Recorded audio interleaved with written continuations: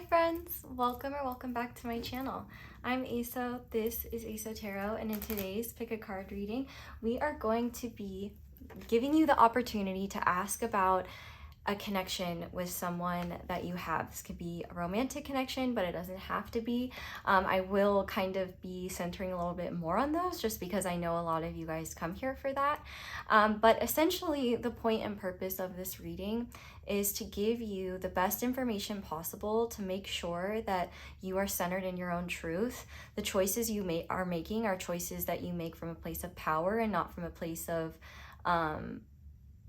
reaching or yearning or fear, and also just helping you see as clearly as you can so you can make the best decisions for yourself possible, and also see what this situation is trying to show you, no matter what that is.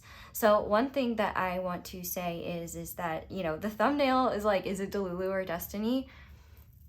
Nothing is as simple as that, but unfortunately YouTube forces me to be succinct, and so does, you know, a lot of society, because they're like, I can't read a sentence, you gotta put it in order.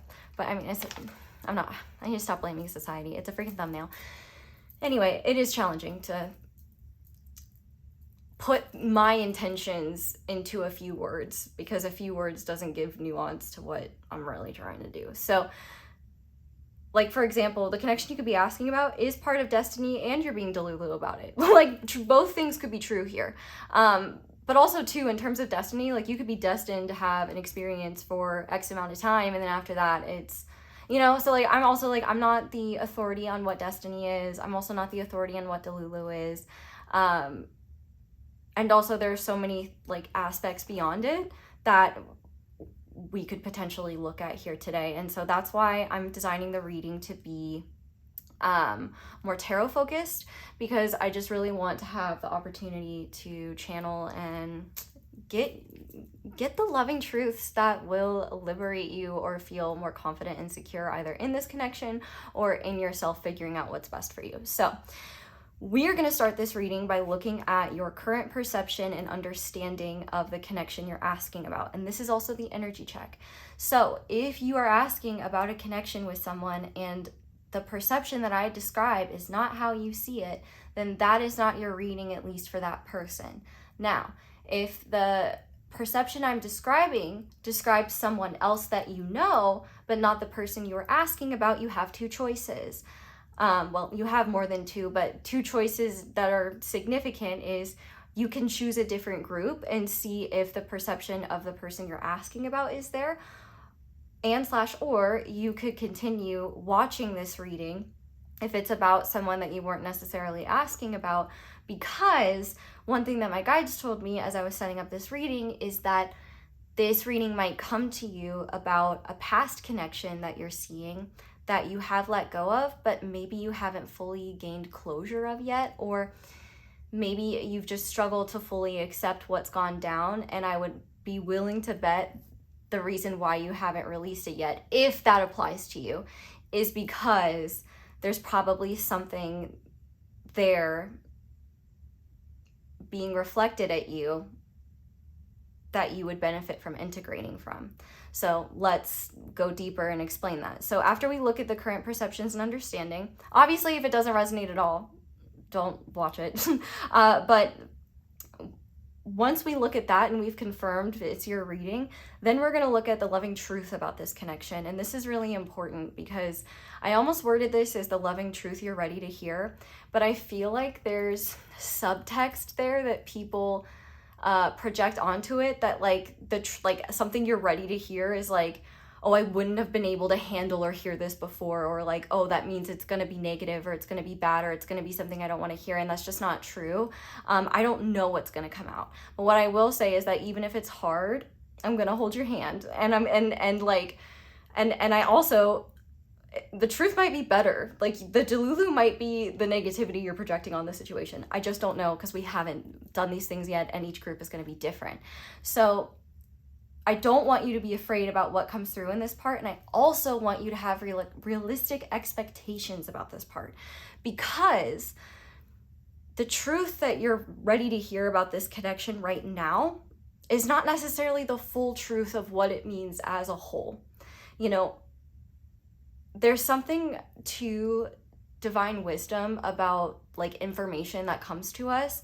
Like I do believe the universe is very intelligent when it comes to making sure that we get the right information at the right time that's best for us, and not a moment sooner. And if we avoid a truth that the divine is trying to show us, it will be reflecting it back in the world at us. So I do feel like wherever you're at and wherever you've been up until this point, when you're coming to this reading, it's because there's a truth that it's time to hear. Now, if it resonates, if it doesn't resonate, if you're like, what? No, this doesn't sound right at all, it's not your reading, period. Don't take it. But it should resonate at a deep level of truth for you. That's how you'll know this reading is for you. But that being said, once we look at the loving truth, we're going to look at what this connection is mirroring back to you at this time, and this is going to double as guidance. I already have those cards shuffled and ready. This is where we're going to do our little oracle time. You know me. It's not an ESO video without a little oracle. And we're going to look at what this connection is mirroring back to you at this time. So whether this connection is past or present, or maybe even future, and you don't even know who this person is, but you feel them, this is the opportunity to see the value of the energy that you've been pulled by or interacting with that you're trying to understand. And I think an important message that my guides want to come through and tell you, and some of your guides as well, is that the truth of what things are doesn't erase your experience of what it's been.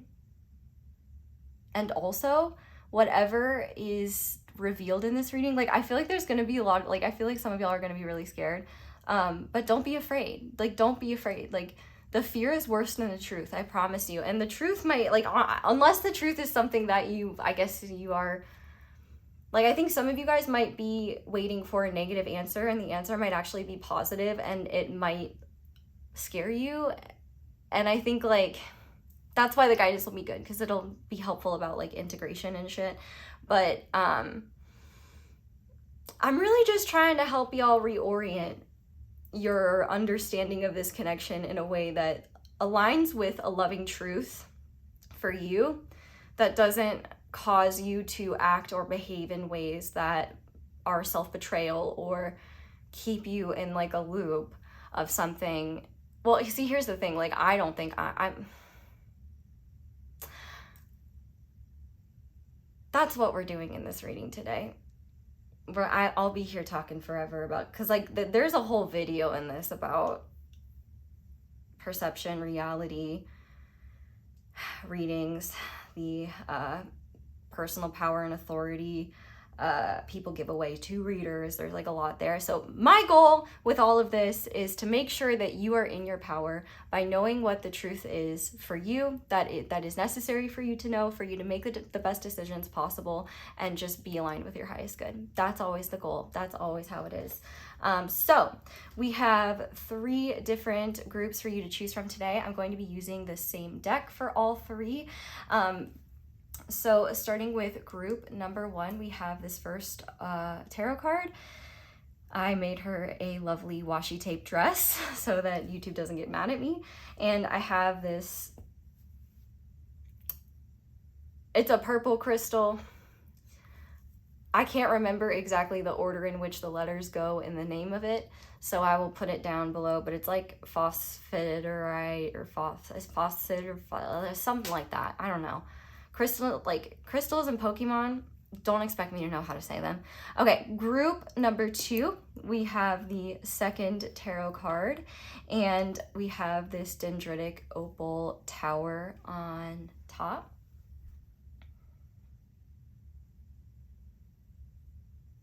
And then finally for group number 3, we have this third tarot card, and we have this Carnelian double-pointed little guy on top. So go ahead and pause the video if you need to decide which group you feel most drawn to, or assign groups if you're asking about multiple people. It is okay to ask about more than one. It is okay to do process of elimination. I really just care that you guys find the right reading for you and get what you need. So with that being said, once you've picked your group or groups, you can scroll onto the comment section or the description where I will have all the timestamps listed below. And I also wanted to mention that we're not going to do a pile picking help today because the energy check is literally like the energy check is always the beginning. I don't know why. You guys are okay. You can do it. I promise. You will know whether or not. Okay. So, that being said, intro squad. Oh, yes. Okay. So, intro squad, my question for you is, based on where you're at in your life right now, are there any things that about your upbringing or about your life that seem to like foreshadow what you would be doing in your future, or seem to foreshadow like where you're at now, or something that has become a big part of you? I will share myself as an example.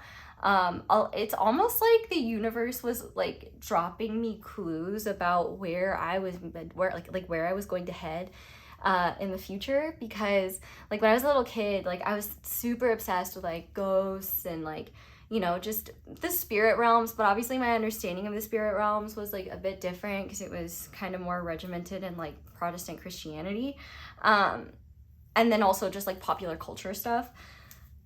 But I was always fascinated by like the dark and the light in the dark, you know what I mean?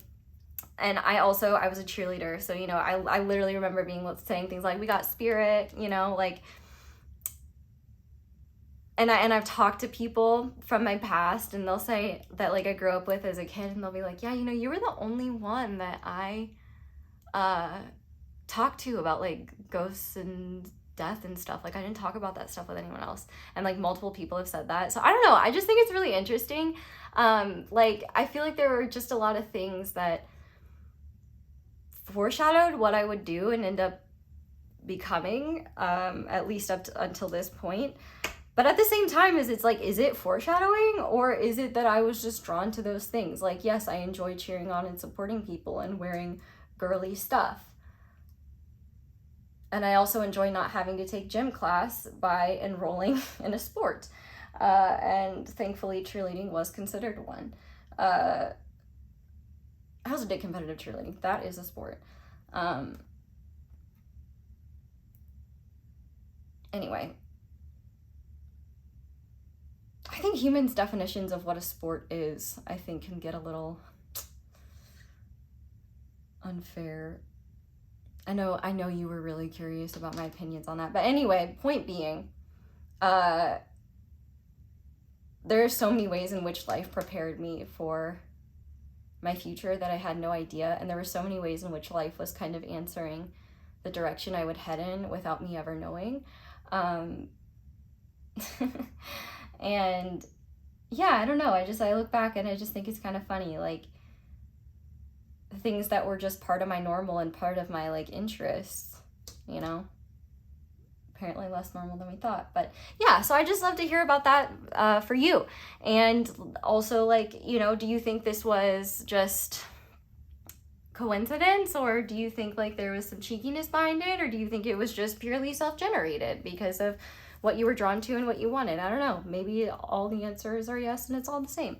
But with that being said, I'm going to go ahead now and get into your readings. Thank you guys so much for watching and for being here. And once you have picked your group or groups, I will see you in your reading. Hi there, Pile 1. Welcome to your reading, and thank you so much for being here. If you guys chose this this crystal that I'm going to type down below, because I'm just not even going to try because I already forgot what sequence the letters are in. And this first card, this is going to be your reading. So let's go ahead and take this off and see what this is. This card represents the first energy of how you see the connection that you are asking about. And I made sure that each group had one unique one. So this is your unique one.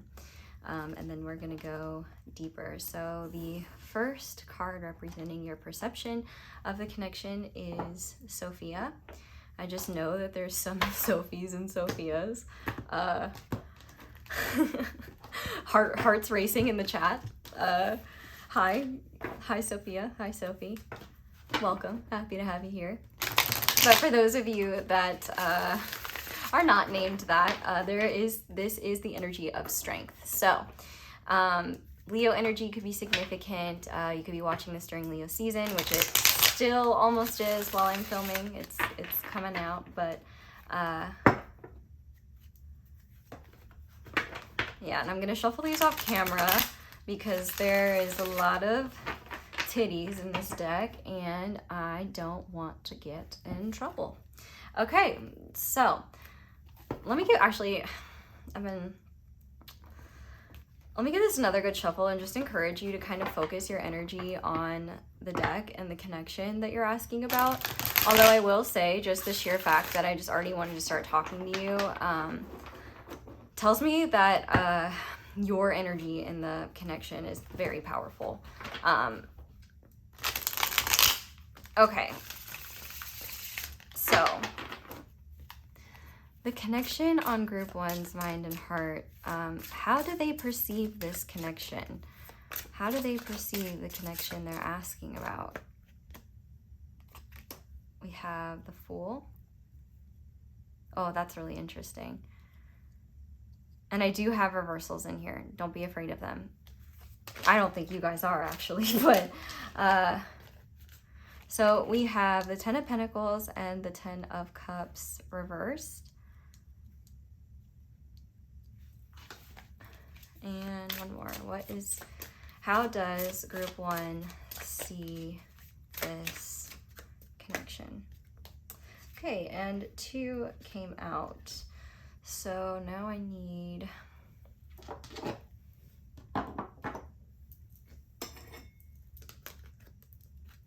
okay, so we have the Ace of Pentacles in reverse and the Queen of Pentacles upright. Wow, okay, so this is clearly a very significant person to you, but also somebody who you see, like, well, I guess this is less about the person and more about the connection you hold with them. I feel like you see this situation as one with full of fulfillment and like long-term potential. But the possibility, like, but the ability to make that possible seems to be like out of your hands right now. I'm literally hearing that like TikTok audio. I'm sure it's from a song, but I've only heard it in audio and I've unfortunately had to hear it more times than any human being ever should. And you're probably in this group. Like that slipping through my fingers audio, I'm hearing that. And I feel like you see this connection with this person as one that could be incredibly substantial in terms of legacy, shared resources. I mean, the Queen of Pentacles is a spouse card. So I feel like you could see yourself like marrying this person or building a life with this person in a very significant way. And I feel like there's a lot of fulfillment when you are connecting with this person. But the challenge that I see here is that it seems like the potentials for deep fulfillment are not grounding, and I think you're aware of that. And I think that there's like this, and I think how you see it is like this situation holds a lot of weight in my life because of what I know is possible and what is already there. Like the fact that the Ten of Pentacles and Ten of Cups are there tells me that they're like in this connection, you definitely feel a sense of familiarity, home, comfort, and also like potential for growth. Like, oh, this is someone I could build with. And with this Ten of Cups as well, I think that there's a deeply emotionally satisfying component to your connection where things just feel right. Like things just feel good. And one thing that I'm seeing here as well is like this person and the connection you share with them could feel like the home you didn't have growing up. Like, even if you came, like, even if you, and what I mean by the home you didn't have is like, maybe you felt at home in certain ways, but it's almost just like with this, like this person feels like family in a way where you feel comfortable with them and connected to them in a way you didn't feel with your like biological family. Unless this person is part of your biological family, But I don't even know how I'd begin to go on interpreting that. So you're on your own, my love. Well, I mean, you're not technically on your own, but like in terms of that interpretation, you are. With this Queen of Pentacles here, I feel like you see yourself as someone who not only is willing to invest in this connection, but is wanting to, has tried. But I think you also see this connection as like an influence for investing and building yourself. And we do have to talk about this Sophia here. I think it's so fascinating as well that we have the Fool and like the same kind of snake. I think you see this connection as one that already has deep meaning because of what it's brought you in terms of personal growth and development. I feel like it's really helped you step into your personal power. And I think you've also learned a lot about what is possible when you're willing to work with the unknown. And the fact that we have the Innocent here, I feel like you also see in this connection, in this situation, your understanding of the other person as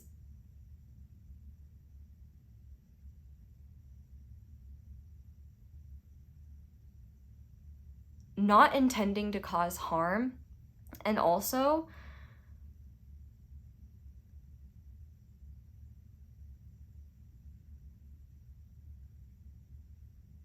potential, like capable of the potential of the type of cycle you want to start with them. But at the same time, I feel like you see them as like there is possibility and potential here,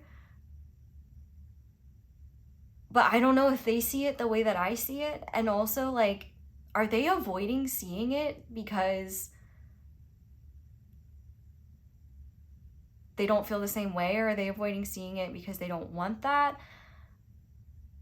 I do feel like whatever your perception is of the person that is on the other end of this connection, I do think you see their behaviors, motivations, intentions as ultimately harmless, but maybe careless.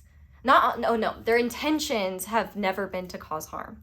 Now, their behaviors could very well be harmful, but the important difference is, and not even just and not harmful. Harmful is a little bit extreme, but like their behavior could just be insensitive, or their behavior could just be a little immature, or a little flighty. Like they're not really grounding. Like they are the ones that are making it challenging to ground, essentially. Like they're and the reasons why that is,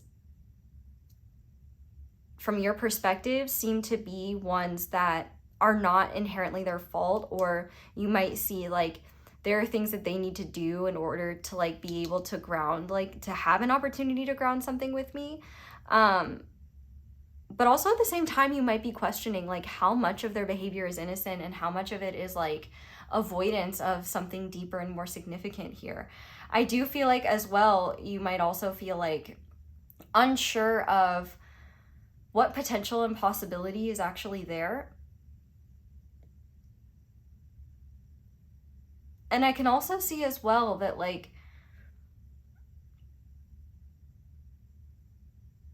you perceive this connection as having infinite potential for renewal and growth. And I also think you see that within this connection, no matter what's happened between the two of you, neither of you had malicious or like malefic intentions with the other. I do think though that there could be a little bit of defensiveness. And also I think that there could be a lack of cooperation and collaboration. And I think part of why that is because, well, this is about how you see things, not what or why something is. So I think for you, I think you're seeing the pure potential of what's possible, but it's like your person has to be able to shed their skin and also have like grow enough to have arms and legs and not just squirm and wiggle on the ground. Like, I'm not saying your person is literally a snake and I don't see, snakes are not necessarily bad, but well, snakes are not bad, period. We project bad things onto them because snakes can be scary, which makes sense. So I do think that maybe you see this connection as one where I really can't ground things or communicate how badly I want to ground them or the future or potential that I see, because number one, you might be a little bit afraid of this person. Like, you might be afraid of their rejection. You might be afraid of them, like, not seeing things the same way, and that might be really upsetting, especially if, like, you've invested a lot of time and energy into this person. But also, you might see it as this person could want that. They don't know what they want. But I think also at the same time where you're at with this connection is you've been through enough transformation where you're like, well, actually, I don't know what I want either. I know what exists here. I know what's possible.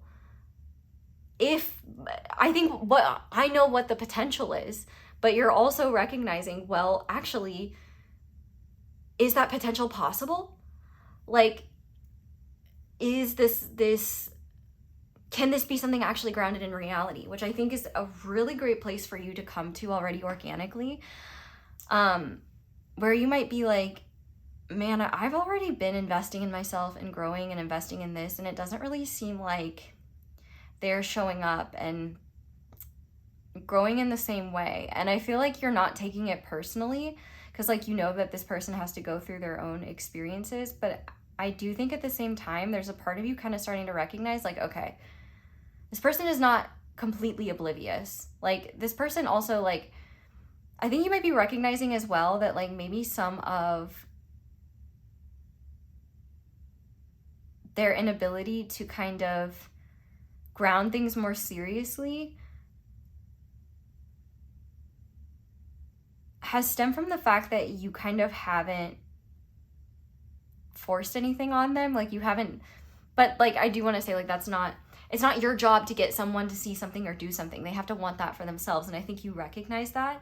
But I think you might be recognizing that within the person that you're asking about and the connection that you share, that there is a kind of back and forth happening where this person sees the potential as well, and a part of them wants it, but I think that future is terrifying to them. I think it is very, very scary. And I think that there's also this, like, oh, I'm not ready for that, or, oh, like, you know, in the words of DW from Arthur, like, that sign can't stop me because I never learned how to read. Like, I think that this person might almost kind of, like, I think you might be seeing that this person almost doesn't think more deeply or doesn't acknowledge that they think more deeply about this connection, even if you feel and know and feel and know that they feel and know that there's something more here. Because I do think that this person is very afraid of taking a leap of faith, quite literally, and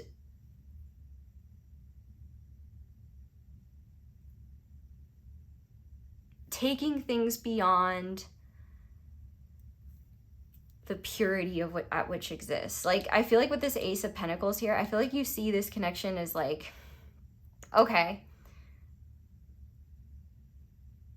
I don't know if there's any investment here anymore, or I don't know if, like I feel like this can't grow if, like, we can't get to the 10 of Cups and the 10 of Pentacles if the Ace of Pentacles, like, if a seed is not planted and if they're not willing to tend this garden with me. And so I think you're kind of in this place where you're like, I feel ready for something more serious. And I know that I'm in a place, like, I feel like this connection has given you a lot in terms of being kinder to yourself and to your body, and like embracing your sensuality more, embracing the unknown more, and embracing your own intuitive wisdom. I feel like it's been really great for that. But now I feel like your intuitive wisdom is at a place of, can this really go any further? Because I feel like I've gotten what I've needed. Like, I've come very far with this situation. I've grown and I've learned a lot. I've had a lot of spiritual enlightenment from this situation, from like experiences of this person, and I have deep feelings for them, and I see something really powerful and really special, and there's a beautiful element of levity and connection to each other's inner children when we're together. But if this person wants to stay at the maturity level of not a child, but definitely someone who does not want the responsibilities of what a 10 of Cups, 10 of Pentacles situation entails, you might definitely be thinking like, well, if this person is not going to invest,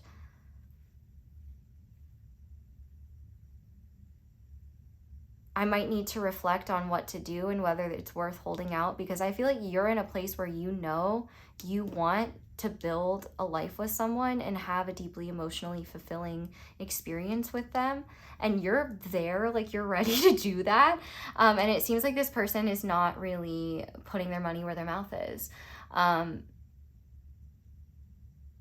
or they're being a little bit like slippery about really committing. And I think, you know, it's not because they're not interested in you, it's not because they don't care about you, but it's because of things in them, things in their own world that they're afraid of grounding, they're afraid of taking a step into. It's like it's like Peter Pan, like, and I'm not saying that this person is like a Peter Pan, but I do think that there is a part of like, this person might feel a little bit like lost, and they might, and you know, maybe they've always dreamed of being found, and they've always dreamed of having, you know, a family of their own, and like that deeply fulfilling family life and connection. In fact, maybe something you guys bonded over was like family values and what matters to you, you know, and maybe even like the ways in which your families did not do things, the ways in which like your families struggled. Like maybe you guys can even bond over that. But I think you see that this person is coming up against their own wounds and fears around moving out of a space of possibility into a space of reality. And I think that you're in a place where you're like, I'm ready to be in reality and move, like take action, make things happen. And I think that you've been giving this person a lot of patience and a lot of leeway, because you've understood that their resistance or their slipperiness around this is not because they don't want it, but because they are afraid of it. But I think you're also recognizing like, okay, well, even if they do want it, if they are afraid of it and they don't take action, then it doesn't really matter. Like, I think you're at this place, which I really love to see, where you are recognizing, even if the potential here is possible, if they are unwilling to ground the reality with me, nothing can happen. And all the work that I've done, all the work that I've put in to become who I am today, and also the fact that I know, you know, the things that I want and that I'm trying to build, I don't know how much further I can go with this. Like, I think that for you, you know, there's a strong connection and you know you care very deeply about this person, but at the same time, I think that you've done and put in a lot more work than they have when it comes to being ready to ground what's possible here. And I think that you see that this is what's possible. Well, and I guess this is perception. So maybe this isn't possible, but maybe this is something you believe is possible. But I also, at the same time, I feel like I want to give validation and credit to the fact that I do think you're right. Like, I do think that there is potential for something very deeply fulfilling and stable long-term, like legacy type shit with this person. The issue really is like the potential and possibility. Like, it takes two to tango. You can't dance alone forever. So let's go ahead now and see what the truth is, or what you need to see and what you need to hear about this connection, the loving truth, so that we can get some clarity here. Like, I feel like there's a part of you too wondering, like, because it's reached a point of like, okay, there have been so many delays that I'm just almost like, you know, it would be one thing if you're like, I'm like, let's say you told this person, like, let's build a garden together, and this person's like, oh my gosh, yes, like, I would love to garden, that would be amazing. And time passes, and it's finally time to start planning, and so you say, hey, ready to start that garden? Let's go to the store. And the person's like, oh my gosh, I can't, I'm busy, I'm so sorry. Or, oh my gosh, like, I would love to, but then they're evasive, and they're like, but I can't afford to put in stuff with a garden right now. And you're like, okay, So you go out and get all the garden stuff and it's all ready. And they're like, okay, are we ready to garden? I got the stuff, so that shouldn't be a problem. And then they're like, well, I'm actually not really like into gardening right now. Like I don't really have time. Like I don't have to, it's not even that they're not into gardening. I don't think I have time to garden right now. And it's like, well, okay, well, I'm going to start planting my seeds. I'll leave some space for you for when you're ready. And now, and I feel like you've been working on this garden a long time. You've harvested a lot. It's established. And they haven't planted a seed. And I think part of you is like, how much of them not planting a seed is because they don't want to? And how much of it is them not planting a seed because they haven't had to? And there's been enough understanding and compassion from me and patience that has allowed them not to deal with the fact that they're very afraid of this. Like I will say, I didn't learn how to ride a bike until I was 7 because I was afraid of getting hurt. Hypersensitive body, can you blame me? Like my parents literally had to force me to get on a bike and force me to learn because I would not learn otherwise. So I do feel like there's almost this element where, and now I can ride a bike, but I don't really enjoy it. It's like, why get all sweaty and shit? Like I just, not for me. I mean, like fun for a little bit, but like I'm just, ugh. If I'm gonna ride something, it should be a horse or someone else. Anyway,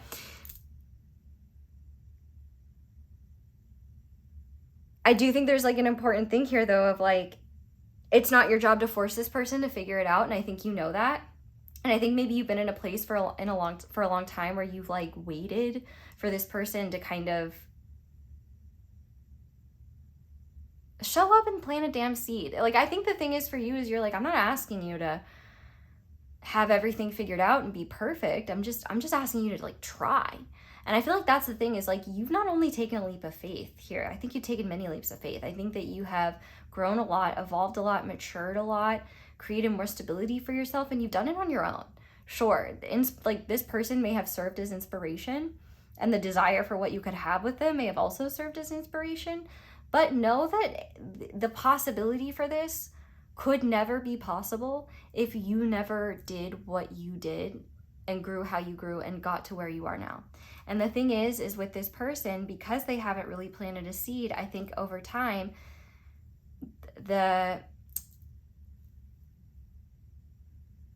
I'm going beyond how you see this connection, and I'm going into stuff that I don't know is true. So let me continue shuffling. But the point of what I was trying to say with like that bicycle story is like,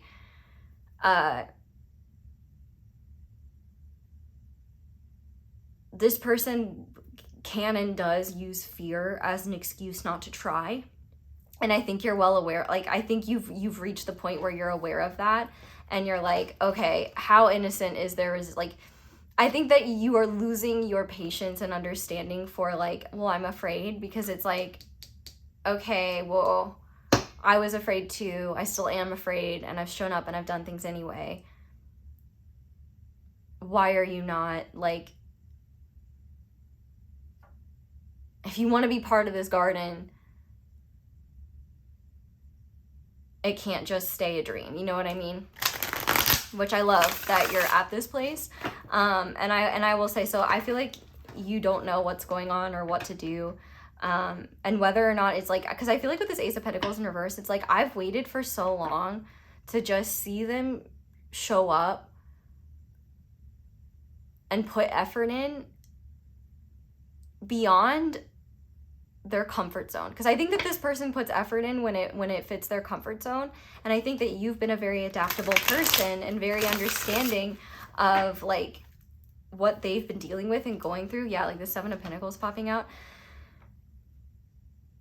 And I think there's a very healthy part of you being like, okay, at some point, like, if I want to garden with someone, maybe I need to stop waiting for this person to show up and garden with me.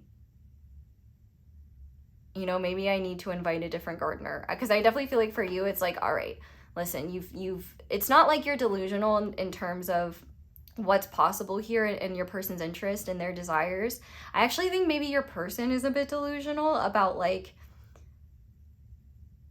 how scary or how hard or how impossible things have to be. And I think unfortunately for you,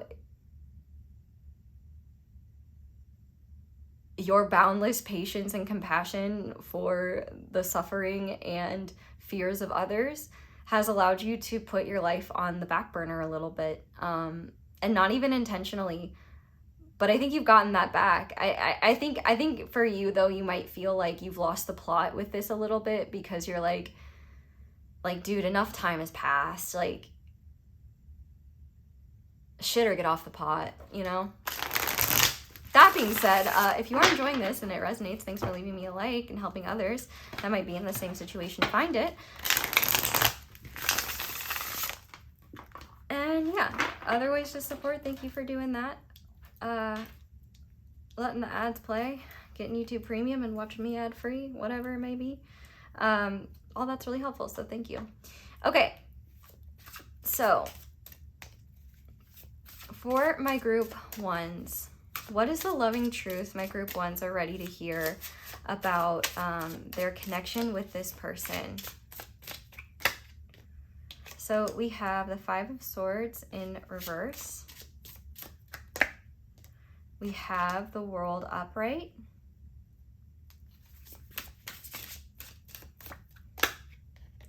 We have the Three of Wands in reverse. We have the Page of Cups in reverse.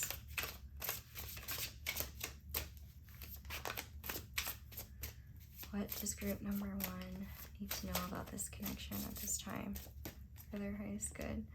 Wow, so we have the Queen of Pentacles in reverse coming out with the Queen of Pentacles upright, or directly mirroring, and one more. What is the loving truth about this connection? Yeah, okay. So the loving truth about this connection is that what it could be is not the important focus of the picture right now. Actually, this is a lot more about what is and what that means for you. I know that there might be a lot of fear with this Ten of Swords and this Five of Swords, but I feel like there is certain programming or conditioning that you experience, and it really tells me this with this Queen of Pentacles in reverse and upright, that you may have been conditioned to be a partner, to be what a lover needs, to be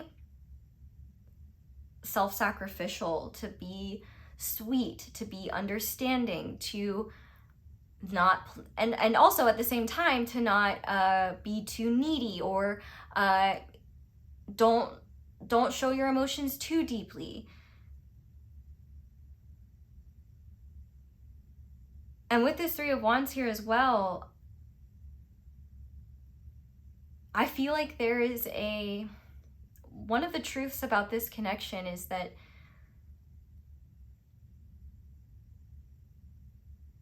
this connection is showing you where the power over your future is.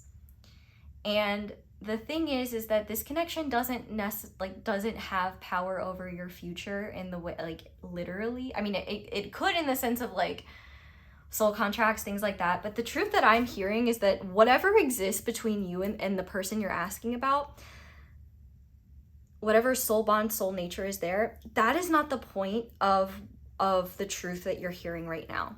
Like, if you were coming into this like, are we gonna be married? Are we gonna have children? Or are we gonna do this? Like, are we gonna move to that other country? Are we gonna move in together? Are we gonna be in a committed relationship? Like, are we gonna do, like, the truth that this connection is trying to show you is that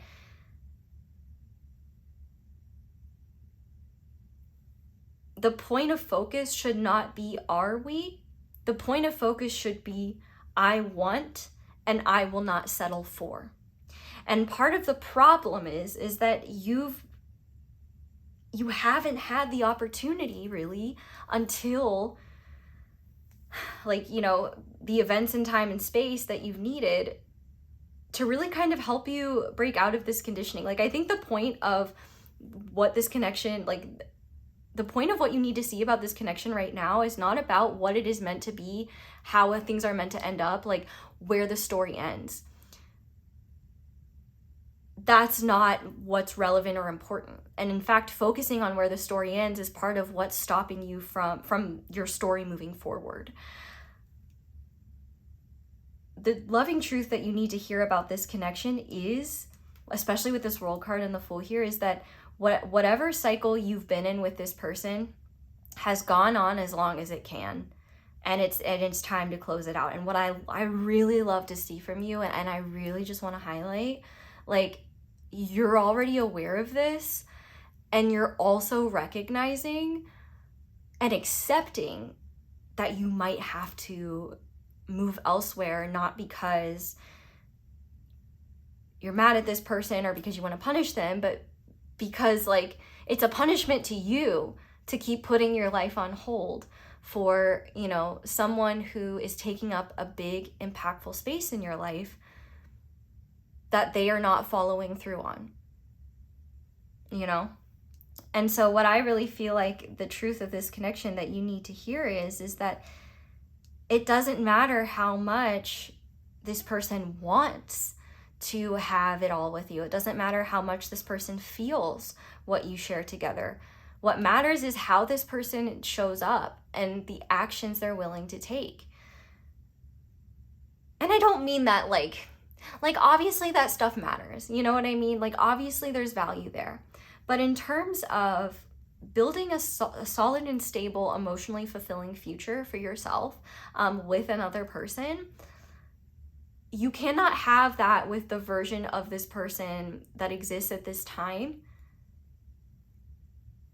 because quite literally they need to grow and evolve in ways where they have legs and arms and aren't kind of benefiting from how you move and how you show up in the connection. Like, if you haven't realized it already, I think you have.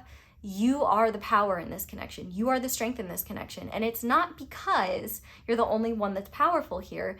It's because you are the only one that actually has access to their true power right now. The other person in this connection is dealing with fear. So much so that love can't really get to them. No matter how much they may feel, they don't know how to read those signals. And so for you, the loving truth is that doing what's best for you is not a betrayal. It's not you cutting this person off. It's not you being unfair or switching up on them. If we're being fair, you've been enormously fair to this person, given them lots of time and lots of leeway. And I think that you've done all you really can in terms of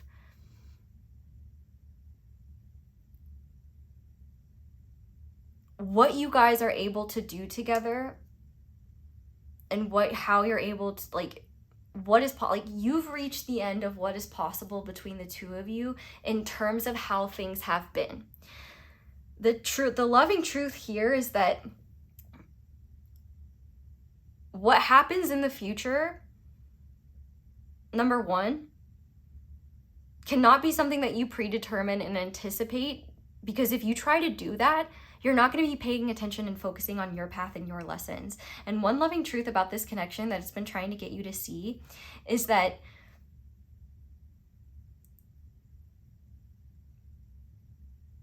I think you've been playing out unconscious roles in this relationship where, like, for example, I grew up in Protestant Christianity, and, like, if there's anyone else in the Midwest, like, you will know how much conditioning there is around women and girls. Like, you know, oh, well, if a boy, like, teases you, that's because he likes you. You know, if, well,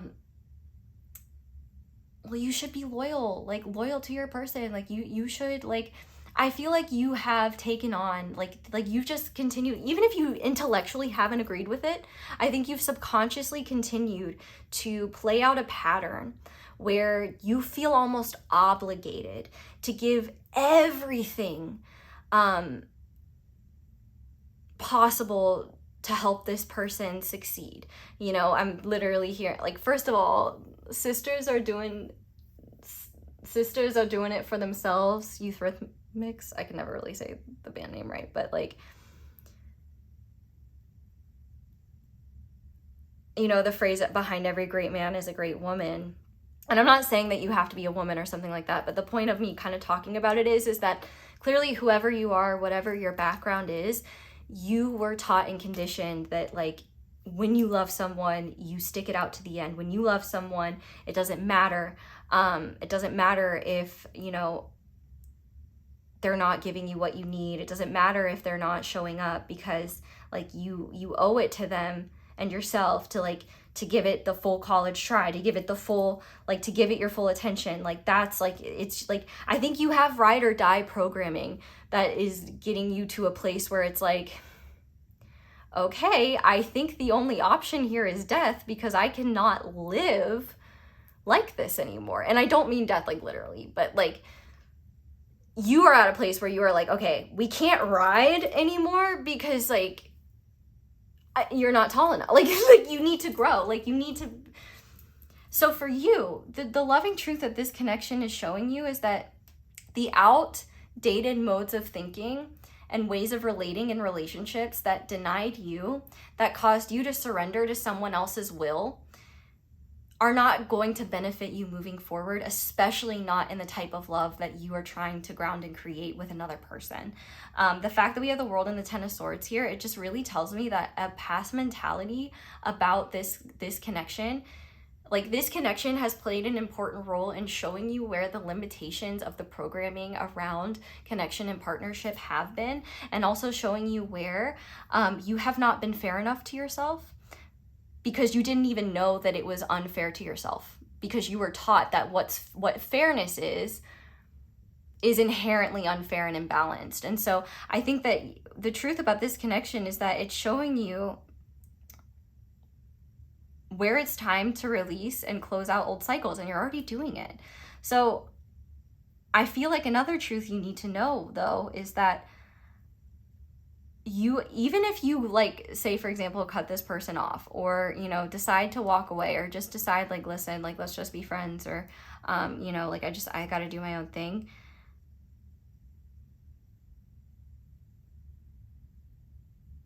This connection wants you to understand, and the truth about it is that if you try to anticipate or control, or, you know, try to create your future in a way that keeps space for this person, you're still not living. You're still not living in alignment with yourself. I think the truth about this connection is that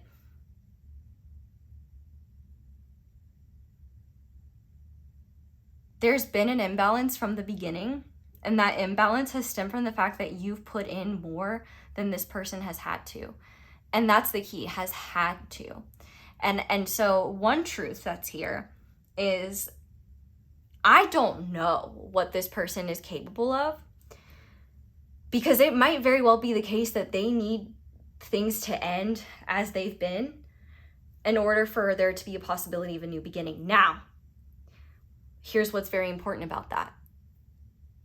Your intentions for rejecting them, or intentions for slowing things down or cutting things off, if it is from a place of, well, that's what's gonna bring us together eventually, wrong mentality. Like, I know we don't do right and wrongs here, but it's not about them, it's about you. It's about you and your beautiful self, and the life that you want to live, and the life that you want to lead, and the shit that makes you, like, so happy and excited. And I hear you, you're like, yeah, but, like, this connection with this person is a thing that does that, or love and the idea of it, or a romantic relationship, or like a marriage or a partnership, or, you know, just that happily ever after kind of vibe. That is what I'm passionate about. And I have to say this with the utmost peace and love. That sort of passion is rooted in fantasy and is kind of delulu. Happily ever after is delulu, because it doesn't hold space for the reality that life is complex. Like, I wish they would say, and they all lived like peacefully ever after. Well, and I mean, and you know, but like, there's just this kind of, in stories, they wrap things up in these neat little bows and they say, oh yeah, and then everything was fine. And that's not how life is. Everything will be fine when you exit the planet. Like, and that's not for all of you. Like, I mean, everything is fine now. There's this quote that I really like, that it's like, if everything is okay, if things are not okay, I don't know, I'm not gonna say it right. If I find it or remember it, I'll put it in here. But it's basically like, the idea of it is like, if things are not okay, then that's a great thing, because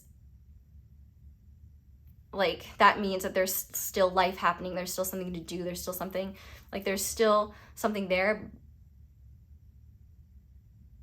And also like the possibility and potential, like there's more to come. But if things are okay, like, then you're at peace and you have nothing to, like, I don't know, there was just something about like things being okay being a sign of like full release and letting go. And I think and I think they tied it into like transitioning from human life onto spirit. But what this connection is trying to show you is that love for another should not slow down your love for life. And your love for life is not rooted in being someone else's partner and being someone's person.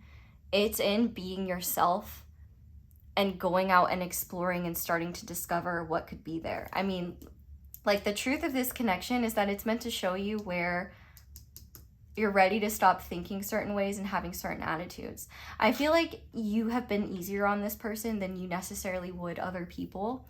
And that's probably why you've given them a lot of leeway and a lot of patience. But I think the truth that you're ready to hear is that, like, you're if you haven't closed out a cycle with them yet, I think you're ready to. And the thing about closing out a cycle, it could literally just be like, listen, either we take a step forward, or I am taking a step in the direction that excites me, because like we can't do this like wishy-washy shit anymore. You've either got to like shit or get off the pot. Like, I got to go to the bathroom. Like, you know what I mean? Like, they got to, it's not a relationship if you're carrying you and them on your back. And you might be like, well, that's not fair. They're carrying a lot themselves. And I will say, I actually think it is fair, because you're carrying a lot too, and them on top of it. And in doing all that, guess what you've missed out on?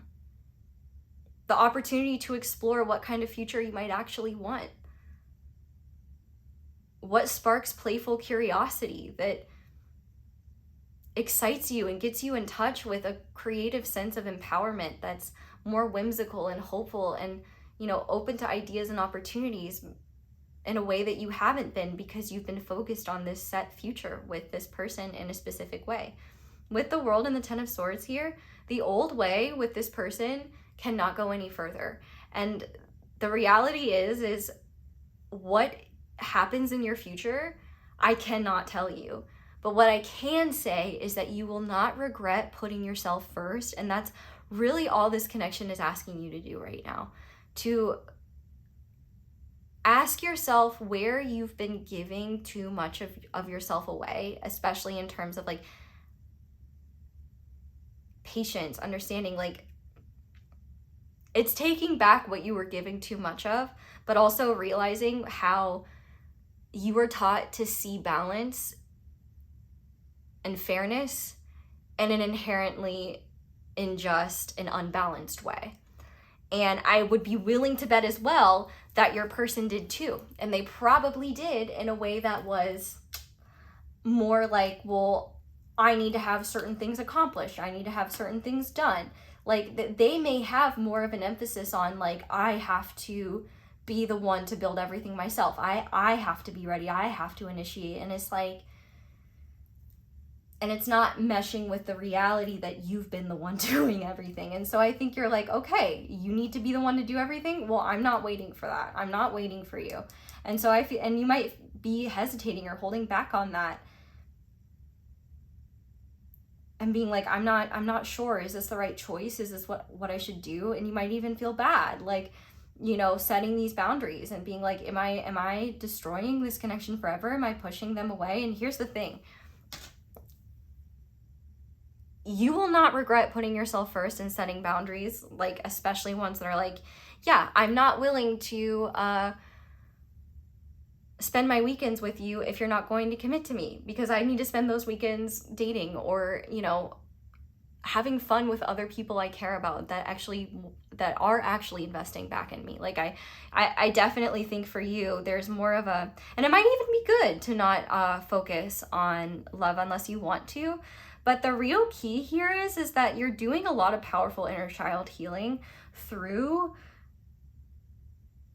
this connection by just realizing like, okay, what I was taught is not helping me here. And if anything, it's keeping me stuck and trapped. And also,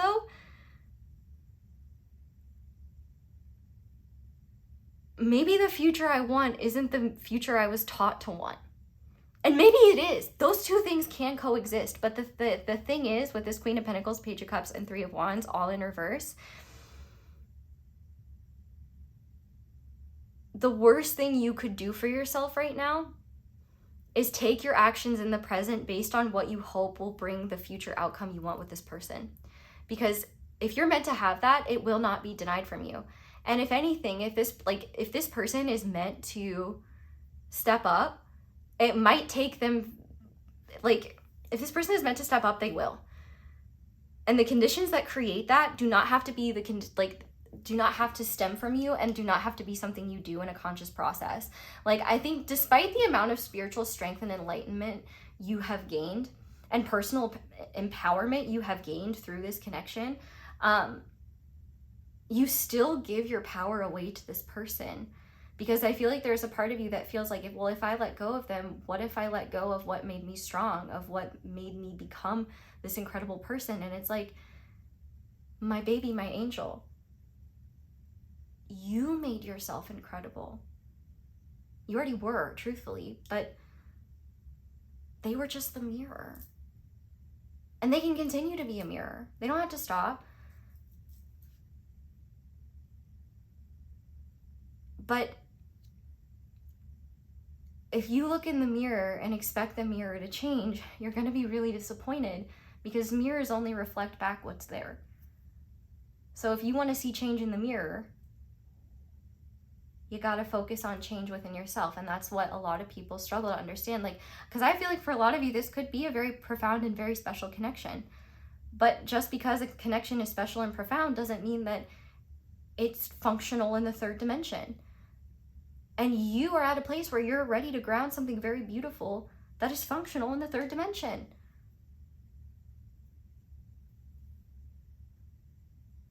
And you can't hold around and wait forever. And so I think that this Ten of Swords is saying your time matters too. Others investing in you matters too. You don't need to prove, like, if you've been in this mentality of like, I need to prove that, like, or show them or wait for them to see, and it's like, it's not your job to show them, it's not your job to make them see. I think you and them both know the truth that this is really special, and you and them both know the truth that this person is not stepping up in the way that they need to in order to make things possible. And I think you're seeing that you're under no obligation to keep trying, and in fact, maybe it would be better if you didn't. And they're thinking like, they're sweating.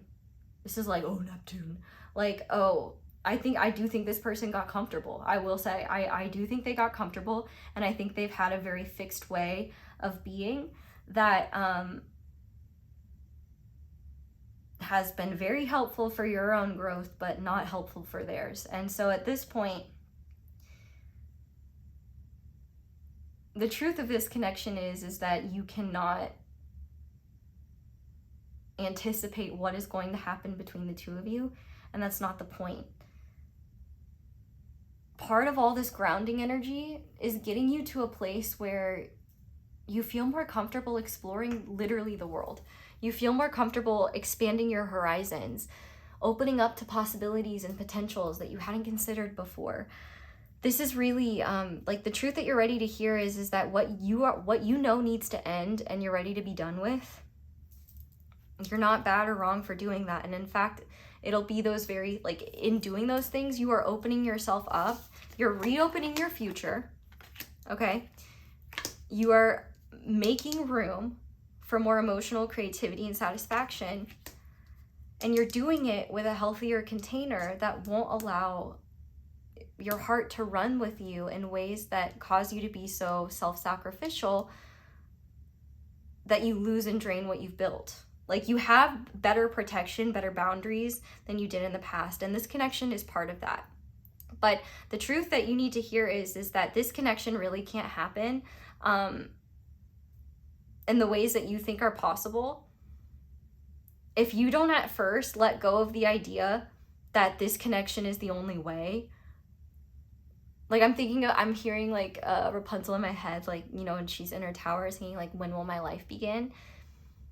The universe is saying, well, it began on your birth date, actually. And it's still happening. And your mentality and your approach to this person, the value of that has run its course. Because the value of it was showing you where, hey, the scales need to be tipped more in your favor. The scales need to be tipped. And that's the thing, is like, you have given so much and put in so much effort. And I think there's a part of you that doesn't know what it feels like to truly just put yourself first. Because even if it's not a romantic interest, it could be a family member or a friend. It always seems like you have a hard time doing what's best for you because you feel almost obligated to center anyone else who needs or wants you. Because you were probably conditioned to be, I don't want to say of service, like, I feel like of servitude, in a way that's not allowed you to stand in your power. Like, I think that you were taught growing up that your power is in how you, like, or that your value is in serving others and not complaining. And that's not power, that's control. And the reality is that your person has been controlling the situation, whether they realize it or not, with their fears. And you have given them the reins to control the pace of the connection, because, and whether you realize it or not, that's okay. And also, just even if you willingly gave them the reins, you're like allowed to take them back. This is your chariot. And honestly, I don't think your person should be allowed to have a space in it if they're dragging the chariot down and causing it to not move forward. So for you, this is really about recognizing that your true north is not a relationship. It's the experiences, desires, fantasies, or not fantasies, it's the experiences, desires, possibilities, pathways.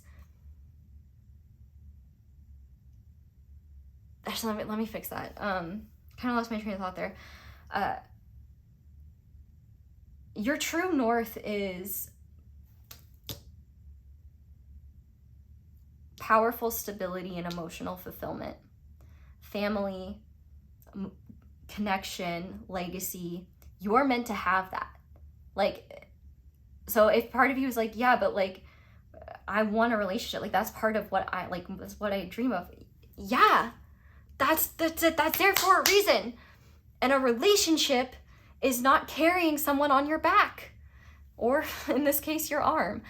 So the truth here is that this connection is showing you where you can be more selfish, and where not where you can be, where you need to be if you want to feel like there's momentum and optimism in your future. Because the power they had to determine it was power that you gave them. And here's the thing is, like, it's not that you were like, oh, I'm just gonna let them decide everything.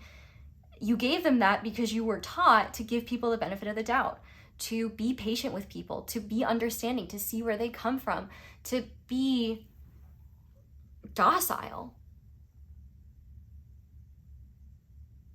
And that will not serve you when it comes to building the life that you want. Your true north could very well have a loving romantic relationship in it. I think it does. But what the universe is showing you is that love is not enough. Like, love, like, if love were enough, we wouldn't be in the third dimension. Like, love is not enough in the third dimension, in the sense that even if there's love there, if both people can't ground it and share it between each other, express it, let it evolve, then it cannot continue existing. Like, the love will die.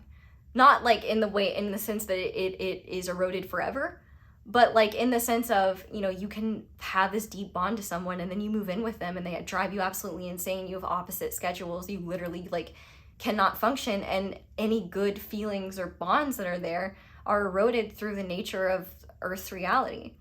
And so you're kind of getting that experience here where you're like, all right, we've been in these loving ethereal realms for so long, and I've been doing my work, I've been growing, I've been changing. And this person hasn't even shed their skin yet. And so for you, it's not about being loyal to a person because the feelings are there. It's about being loyal to those who show loyalty, effort, attention towards you. Those who show up. Those who don't expect you to do everything yourself. That's not a relationship. Not a healthy one, at least. And the truth is that you're not wrong about the significance of what's between the two of you. But you are doing yourself wrong by upholding certain beliefs that require you to sacrifice what would have meaning and bring you joy in hopes that someone else figures it out, or they get there eventually.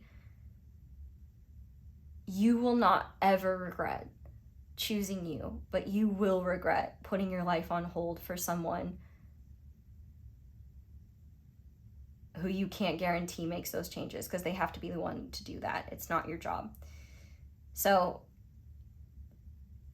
your future, and the truth is too, is that there's a lot more joy and fun and optimism that's presently accessible to you in your future than you realize. And if you just like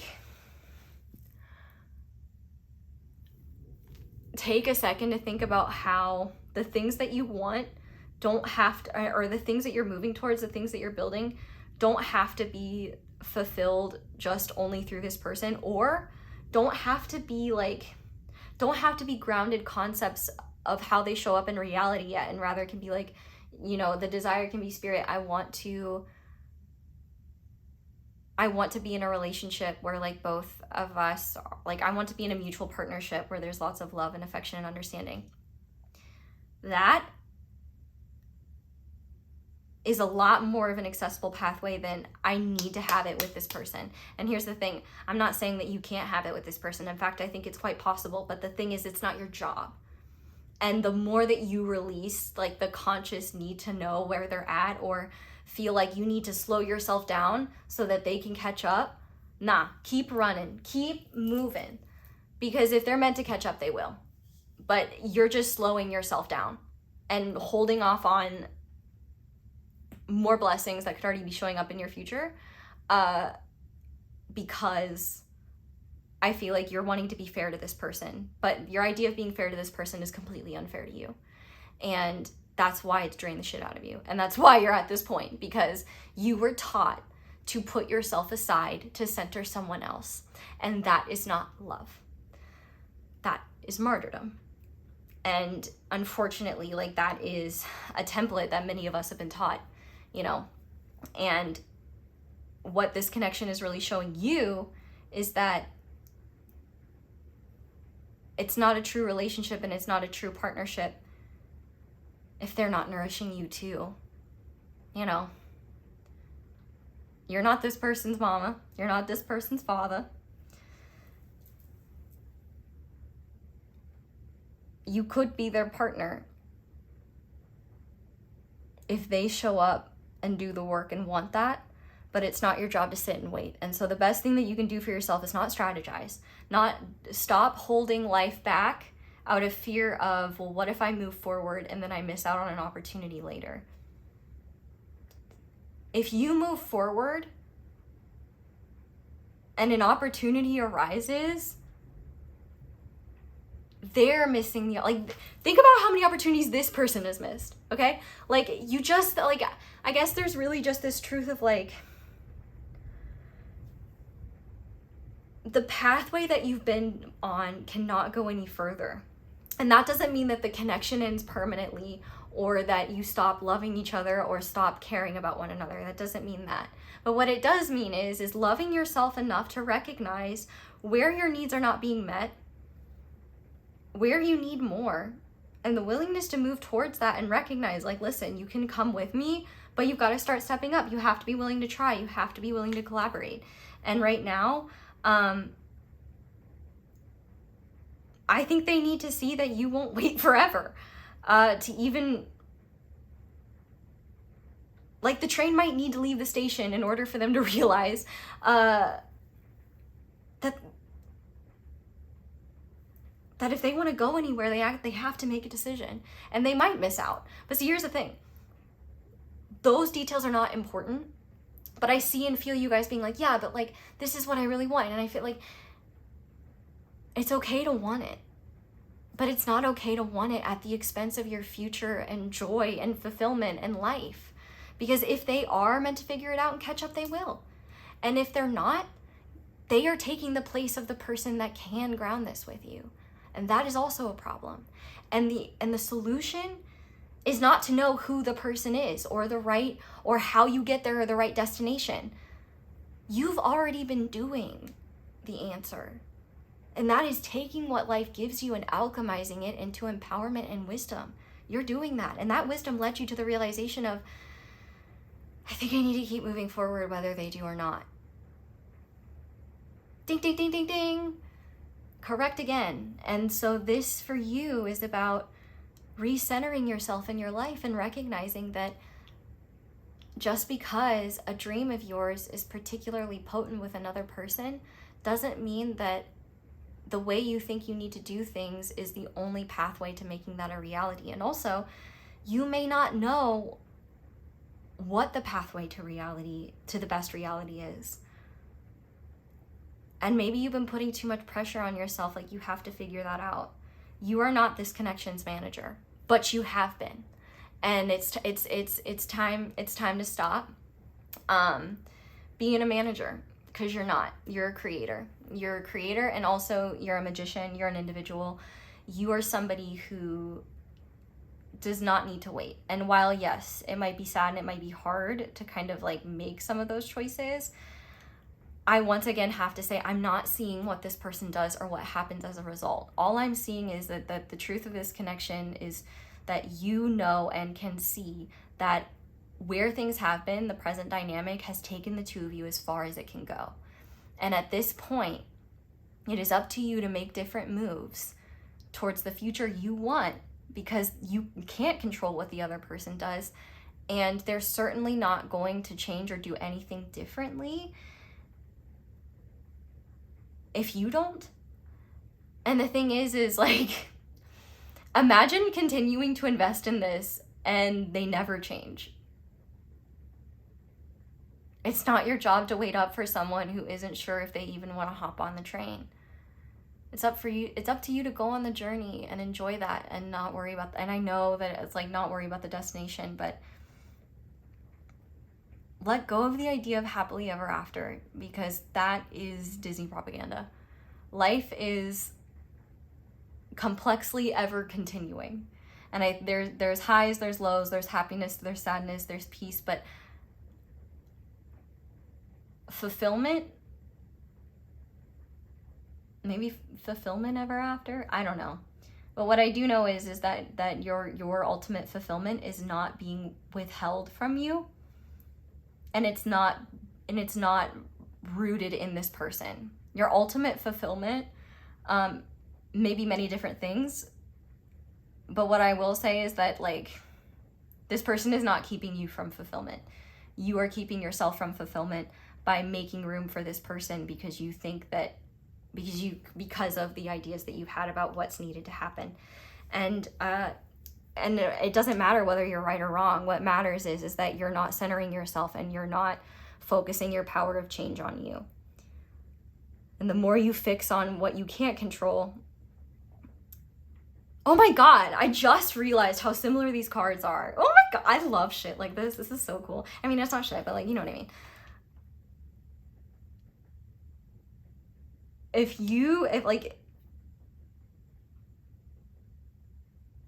do not center your world on this person, you will regret it. Center your world on yourself. Give like and go and move accordingly. If you want to keep space open for this person, keep space open for this person. But don't slow yourself down or feel like you have to be loyal to someone who isn't even loyal to you in the same way. And I don't mean that like they may not they may be loyal to you in terms of like, you know, whatever agreements are there, but the level of growth and evolution that you have undergone willingly as a result of being connected to this person, they haven't even scratched the surface of that kind of change yet. And the thing is I think that they can change quite quickly, like a snake sheds its skin. And that's another reason why it's like, don't slow down, keep going. They can move really fast if they do catch up. But if they don't, oh my god, you will not regret keeping that space open for someone who can have that with you, because that is what you deserve. And whether this person can be that with you or not is not a reflection of your worthiness or failing tests or the universe being like, you just didn't deserve it. Like, nobody can tell you what you deserve but you. And I think that you know you deserve better than how this person is showing up. And even if they love you, which I do think they do, their idea of what love looks like in practice and what love asks of them requires them to have a more mature perspective and understanding. Like, this is the difference between, like, you know, a mutual partnership and a parent-child relationship. Like, and I'm not saying that this person is a child and you're literally their parent, but I definitely think that this person has kind of taken advantage of the fact that they haven't really had to do things because you've been so willing to work with them. And like, that's not a bad thing. That's not a bad thing. I'm not like, you shouldn't, you're just too cooperative and harmonious and peaceful. Like, I mean, I guess, but that's not a bad or that's not your fault. Like, it's their fault for taking advantage of that. So now you have to kind of be like, all right, taking those reins back. You're welcome for giving them to you for a bit, but it's clear that I gotta drive. And you know what, honestly, if you're not gonna want to be on this journey with me that I'm headed on, then you gotta get out of the car. Like, you just do. Passenger seat needs availability. Yeah, I just pulled this top card off the deck and it's the Five of Pentacles, and it just really tells me, like, this is not about earning at this point. This is not about like what you lack or what you need to do. This is about you refusing to accept and settle for less just because feelings are there, and just because, you know, the desire is there, and you've been really like, and you've been taught certain things about how you're supposed to show up in love. You can change your mind, and you're doing that. And part of valuing yourself is recognizing the value of being next to you and of having access to you, your time and your energy. And if you are not being valued in the way that you feel a partner would, then yeah, they got to get the hell out until they can. Well, I guess they don't have to. You make your own choices. That's kind of the point. The truth about this is that you will not find fulfillment until you center yourself first. Doesn't matter, like, you can marry this person and then you're going to be married to them, and then they're going to still be doing their same shit, and you're going to be like, oh my god, what did I do? A partner on paper is not the same thing as a partner in action. And what you are bringing in is a partner in action. And if they can be it, they got to take action. So, and it's not your job to worry about it. It's your job to worry about, what do I want to do? Where do I want to go from here? Where do I need to like nourish myself more? Where do I need to give myself more? That I think would be helpful. And you don't need to be open to unlimited possibility, but just at the very least, like, the possibility, like, the truth is just that you're not stuck here anymore. And in fact, the value of what this connection is trying to show you right now is that going the way that serves you serves everyone. And going the way that serves this person serves no one. That is the key. I bet that, oh my gosh. Yep, and it's I just looked at the clock. It's 1:11:21. It's really so funny how I'm like, well, I'll just do 2 tarot groups, and I say I'll just do a short reading and Spirit laughs. In fact, I should just start saying that I'm gonna do super long readings to myself, and then maybe I'll actually have a reading that is a decent length of time. But I know you guys love it, and I love you guys so much because you love it too. So, God bless you guys. Okay, so we are gonna finish this section off, or this reading off, by looking at what this mirror is reflecting back at you that you're meant to integrate now. This is also doubling as guidance. So, essentially, by integrating these things, what you want with this person moving forward, you cannot know until these things have been integrated. And that time, maybe things will have shifted in a way that gives you a better idea. But at the very least, this is meant to help you understand what the mirror of them is trying to show you about yourself. So we have belief. The trigger statement is it's too late, and the true statement is I am free to believe. You are clearing away beliefs, energy, and memories that no longer serve you, so the necessary decisions will be made. Okay.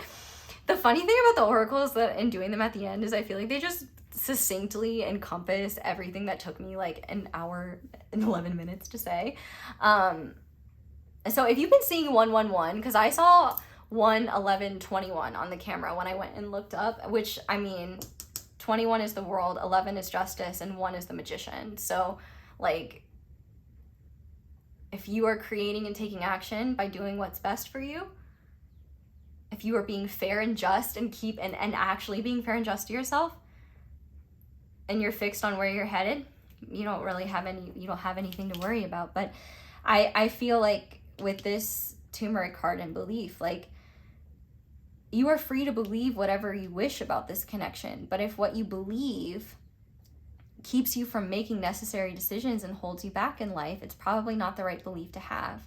Like, and I'm not saying that you need to like be like, screw this person, they weren't showing up, so like F them, they'll never get another chance. Like, listen, like, we just don't know. You just don't know. I don't know, and you don't know, and this person doesn't know either. But we will all know at some point. I won't unless you come back and tell me, but like, you guys will know. And I think one of the best beliefs that you can have is that something isn't worth staying in my life if it doesn't bring me the same benefits that I bring to it. If this is not a symbiotic relationship, I don't want it. And I think this started to teeter into like, I don't know. I don't think it's parasitic, but I do think it started to become draining. And that's very fair and very valid. But yes, we have I am responsible for my life, and the number 5. So I literally think like this mirror is showing you that this person cannot withhold your dreams from you. Sure, they might withhold the dream that you have those dreams with this person, but they are actively doing that right now, or they have been if you haven't like set a boundary or chosen to do things differently. Because they will not change things up until they have to. And it's not because they're trying to intentionally slow you down or anything like that. They're just afraid. I would not ride a bike if I had never learned how to. Now, the fact that I don't enjoy bike riding is a different story. And so if you're like, well, does that mean they're not going to enjoy? But I don't know. I don't know you. I don't know them. I'm just a pair of talking hands on the internet. So what this connection is showing you is where you've been giving your power away and been giving your future away to someone who's not even stepping in the driver's seat of their own. And that's not malicious. It's not cruel, but it is cruel to yourself to keep placing all your hopes and faith in the situation or in the idea, or placing your understanding in the idea of like, if I'm not truly loyal, then I might miss out or I might not get it. What is meant for you will not miss you. Here's a belief the belief that you need to keep more than anything is what is meant for you will not miss you, period. This reading didn't miss you, and it was meant for you. And if you haven't left me a like, I think you should at this point. Yeah, we also have illumination. So this connection is literally showing you what you need to see within you, the light. Because that light is what helps you act on faith. Because yeah, you're not gonna know what the future holds and the wisdom that your own intuition is guiding you in. But trust that the circumstances you're drawn to and the circumstances that you experience are giving you the wisdom you need to make the decisions necessary. Like it's all really perfect at the end of the day. Like, and I think the more you trust in that, the more you see it. And that trust plays in with you refining your consciousness in a way to understand what fairness actually looks like to yourself and how you want to show up in partnership, what you want out of a partner. You know, maybe you've had ideas about partnership too, where it's like, well, I need to have someone who has a strong vision and is a leader because like I'm meant to like show up and be so. You are so much more than one thing, and so are other people, and your future is so much more than one thing. Even if you have like a deeply fulfilling partnership, it will just be part of your life. That's why it's called a partnership and not a wholenership. You do have a hole in your ship now, but I think you know how to fix it and keep on plugging and chugging forward, because you are responsible for your life. Like a ship, like the ship could only sink if you just don't plug the hole. You know, I don't even know the point of me saying that beyond like this ship doesn't have to sink. You don't have to like be destroyed by this situation. I think you already have been in ways, and it's made you like way more badass. It's just time to give yourself permission to do what you already know is right for you and not be worried about what the consequences will be, because whatever they are, it's better than being stuck in limbo waiting for someone to move forward before you do.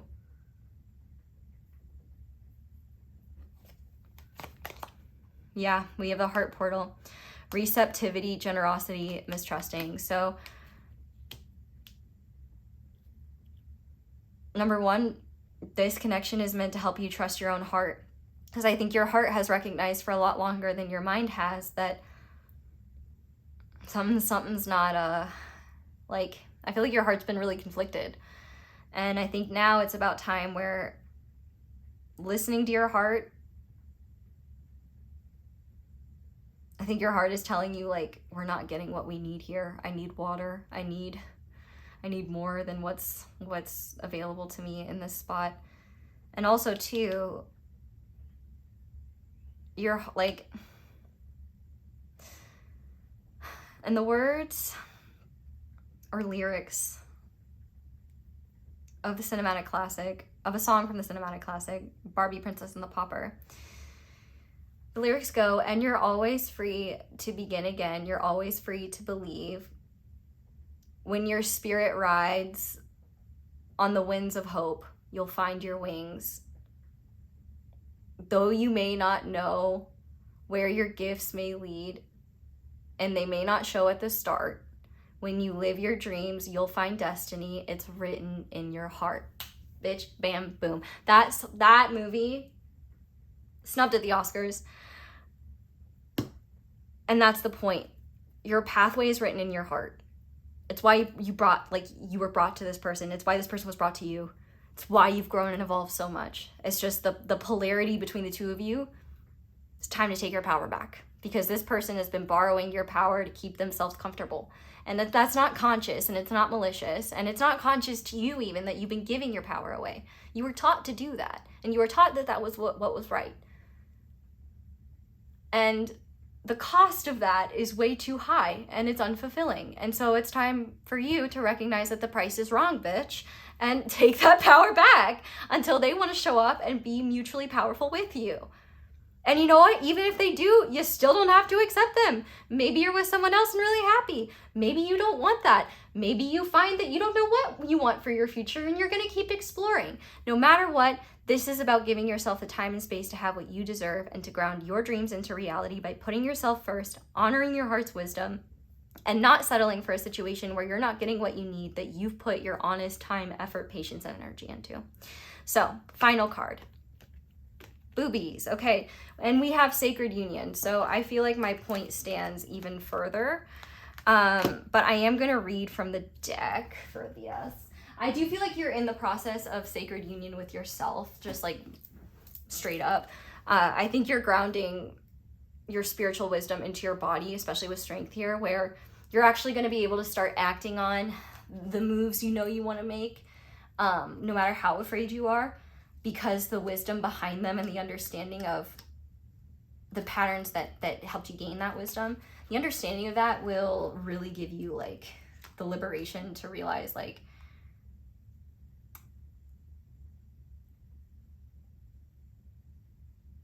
what I'm afraid of losing by choosing myself, is not really a loss when I see what I've gained. You see what I'm saying? And it doesn't mean you're losing this person. It doesn't mean you're never talking again. What it does mean is it's time for you to make decisions about what you want in life. And if the other person is unwilling or doesn't want that, that's fine. But that doesn't mean you settle for what you don't want in order to hold on to someone. That's not love. That's attachment. A touch, a word, or glance reveals your beloved. A current friendship may blossom into something more. An everyday connection transforms into a physical or spiritual relationship. With the blessing of the divine, love becomes all-embracing. This is your season of love, a time for romance and happiness. Honor yourself in all your relationships by celebrating their divinity.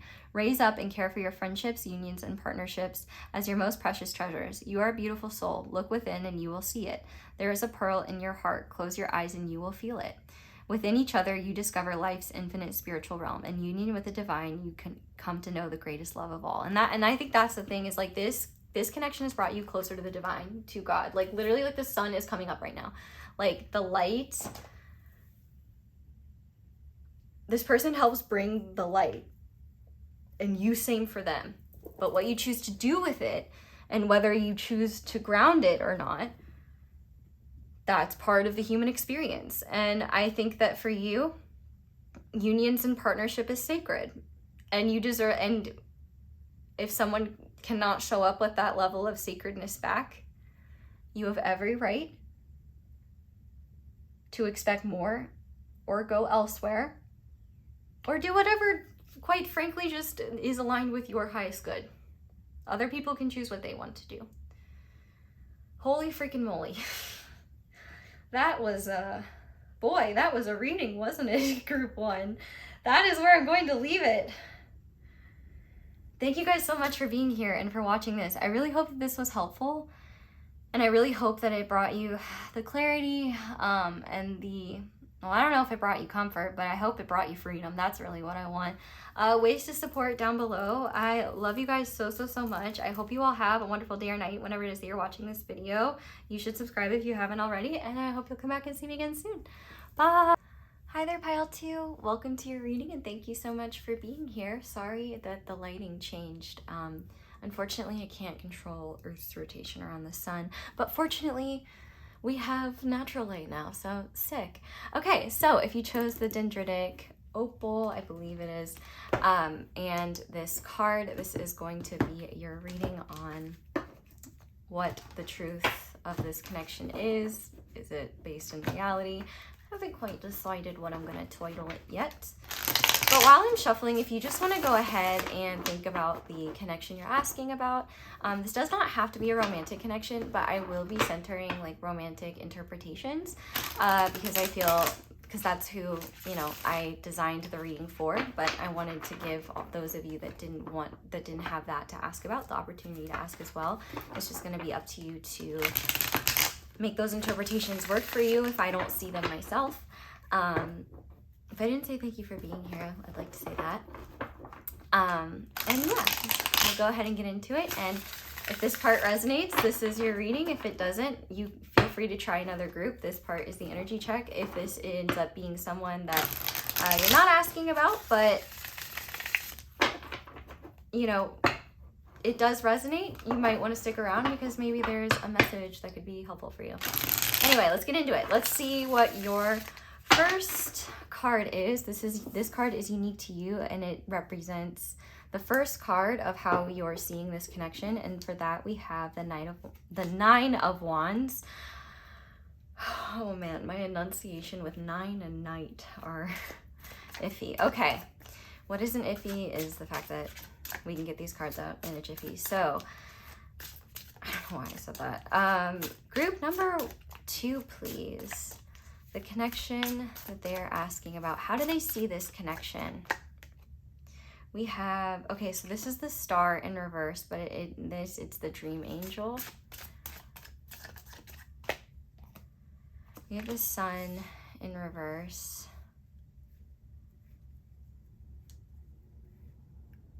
A real meeting of the minds between you and this person.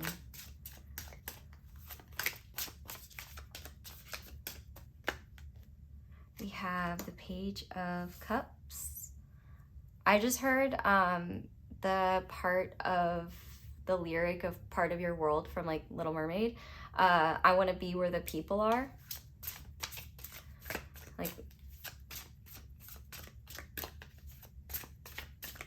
Like this this just kind of reminds me of like Ariel with one of her orbs that she's got from her undersea chaos cave.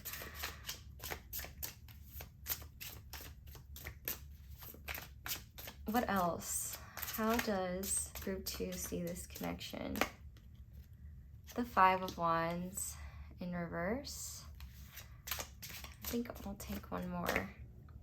The 3 of Cups in reverse, and the 4 of Pentacles is on the bottom of the deck. I'm going to keep that off to the side. I can never see this 4 of Pentacles without making a Shrek reference, but I'll try to hold myself back because I'm sure I've made plenty in my years. Oh, group 2, man. This is rough, isn't it? Like, you are doing so much to try and have hope here.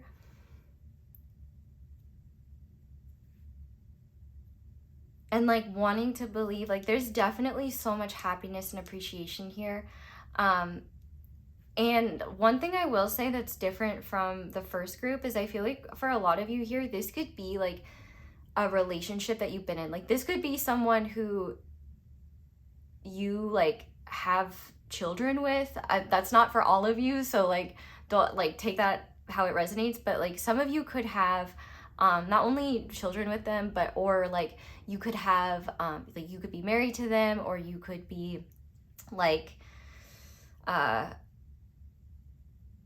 you could either be in an established relationship, or I feel like you are in a situationship type circumstance where it seems like the discussion of what's happening. Oh no, I'm getting off topic. What I meant to say with like what it seems like communication. You're seeing this connection in a way where you want to see the good in it, and I feel like your heart is a bit softened to them as a whole. I do feel like you're like expecting an apology of some kind though, where you're like, you know, I feel like if they apologize or something like that, like it could make a difference for you. We'll go deeper into it, but I do feel like you're trying to see the good in this situation, and it's getting more and more challenging. The fact that we have the 3 of Cups in reverse and the 5 of Wands in reverse, it feels like you're tired of fighting the dynamic here, or it seems like you're afraid to. And with the 3 of Cups in reverse, it definitely seems like you're not happy. For those of you that are not in a relationship with this person, not in a committed relationship, I do think there's this kind of vibe of like this person being really resistant to the connection with you. And I feel like you see yourself as either competing with other like romantic interests or worried that there might be. Like I that doesn't have to resonate, but if you are in a committed relationship and there has been cheating in this situation, I definitely see that here in the sense, but let me stop right there. Okay, flag on the play. I gotta clarify because that could be really dangerous. If you ever want to read on YouTube or do stuff like this, you do need to be careful with your wording, and I almost was very careless with mine. If you are in a committed relationship or marriage and there is no record of cheating, no knowledge of that, no, if you trust your partner, I'm not saying that's what's here. I'm only saying that for those who that is confirmed. I do not want to feed anyone's paranoia. I mean, also too, it's your responsibility to do with what you will, what I say. You shouldn't use a tarot reading to decide if someone's cheating or not. But the cheating thing is more like, I feel like you would know. Or you would know if you're in like a situationship type situation that this person is,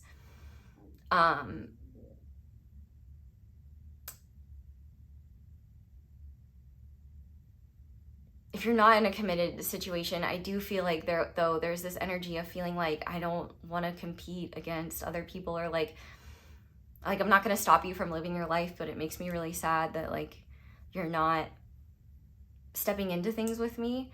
And I feel like if there's a child here, it could be even harder.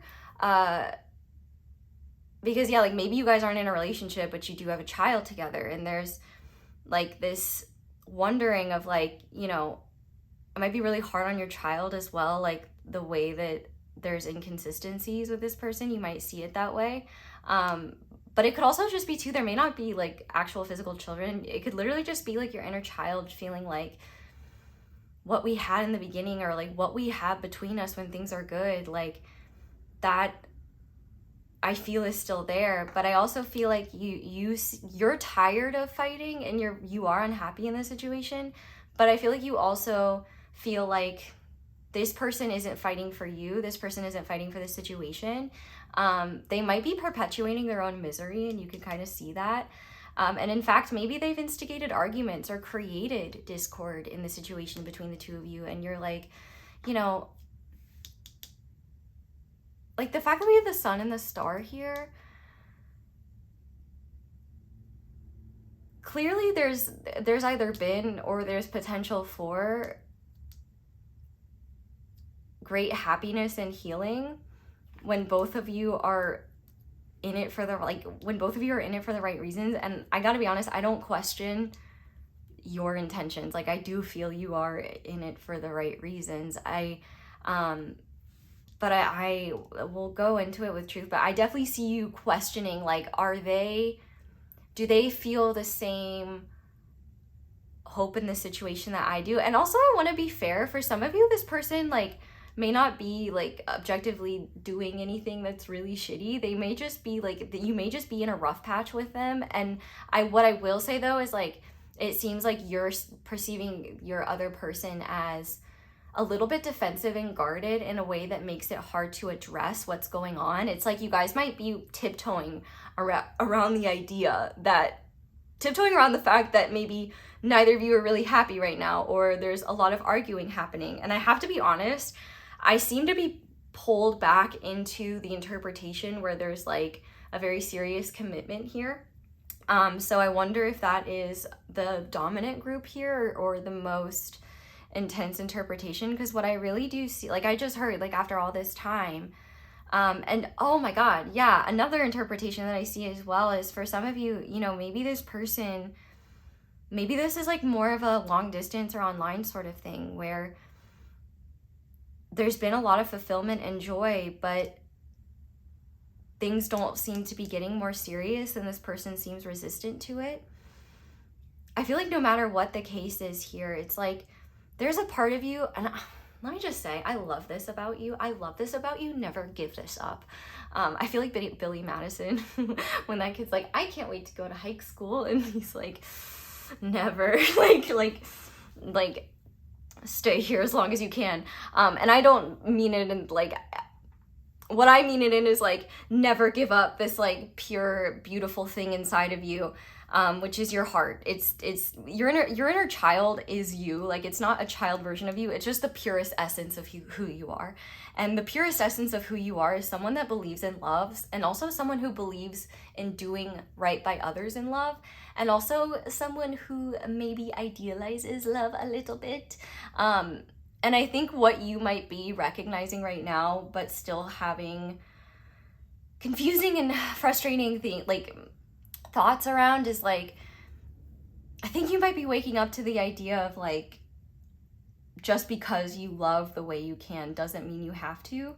And also, other people don't necessarily show up in love, feel as comfortable in love, or feel as like, some people, I feel like you may just like, you may be like kind of realizing how not everyone has as pure intentions as you do. And the thing is I don't think that this person has like the person you're asking about, I'm not necessarily seeing them in the sense of like a full picture. Like, that would have to be a whole different reading. But what I do see here is I feel like you're holding on and fighting for something that your heart really believes in with this person. And I think that it's really hard. Like, I feel like you're at the point where you're like, I'm really unhappy and I'm really kind of ready to give up the fight. And I think for some of you, you're like, I want to fight for this, but also like, I need an apology, or I need some sort of like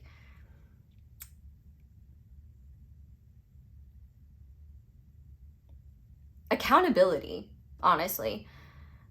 I feel like, you know, this is a really, really hard situation for you, because it seems like you're losing faith in the situation, and at the same time, you might feel like you're also like losing your light. But here is the thing, you are like, I just want to say right now, like, your light, number one, can never be taken from you. Yes, sometimes it dims when we get hurt, but what I will say is like, I feel like you might see this this person, or this connection with them, as like a source of life and light for you. And I'm sure this person, well, I don't know, we'll have to look at that in the truth part, because I do feel like with this Four of Pentacles on the bottom of the deck, I feel like you give this person, like, you see the layers in this person so well that maybe you don't always see like some of the just,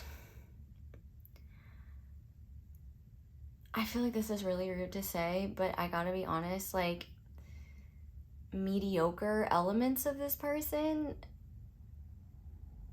that like, and it's not like, it's not, I feel like mediocre is really mean, but like, the specialness you put in them is actually your own specialness. I really do feel like, but I shouldn't be saying that. I should be shuffling for the truth part before I do that. But I do feel like there is almost like a, you know, that like, you know, the phrase like, she's Barbie, he's just Ken. I feel like it's kind of like, you're pile two, they're just pile two's person. And I do feel like there is a part of you that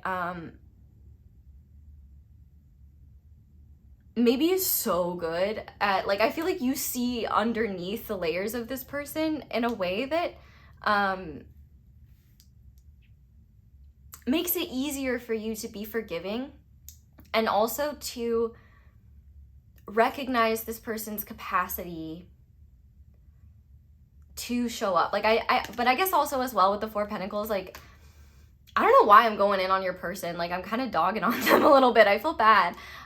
Maybe for some of you though, that you don't mind it, but I'm sorry for calling your person mediocre. Like, I just think that they're not mediocre. They're a Dutch fine. You know how like the Dutch don't like to exaggerate? Like, this person is acceptable as a person.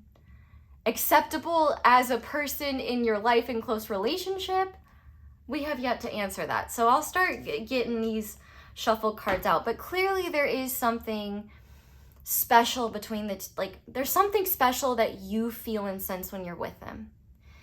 And that at the very least did exist between the two of you at one point, or this person, well, I guess we'll see. Why am I making, and why is your guidance card at the bottom of this? I'm just gonna go ahead and we'll go deeper into the truth.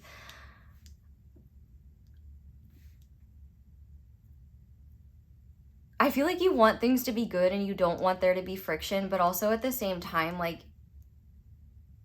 I think you're getting tired of being met with resistance, and there's only like so much you can take.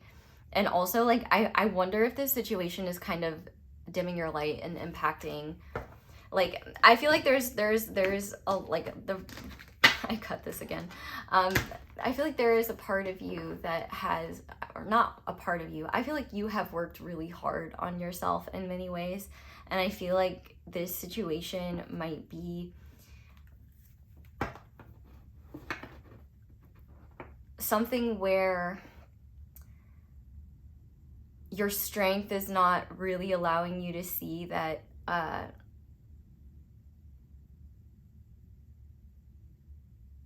the lessons you've learned in your healing and the wisdom you've gained from that, like, it's like, I feel like you're going back and forth between, am I applying my wisdom in this situation? Like, is my behavior like aligning with the healing I've done?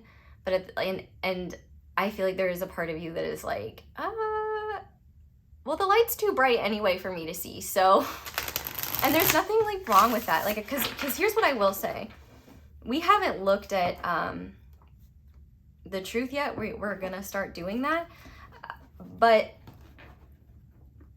there's clearly something significant in terms of how you experience this person and what they've brought to you.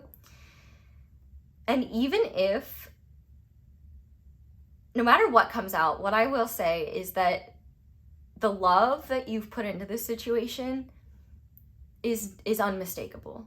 And what I will also say is that no matter what comes out here, I can already tell that your perception of this person softens them a little bit, glosses them up in a little bit, elevates them a little bit, in a way that is really just like your light projected outward. Like, very much a lot of like the, and they might share qualities with you, but you're sleeping on yourself a little bit. Like, I gotta say it, you're sleeping on yourself a little bit. And I'm not gonna tuck you in, I'm gonna wake you up, because you deserve to feel as good as being around you feels. I can tell you are a loving person, you are generous, you are understanding, you are compassionate, you are forgiving. Like, if I can tell you one thing right now, baby, you are not the problem. You are not the problem.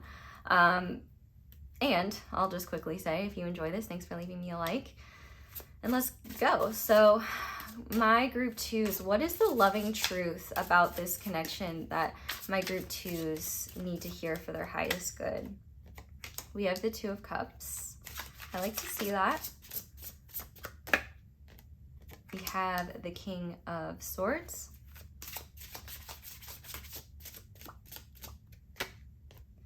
We have the Ten of Cups reversed.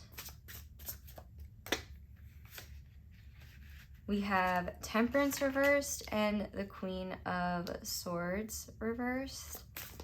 And one more. We have the Seven of Pentacles upright, and on the back of the deck is the Five of Cups reversed. Okay. So I may have dogged on your person a little bit. Sorry. I don't regret it. But it's really just only because it's like, I don't know, like I just feel like I am a Dutch person right now hearing an American tell me how amazing something is, and it's like just a person. And so I'm like, yeah, like they're a person. Yeah, they're a person. They're suitable. Well, suitable, I guess, is actually a question. The truth is about this situation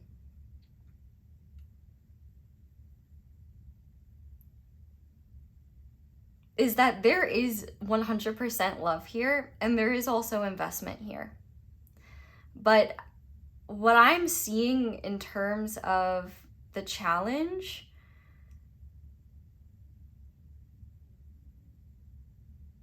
is I feel like this person is a King of Swords. And the King of Swords, he's not really fluffy or emotional. He's quite, he cuts to the chase. And I feel like this Queen of Swords being here, because, you know, the King and Queen of Swords are counterparts. Okay. No time has passed for you, but I got distracted and taken from my work for a second. But I am back. And I feel like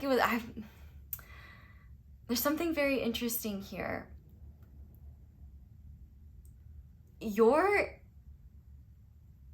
I am not able to see as much as I normally am with these sorts of readings, and I actually think that there is a good reason for that. I feel like the truth, like one big truth about you, is that you are not the type of person who wants to be bitter, angry, and cold. And I think that whether you've acknowledged it to yourself or not, I think that there's been an extreme imbalance here and a lot of unfulfillment emotionally when it comes to this situation. And in fact, I feel like with this King of Swords here and this Two of Cups upright, it kind of seems like yes, there's been a bond there, but either your partner or the person that you share this bond with seems like they've been kind of cold. Maybe they've I heard the word despondent. So like they could be going through something, but the fact that this is upright also makes me wonder if this is the type of person too that just isn't very showy or affectionate. And also they may struggle with emotional connection in the way you do. And I feel like even if their intentions are good, I do feel like there's partially one truth that maybe some of the ways in which this person expresses care and love, if they want to at all, because honestly, the King of Swords may not want to, isn't the most warm and cuddly. Like, in terms of opposites, on a spectrum, you've got the Page of Cups and the King of Swords. Like, they are two completely different versions of processing. And I do feel like one big truth is that whoever this person is, they do not lead with their heart, they lead with their head. And when it comes to your connection, I definitely would agree with you that they are being kind of cold and maybe even a little unwilling to acknowledge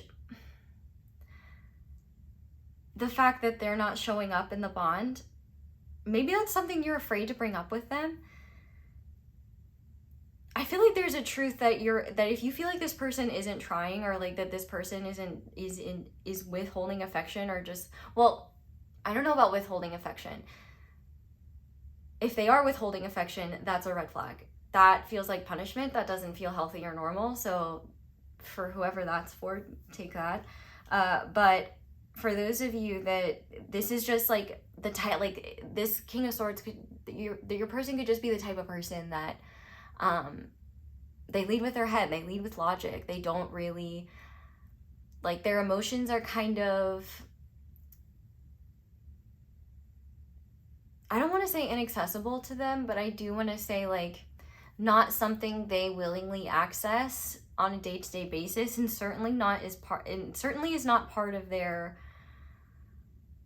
decision-making process. Like, their heart is not part of the decision-making process every day, including in relationships. And so one truth that I will say is that, like, no matter what situation this is, like, yes, you guys do have a bond, there are feelings there, but I think the truth that you're ready to hear is that if you want what's best for you, you are going to have to lead with your head a little bit. But here's another truth.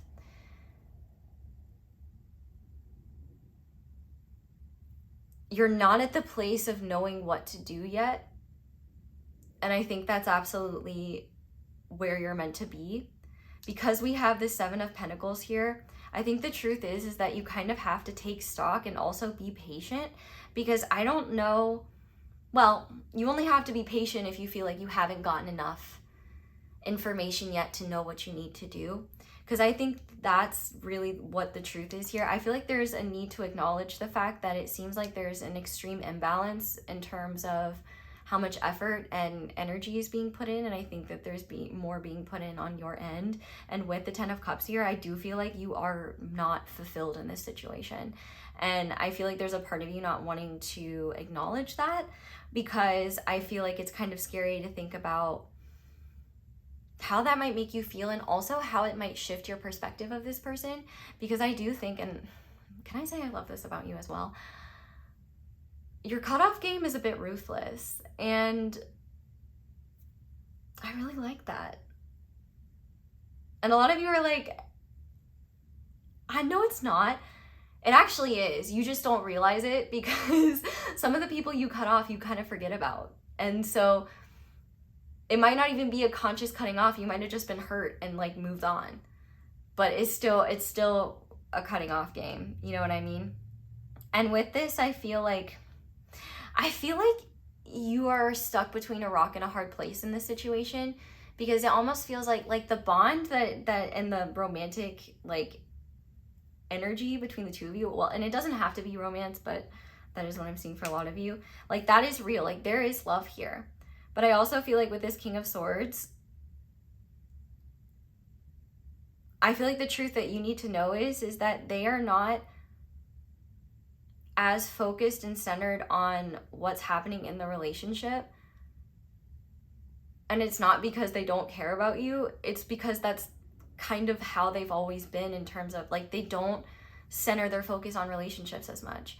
And I think, like, if you've been in a long-term commitment with this person, I think one of the things you might be struggling with is what is really them and what I projected onto them when we first got together. Because, like, I do feel like you're almost so intuitive sometimes, and so, like, compassionate and understanding, that you can almost, like, see things that may not be there. And I don't even know how to explain what I mean by that, other than, like, you and Scratch say what you are really struggling. Like, I feel like you've wanted to have a conversation with this person and you're really struggling. Like, man, no wonder, because, like, it is really hard to pull through words. And, like, I'm a Virgo moon. Like, I do this for a living. Like, I feel like I feel like that you are pulled between the dissatisfaction of what's happening, your fear of admitting it, and so there's more than two, I guess. And then there's also, like, but what we have and what's been shared. What I will tell you is that I know that this person has feelings for you, but I don't think they hold the value of relationships in the same high esteem that you do.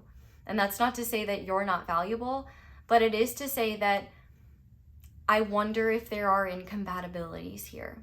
And I don't know that for sure. The real truth about this situation is that there are two truths here. Number one, there is a bond and a romantic energy here, and you're not wrong for seeing that. But also, number two, the person you have this bond with is quite logical and rational, and I don't want to say cold, but it probably does feel cold emotionally. It may not be cold in intention, but for those of you that are like, they're not always like this, then I would say they are choosing to be like this, and that is information that is important for you to make the best decision possible. I also feel like, though, you might be really afraid of looking at this situation accurately and taking stock in it, because I think you might be afraid of what you see and what that might mean for you, because I think that there is a part of you, and I think this goes back to like those pure loving parts of you, where it's almost like you commit to a dream before you've seen enough of the reality to determine if it's what you even want. And I think that there's this guilt inside of you where you're like, I feel like I need to hold on to this. And then also like, what is the real them, and what is like, what is the mode of us? Like if we're thinking mean median mode, like what is the most consistent state of being between us? And I think that might be, and I feel like that might not be an answer you have quite yet, but I do feel like if you are questioning, like, did they ever have feelings for me? Like, is this like, are the big grand feelings that I have experienced, you know, real? The ones that you have, yes. This person has a like romantic, or like they have feelings for you. They have an emotional bond. Like it is significant for them, but there's a difference in how the two of you perceive the world. Your ideas around love, your ideas around even like souls, that shift the magnitude and significance of how the connection has been experienced for the both of you. So for you, this Two of Cups has been experienced as the sun and the star.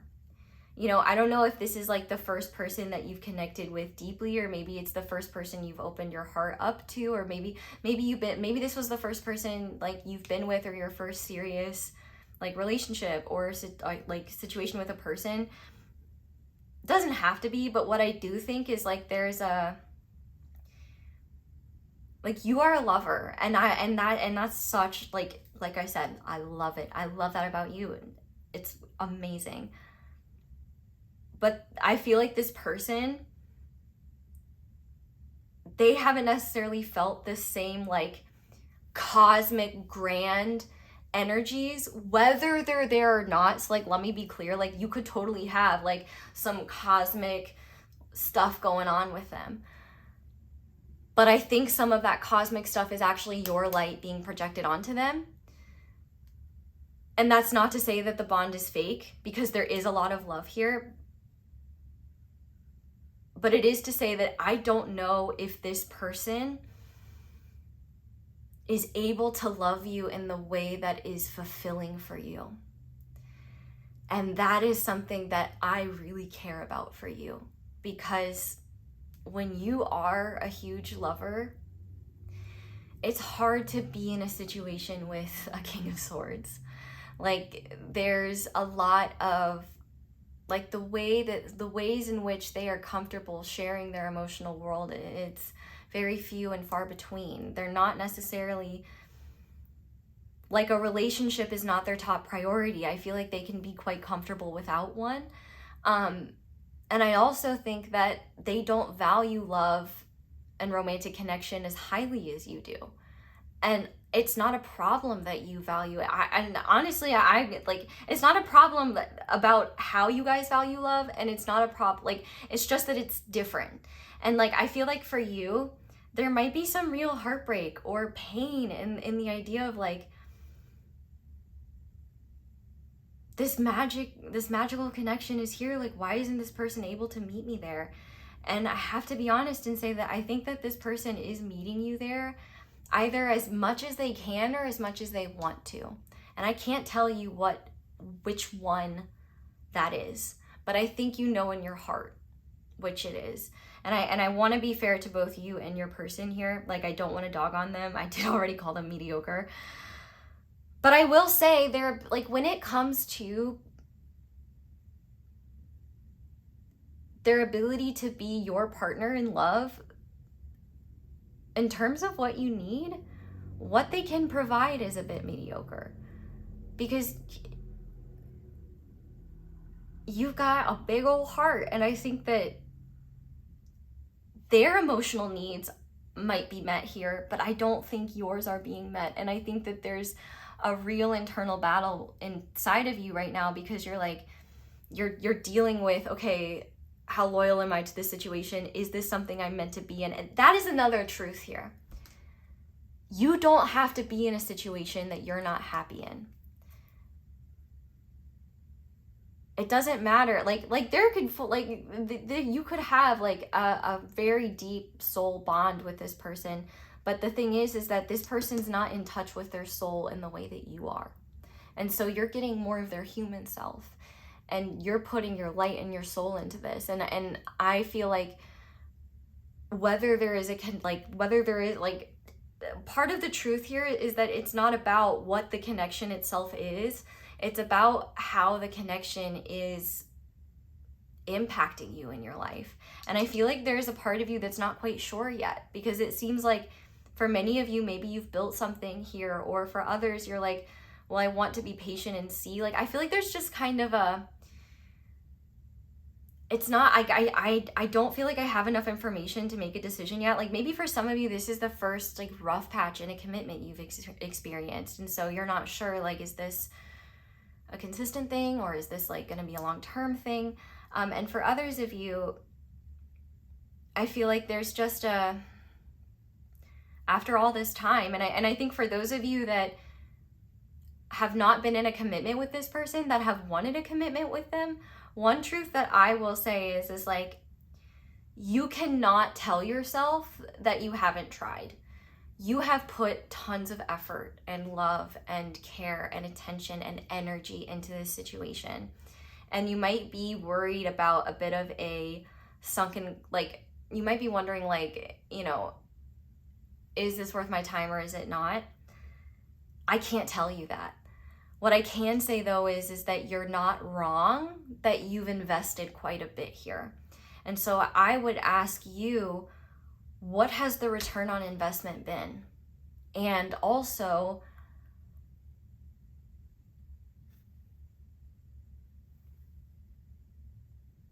how fulfilling is this? How nourishing is this? Is this filling up your cup of love, or is it dumping it and draining it? I do feel like you might have this fear, this worry, like, this person wants me to be something I'm not. And I think that would actually go both ways. I feel like you might want this person to be more affectionate, openly emotional, and like share with you. And I feel like this person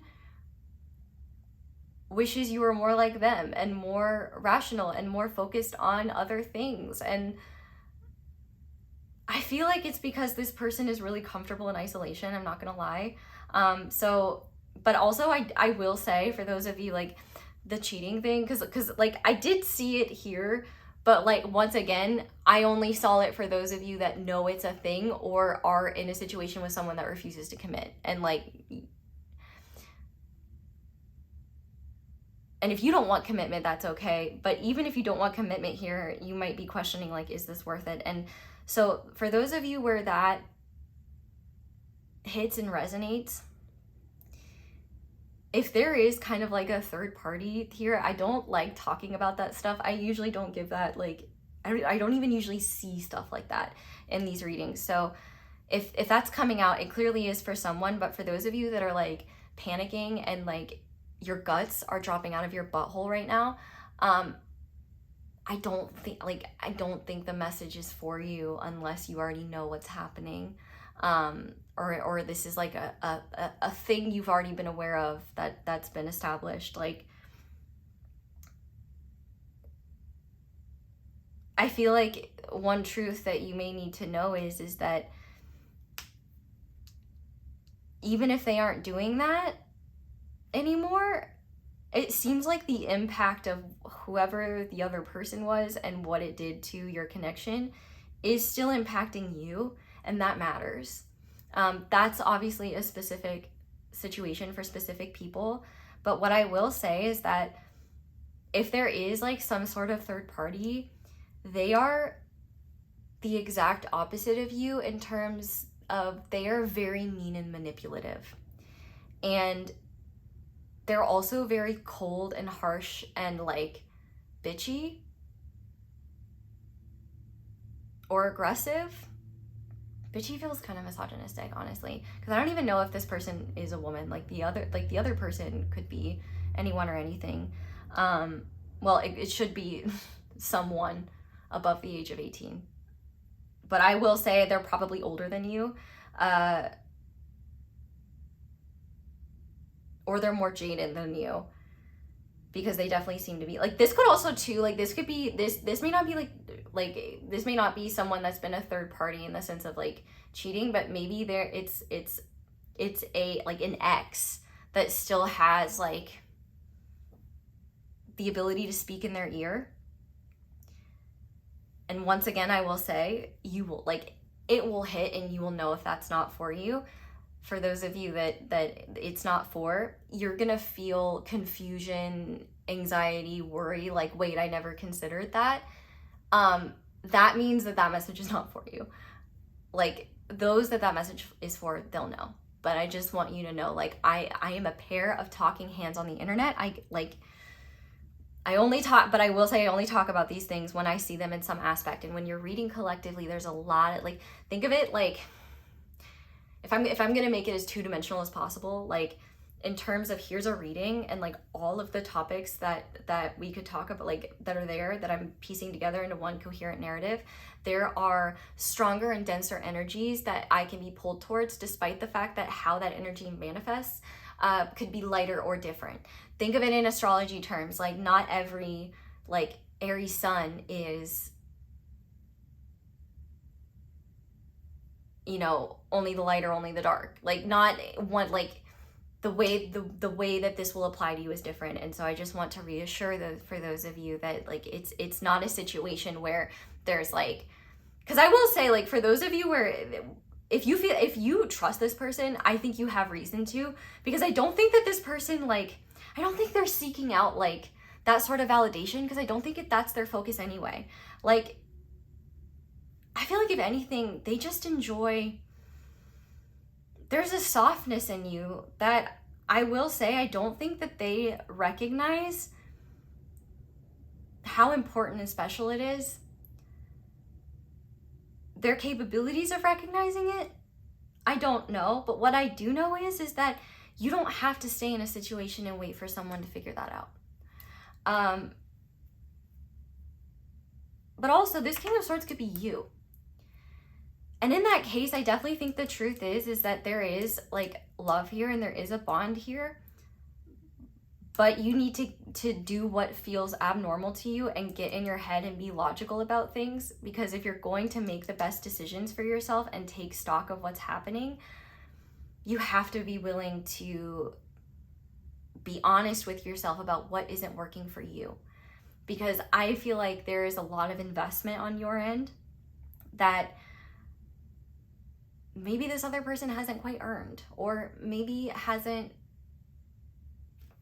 reciprocated with. And it would be one thing if you were fulfilled in that, but it seems like you're not. Like there is a lack of fulfillment right now, and there is an extreme imbalance that's making it hard to create harmony.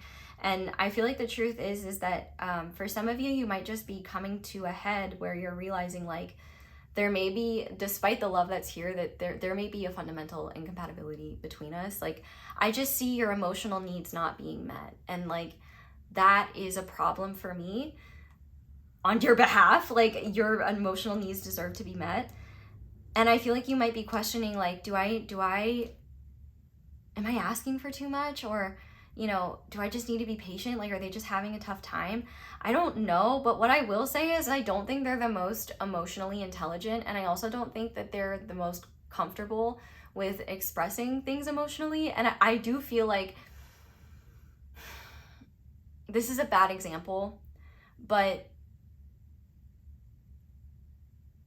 if we're speaking like the Office, for example, Kelly Kapoor and Dwight Schrute. You're not Kelly Kapoor, but in terms of pure emotion and pure logic, like, could not be more different. You know what I'm saying? And I feel like there is kind of a hard truth here that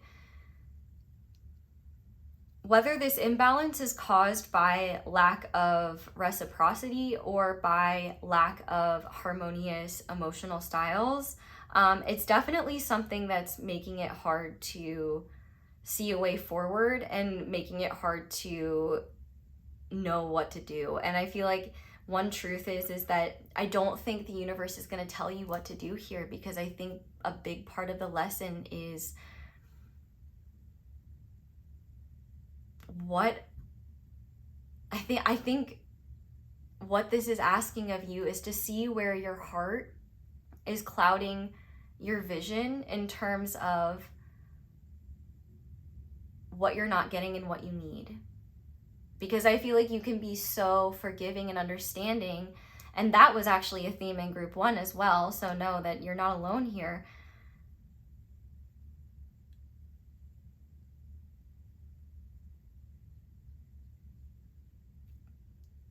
But I feel like there's just if you're not happy and this person isn't willing to work with you, or trying to create harmony here continues to fall flat or just not happen,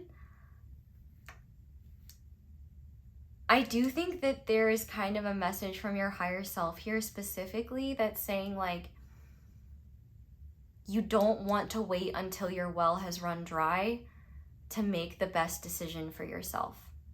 So if you reach a point where you feel like you can make an educated guess on what you think is going to be best for you, that's kind of the best. Like, I think that is probably one of the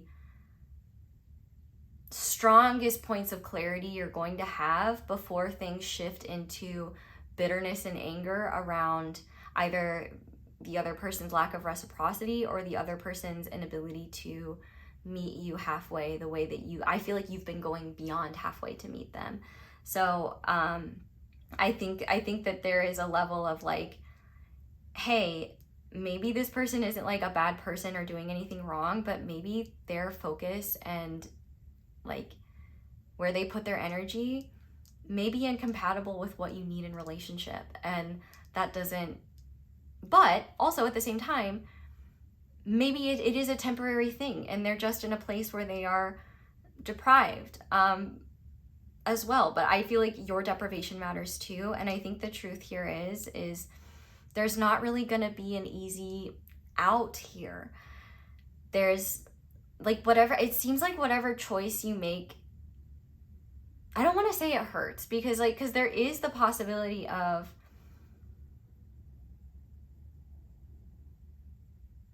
like, I feel like the best case scenario for this is compromise. And I'm thinking of that quote where it's like, you know, I can't quote it verbatim, but like in a compromise, compromises make sure that everyone loses. You're already losing something here. You're losing the nurturing and affection that you really need within a romantic bond. And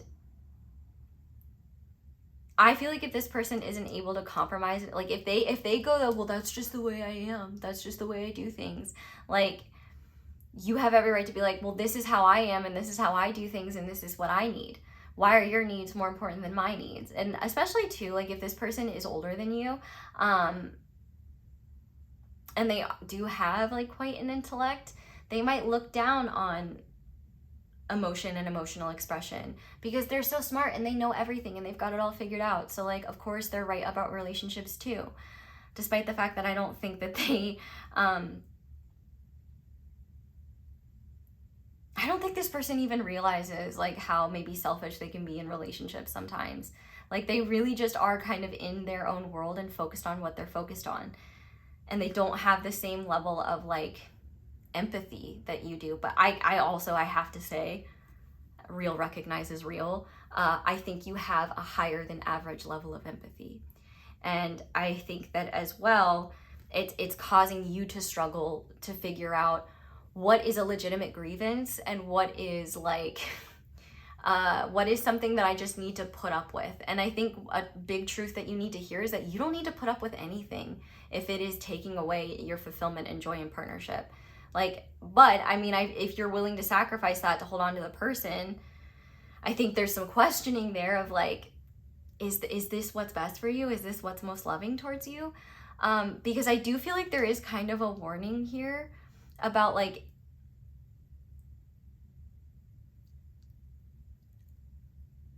if you avoid,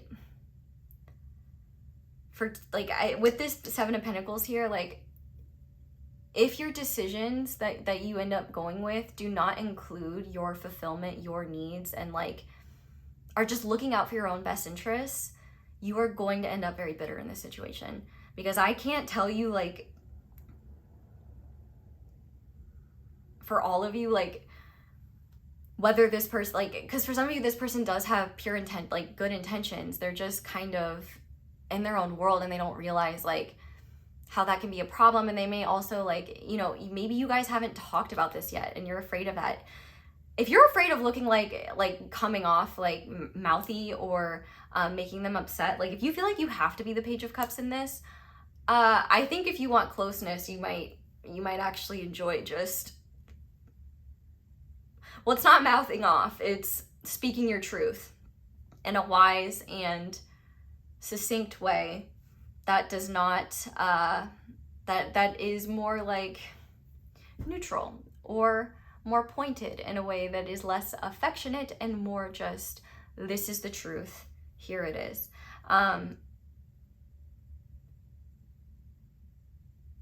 But also, like, if you're not that type of person, if that's not how you are, once again, I bring up, hey, maybe there's like an incompatibility here that's leaving you deprived. But I don't know. But the truth is that if you're waiting for the universe to say, yup, this person isn't it, or yup, this person is it, I think you're not gonna get that answer, because I think what this person could be it or may not be it. It's kind of depending on who they are, who you are, what you need, how they're willing to show up. Are they showing up in a way that is truly in partnership, or are they being a little cold? Like, is that coldness towards relationships something that is like part of their personality, or just part of like their development up to this point where they like need to open up more? Or is it something that happened recently and shifted in a way that has confused you? If it happened recently in a way that has shifted and confused you, I do think that like patience is more important here, because like maybe they're like depressed or going through something, or maybe they're just like withdrawn. But obviously if they're like, you know, doing things that are not okay or violate like depression or things like that, don't excuse that. But, and I'm not saying that this person is, I'm not diagnosing anything, but what I will say is like, I don't know where the line is in terms of like pure intentions, viability of the relation. You know those things. You know. You have your history. You have your community. I will say, if your friends and family do not really like this person or don't seem fond of this person, I don't think it's well, okay, one or two people in your circle might be jealous of this situation. That also might be part of why you're holding on to it, like whether you realize it or not, because it may be making you feel like you have to, because like, first of all, whoever this is, they're not a threat. And I mean, like, even if it's like whoever I'm thinking of, like, I don't think they would do that to you. I really don't. But I do think there are like people in your circle that have loving and genuine intentions that may not be fond of this person, and they may have a fair point. And it's not that like, and maybe they're also being unfair, like maybe they're projecting a more negative viewpoint of this person. But I caution you in holding on to a situation or sticking by a situation just because you want to prove people wrong. And I don't necessarily think you're doing that, but I think, because I think you're less concerned about what others think, and I think you're more concerned about, what if I was wrong about what this is? And I would say, if you're wrong about what this is, not only is that okay, but that is the most common human experience in relationships, like hands down.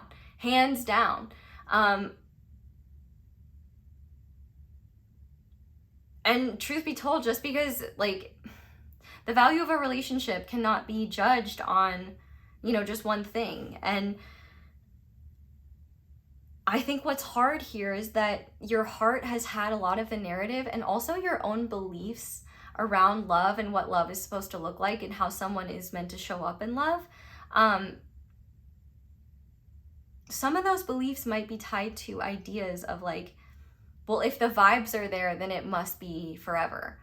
And I feel like the vibes are there, but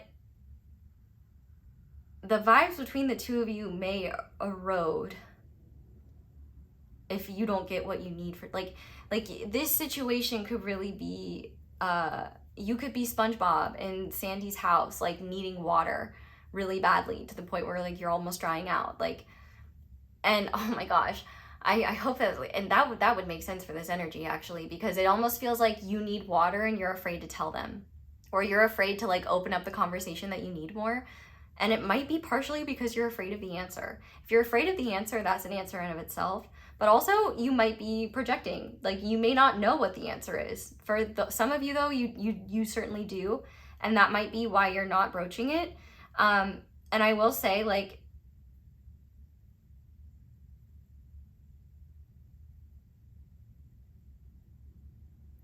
the truth is here, you need fulfillment in a relationship. And like, here's the thing, like, that doesn't mean you need constant joy and happiness and for things to be perfect and for this person to be like, oh my gosh, my sweet baby Googie, like I love you so much, blah, blah, blah. Like I don't think you need that, but I do think you need like softness and gentleness and like carefulness with your feelings and respect of your sensitivity, because I think you respect this person's intellect, but they don't necessarily respect your emotional intelligence in the same way. And it's like, of course they don't, because they're I roll my eyes a little bit, but like, it's okay. It's not okay though if it's impacting you to a degree where you're not happy like perpetually and you're perpetually undernourished, undersatisfied. Like it's really what's happening here. If you haven't broached the conversation, I do think you need to. I do think there needs to be discussion around this. I think part of you is afraid to do that, but like, don't be afraid to match their energy. You can, like, it might feel wrong, but I think it's maybe more accurate. Like, I feel like you could be, sometimes like our emotions can bring us to a head and we can be very clear and direct and blunt. I feel like that's something that like, that's not the same thing as like being awful or like, being mean. Like, and honestly, this person would not feel bad if you were mean to them. Well, they might if it was like really mean, but otherwise I think they might be kind of into it. So that's another thing you got to think as well. Like, oh, you want me to be mean, and that's like not my natural state of being. I don't know if that's anyone's, but at least not organically. Maybe. I don't know. There's 8 billion of us, so I guess it's possible. I think it's less likely that it's impossible. Man, this is the overthinking group for sure. And that's the thing, is it's hard. Like, I think one thing I just want to validate for you is that it's really hard for you to know what to do, because I feel like you have so much love and compassion and acceptance and understanding for others that you kind of forget yourself in the equation. And I think the truth is here, like, you're not gonna really have a good idea of what to do until you recenter yourself and kind of look at like, all right, are they trying? Is this worth it? Is this something I want in my, like, is this harmonious for both of us? You know, like SpongeBob and Sandy are great friends because they figured out how to accommodate in each other's worlds and environments. So, you know, SpongeBob wears a water helmet when he's at Sandy's house, and Sandy has her scientific air suit when she goes out into the ocean. So it's just kind of like, if you're wondering, is there potential to make it work? Yes, absolutely, if there's compromise. So like both of you will need to compromise, but also you'll need to be able to speak clearly to this person, because I think that there are things that you will say and communicate that they're not going to understand in the same way. And so it might take time and effort and energy to really kind of understand what the other person is saying, because I will say, like, I don't think it's necessarily flaws in your communication. I think it's just differences in the understanding of the words you're saying and how they understand those words. So yeah, but what I will say is like, you know, if there's perpetual lack of fulfillment and imbalance, like extreme imbalance, where like you're not able to find harmony and it's just it's eroding the love and joy within you, I think that is something worth noting. But ultimately the truth is that many truths can coexist, and it can be hard to know what to do, but you'll never regret putting yourself first. And sometimes it's hard to be honest with ourselves about what we're not getting. But I think what really, like, the really important things are, like, you know, is your trust with this person here? Like, have they, like, if this person honestly has betrayed your trust or is like messing around and not being serious with you or like something like that, yeah, I just, like, you're not even getting this from Eso, you're getting this from Madison. I would be like wearing my dump them t-shirt. Well, it is a dump him t-shirt, but like I go with them because I don't know who this is.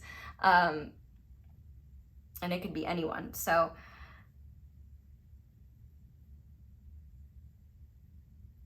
just remember the truth that it doesn't matter what's there between the two of you if you're not getting in return what you need. Because this person, I do think, has feelings for you, but I don't know if they're able to connect and nourish and support you in the ways that you need. And your emotional needs should not be sacrificed on the altar of relationship, because relationships are so important to you. And if relationships are not that, like, not as important to this person and not something that they actively want to commit towards just as much, like, that is an extreme imbalance where you are sacrificing your emotional needs for someone who doesn't even value, like, relationships as highly as you do. So yeah, like, this might be the garden you want to keep watering, and it might just be, you know, this season's been a little rough, things haven't been able to grow in the way that we've wanted them to, but you know what, next fall we'll just wait and see. But for others of you where it's like, will this person, like, see and show up in the ways that I want them to? Will they stop acting in a way that, you know, is cold towards me? Like, they do see, like, they do see you as a romantic, like, counterpart, and they do see you as someone that they have a romantic bond with. But the way that they see relationships or their obligation in them or how they show up, like, I just think the idea is very different. And I also think that they don't quite understand how you operate. And I think that you have understood a lot of how they operated, almost to the point of, you know, forgetting what's important to you in terms of how you operate. So I'm trying to think if there's like the feelings, and there's definitely mutual feelings here. But I would say the source and the power and the main beauty in this relationship is you. Like, and so if you are not happy and you're not getting what you need, and you are sticking out a situation because you feel like you have to, or because you're afraid of change, you don't need to hold on to something that you already know is not working. But if you don't know and there's hope and potential, and like you see that and you want to wait and see, I think that's valid as well. There's a big truth here that you can trust your own judgment when your judgment includes enough of you and your needs and what you are and aren't getting in the picture for you to have a clear idea. Because one thing that you might not be seeing, and this is a truth that I want to leave you in before we get to guidance, whether this person is if this person is not able to meet your needs, or they're only able to meet your needs half sufficiently, that is not an accurate reflection of everyone else's ability to meet those needs, or a reflection of your needs being too much. Once again, it might just be a reflection of the incompatibility of needs, but also there are people out there who could love you the way that you love them. Maybe that's not what you need. Maybe that's not what you want. But if there's any part of you that is like, well, first of all, if you're like, being alone is better than this, there's your answer. But if there's another part of you that is like,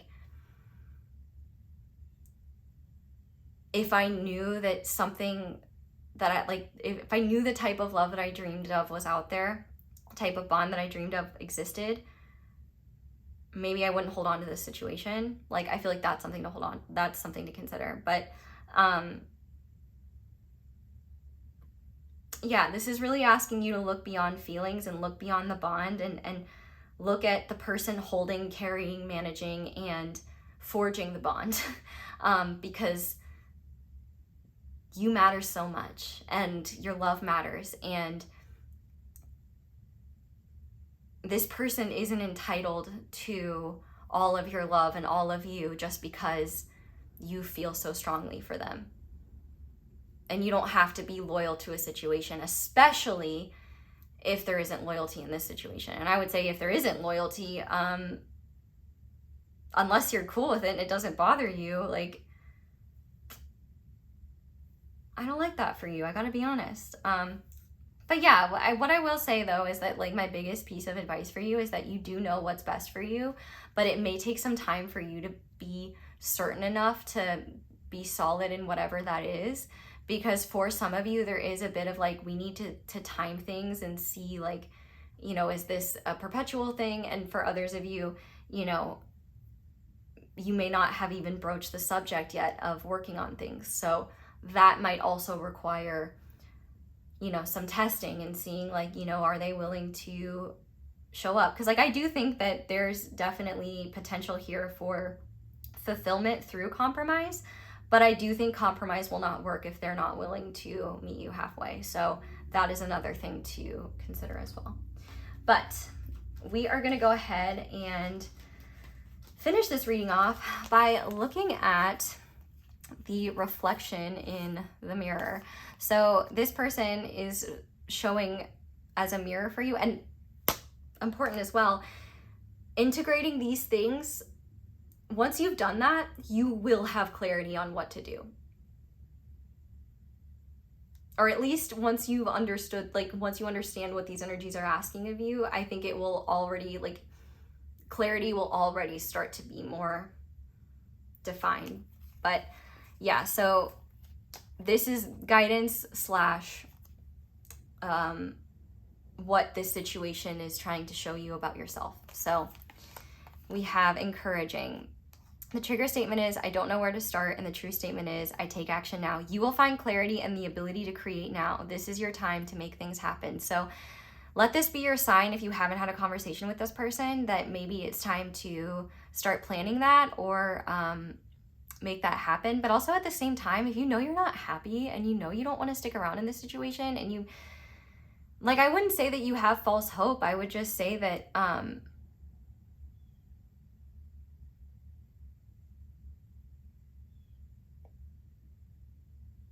I think that your hope and faith are real and something worthy of holding on to, but maybe it would be great to be discerning about where you place your hopes in that faith, because you will never regret placing it in yourself.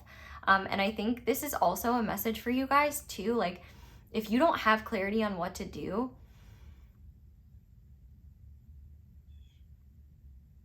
trust where your intuition and third eye and visions lead you. Because I almost feel like there might be sources or things that show up in your world that will help give you clarity in either very serendipitous ways or in ways that are genuinely helpful. I would also, though, too, I think if you're not taking walks or doing something where you're moving in a way that lets you clear your head, now would be a good time to start doing that, or start doing that again if you stopped. I do think that there's powerful insights that could come through in that like meditative state. And also, whatever you're afraid of happening, I promise you is nothing in comparison to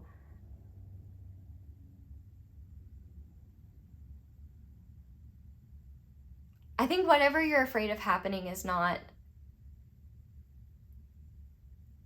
going to be like, I think that there's just a message to not be afraid of what you find and what you see and what you realize, because ultimately that is loving and is getting you where you need to go. And for some of you, I think you see value in this situation and you know you're not supposed to like give up on it. Well, let me hold back. You might think like, well, I want to honor your own intuition. For some of you, I feel like you do know you're not meant to give up on it, and you accept that like the way that you experience things are a bit different, but also you may recognize this person is capable of growth. If you do want to have conversations with them, I think being encouraging would be helpful. And just like, and honestly, you don't have to have the perfect words, like you do just have to try. But for those of you that, you know, you don't know what to do here, focus on what you do know you could be doing. Because honestly, I don't think this answer is going to come to you in like a quick way. I think it is going to be a culmination of realizations and also like observations of how they're showing up and circumstances and like what's happening between the two of you, and how much they are taking your feedback and like showing up in ways that you need, not just you doing that for them.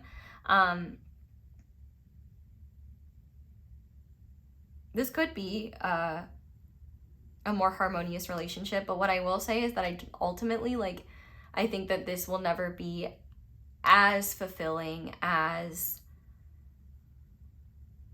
someone that, well, you know what, I'm not going to say that because I don't know that. That's not true. Unless you're perpetually unfulfilled in this relationship. If you're perpetually unfulfilled in this relationship or this situation, I think you know what not to do. And that's another thing too. If you don't know what to do, focus on what you need and what you know you shouldn't be doing. At least that narrows down what you could be doing.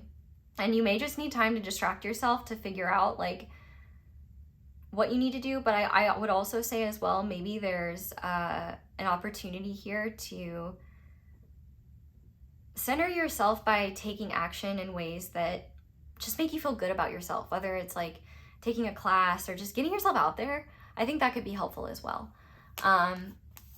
What else? We have gateway. So I really do feel like you're stepping into, like, this mirror is reflecting back to you the opportunity to step into a new reality. And in this new reality, you don't minimize yourself and you don't settle for less. Like this, the fact that this is a unicorn, like there is a purity in you. And if this person is not able to, like, they may not be the best person to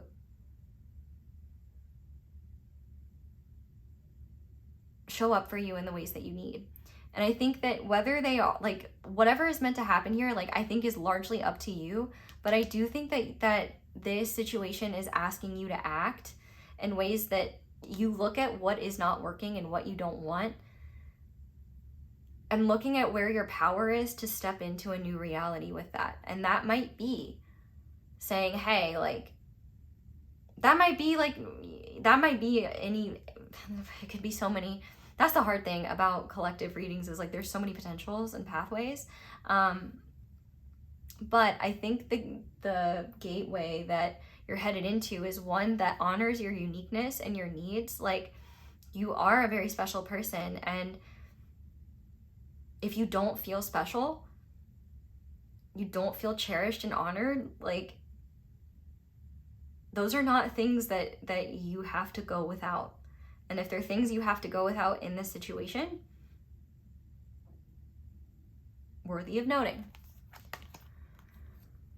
I speak highly of myself. Yeah. I really think that you might be internalizing this person's behaviors as rejections of you when they really may just be innocent. Though they could be, like, for some of you, this person could be a shit and be unfaithful or dishonest or manipulative. You'll know if you're in that category. But ultimately, I feel like whether they have good intentions or not, I feel like it's done a number on your self-esteem. And this mirror is really showing you where you need to be softer and kinder with yourself. This lady looks like Scarlett Johansson. If there's a Scarlett Johansson character that she plays that, like, you really resonate with, that might have a message for you somewhere. But, you know, the number's 31, which is Empress and Magician. So know that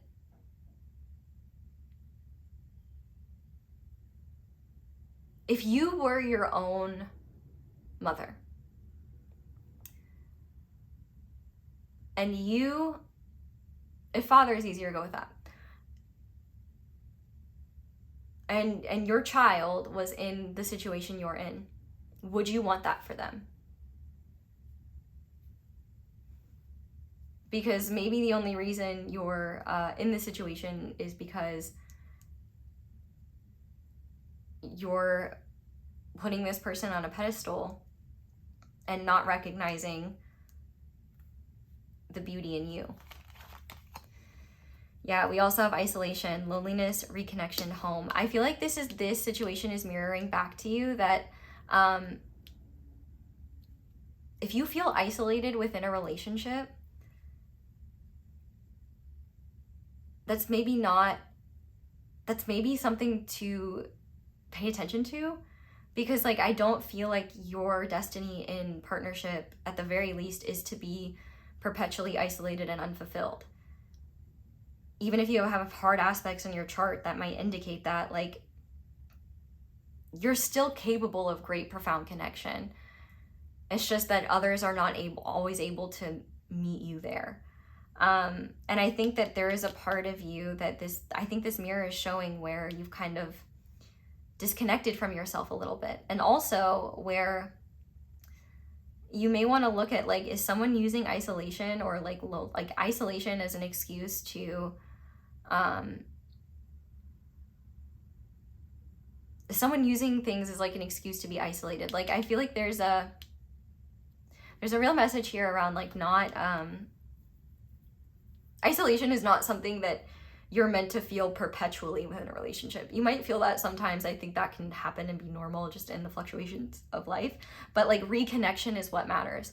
So if there's no reconnection, that's an answer. But also, this mirror is showing you where you need to pay attention to what the feeling of isolation feels like for you, and how your own willingness to give people the benefit of the doubt and just want to see the best and want to see, like to have so much compassion and understanding for them, is leaving you undernourished and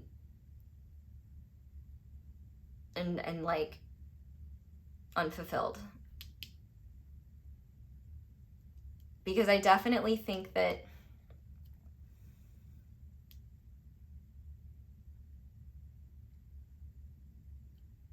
finding home within yourself is maybe something that's been a little lost in this process, because maybe you've started to feel ashamed of how you feel and see things, and that's just not how like your love life is meant to be. But I do also think like if someone does choose to isolate themselves, like you can't force them to do something differently, but also too, like they may need isolation or like time alone, but like that doesn't mean that you have to accept that and put up with it. Like if they need so much isolation that you are neglected, then you have every right like to not stay in a situation like that. And honestly, you have every right to not stay in a situation just because you don't want to. Even if you are happy and fulfilled, you can just, you're allowed to decide that. But ultimately, I think you might be yearning for this person harder because you're avoiding your own emotional states, because you're afraid of what they might tell you. And that is probably draining you even worse, because I think part of what nourishes you is that big, beautiful heart of yours. And it's hard to be centered in it when it's feeling really sad about things not being what it wants them to be and what it was or what you've hoped for. Doesn't mean it can't be what you hope for, but I do think that, I think I've explained enough. I think you get it. I think you get it. I feel like I'm over explaining, but also at the same time, I feel like I'm not being clear enough. And it's challenging here too, because this truth isn't one that is concrete and clear. It's one that is going to ask of you to do what's best, even in the midst of, I don't know if this is the right decision, but I know, you know what's wrong for you. Start there. But also too, like, go within if you can. I wanted to find the guidebook for this, but I don't know where I put it, unfortunately. So I apologize. But your last card that we have is balance. And so I think that, you know, this is kind of highlighting where the imbalances are in the situation. And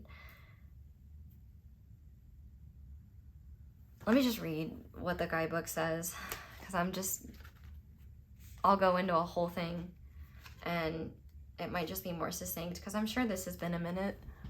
Yep, an hour. Well, I will say it's actually shorter than group 1's reading. The lady in this picture consoles a man who is sad and lonely. The man's heart is full of unexpressed emotions, which at some point he is no longer able to contain. There is a time for strength, a time for vulnerability, and a space where both converge. Tears flow and healing occurs. Regardless of your gender, this card mirrors what is happening energetically inside of you. It represents your masculine energy and the healing that automatically occurs when you open your heart and allow your feelings to flow freely. There is no need to analyze anything. Simply release all you feel inside. If you feel like confiding in a trusted friend or health professional, then do so. Journaling is also very helpful and therapeutic. Make time for you. Be loving and gentle with yourself. This is a time to nurture you. And so that's the thing, like that with the swords, I'm not saying that you need to be cold to yourself, but what I will say is that use that rationality to be like, where am I being unfair to myself? Because I also think too, you might have read this and then immediately assumed that like the unexpressed emotions, which are no longer able to contain. I mean, there could be a message here that could happen at some point. But the truth that matters here is not that you're waiting for this person to open up emotionally or more deeply or share that. The point is that your emotions are being pent up in ways that are causing you to struggle. And I also think that part of like, you know where the imbalances are. I definitely think that this is mirroring to you, like this situation is mirroring to you imbalance that I would say is maybe keeping you stuck and like struggling with your self-esteem, or just like reinforcing wounds around your self-esteem. Where, okay, well, if I can't find the guidebook, then maybe I can do the one for Gateway, because I think the Gateway has a good message for you as well. And honestly, my brain just might be a little bit cooked at this point. So I just may not be giving it as well as I normally would, if I do. There are places on this planet where the veil between the physical realms and the mystical dimensions are especially thin. These places are called portals, vortexes, or spirit gateways. In mythology, they are revered as places beyond ordinary. as places where things beyond ordinary reality can occur. Mystics, visionaries, shamans can traverse these realms and can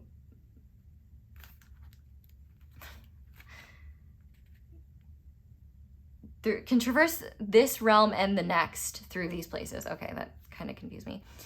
In Celtic traditions, the wee folk, fairies and elves, easily move through these portals and have access to these magical places. The Enchanted Valley is a place where these portals often appear. Magic is afoot, wondrous events are unfolding, profound revelations and inner illuminations are close at hand. It's now much easier to manifest your dreams. This is an excellent time to take action on your visions for your future. No, a small amount of action now will generate much bigger results. Gateways to spirit are opening, and there are places where the veil is especially thin. Fairies and elves are supporting you. Wonders are blossoming in your life. Watch for them. Open your heart to hallowed, holy, magical energy. The more you become aware of the small marvels in your life, the more they will grow in gratitude. So I think that like the spirit is going to be giving you like helpful hints in terms of not what you need to do, but what you need to see in order to make the best decision for yourself. And I also think here, for those of you that are like, no, like I'm in this for a reason. I know that like things are meant to like that's my person. Like I think that you are on the precipice of a very powerful change if you are able to integrate the imbalances within you and use what you've learned from that to address things in the relationship. But actually, truthfully, I don't think you need to wait. Like, I think actually you could start addressing like, hey, I'm not happy. Like, if you're not saying, hey, I'm not happy here, or like, hey, like, what is this? Or hey, like, what's going on? Like, or hey, I want commitment, or I'm dipping. Like, whatever it is, I think you can be honest with this person. No matter how they answer, I feel like it will be really helpful for you. And I think ultimately, just a final truth I want to leave you with is that the fears you generate in your mind cannot hold a candle to the power in your loving heart, and also the power behind the desire to see you happy, fulfilled, and partnered, if that's what you want, or just in connection with people that are able to love and support you in return. And for some of you, like this, the person you're asking about is capable of that, but they may not know what to do, where to go, or how, and they may not even know that you're feeling this yet. So that is also important as well. But whew, group 2, if you made it through this reading, I think you owe me either a unicorn or a wolf, because I just want to know, like, I hope I did this justice. I apologize. Like, there were so many things coming through and it was kind of confusing, and I would imagine that that's probably how the situation has been. It's probably really hard for you to get kind of an accurate perspective on this. I hope that my perspective has helped a little bit. What I will say though is I think that more than anything, you need to see yourself more highly. You need to see yourself at least at the level of this person, if not higher, if I'm being honest. And like, that's not, like, that's a command from me, actually, because you're not going to be able to make good decisions in this situation or in love at all if you don't value yourself more and you accept less because you're afraid to let go, or you're afraid to try to have more with this person. Do or do not. There is no try. Isn't that Yoda? Okay, Yoda. Well, that's really all I have for you guys. So thank you so much for watching and for being here. And thank you so much for letting my ads play in the background while you do something else. I obviously don't expect you to watch them. I'm not a monster. But yeah, it's just really helpful. So thank you guys for doing that. Sign up for my email list if you want to be in the know about all the cool stuff going on in my world. Yeah, other ways to support me, like down below. I love you guys so much. I hope you all have a wonderful day or night whenever it is that you're watching this. I really hope this reading helped, and I hope you'll come back and see me again soon. Bye. Hi there, pile 3. Welcome to your reading, and thank you so much for being here. Sorry about the lighting change. The sun came up. If you guys chose the Carnelian pointy guy and this first card, which is the Dream Carrier or the Empress, this is going to be your reading on, are you seeing this connection clearly? So we are going to start by looking at how you are currently seeing this connection. And while I'm doing that, if you just want to go ahead and focus your energy on the cards while I'm shuffling and think of the connection you have in mind, or just envision it, feel it, that would be lovely. I will say I'm hearing Red by Taylor Swift in my head, which I hope is in reference to this lovely dress, because I have not listened to that song in years, but I remember the lyric, loving him was red, and might be passionate, but it also might be loud, angry at times. I'm not saying that's about your situation, but that is how I interpret that lyric. But also I could be completely wrong. I literally haven't heard the song in years. But the color red does seem to be significant. Either you're wearing it or something like that. But it really pleases me how this matches the dress. Anyway, let's go ahead and see what your perception of this connection is. And if this part does not resonate, this is not your reading. If it resonates about someone else, there might be a message here for you about that. That might be helpful. If not, feel free to try the other groups and see if you find it there. But my group threes, how do they see this connection that they're asking about? So we have the Seven of Pentacles. How does group 3 see their connection with, okay, we have the Sun in reverse. How does group 3, wow, we have the Moon in reverse.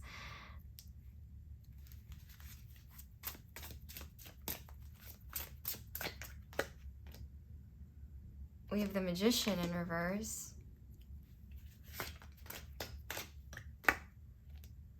And we have the Four of Swords. Okay, wow.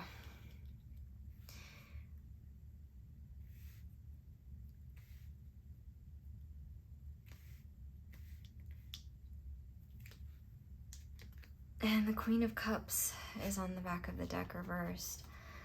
So this is either a connection that is not in your life at all. Like this is either someone that that maybe you would describe as being in separation with, but like truthfully, if you're on the same planet as them, like separation isn't a thing, it like doesn't really exist, but you may not be communicating with them, you may not have a relationship with them. 10 of Pentacles. There could be family ties or like legacy energy here. Somebody could be tied up in family. Also, there could just be wealth involved in this situation.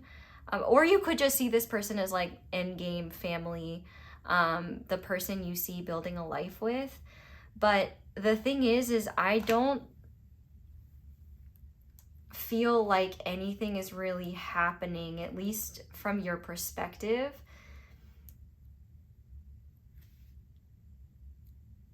And I think you feel kind of trapped. And it's not because this person is trapping you. It seems like this person is tied to a deep dream you have related to them. And it seems like this situation has either showed promise in the past, or just the idea of something being possible with them has been such a big, like something you've believed in, something you've had faith in. And it either hasn't happened, or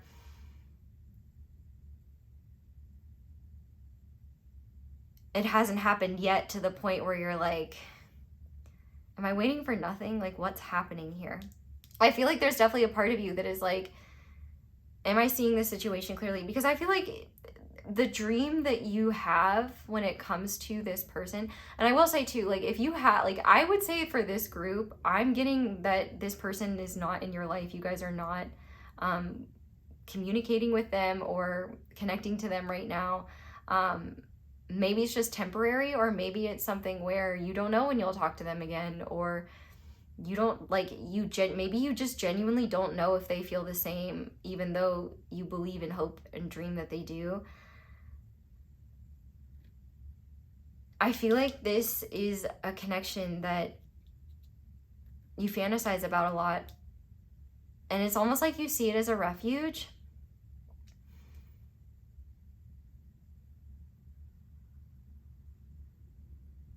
I would also say as well, you see this connection as like significant to the point where it completely shifted the gravity you stood on. So no wonder you gotta sit down. Both of you, at least in your mind, because this is your perception, I definitely think that there is like the question in terms of the truth that like, I think this is the most straightforward of the reading so far, where it's like, I will say this, if this person is like actively in your life right now and you guys are communicating and things like that, the communication is either so basic that and like neutral that you have no idea if there's mutual interest, or you guys are barely sporadically communicating here and there, or it's not happening at all. I don't see, even if there was something happening in the past, I don't see that occurring right now.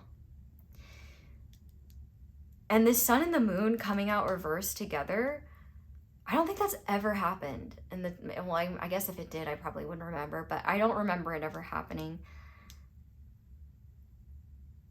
I definitely think you see this connection as being, like I said, profoundly significant and cosmic, but also it feels like there's something about this connection that feels like the forces are keeping it from you.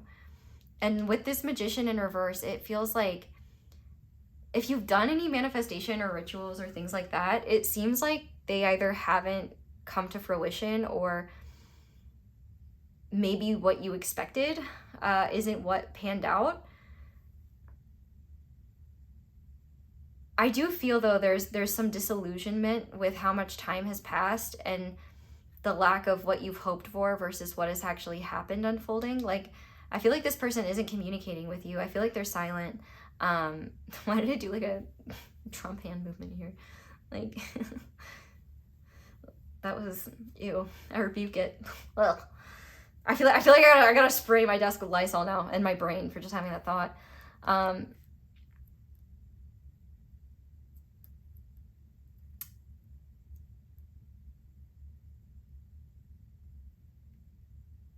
I'm hearing Katy Perry in my head, like hot and cold. And maybe that's what it was. Like, maybe when you guys were interacting more often, it's hot and cold, or maybe you see the situation as being hot and cold, but I feel like it's been cold and dead for a long time in terms of what you're seeing in the physical realms, but the dream is still very much alive for what you see with this person, and I feel like you are very loyal to it. Like, you've invested a lot, and I think it's been pivotal in a lot of your healing, but also I feel like this dream itself, like, nourishes you in ways where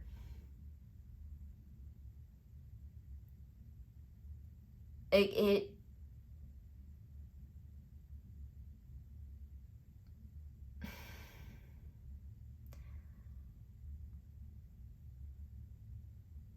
seems to be a big part of what's nourishing you emotionally. And like,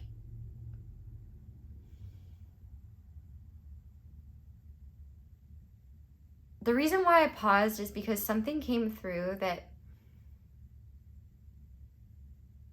would be from your perspective, that I was like, oh, I hope they don't see things that way.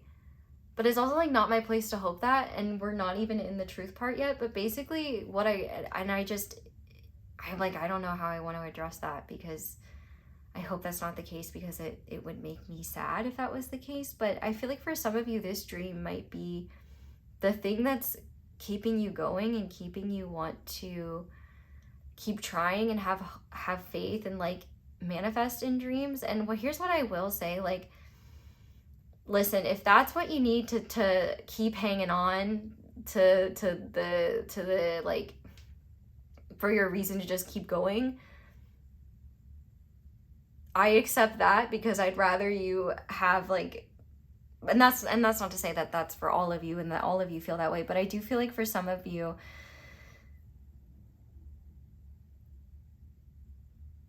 you may feel like your only power here is to believe in the dream and try to attract it towards you, and try to be in this like yin energy of drawing things in and embodiment and natural cycles. And I think there's an awareness, like, you've been very patient here. Like the Empress talks all about natural cycles, and the Seven of Pentacles is like about patience.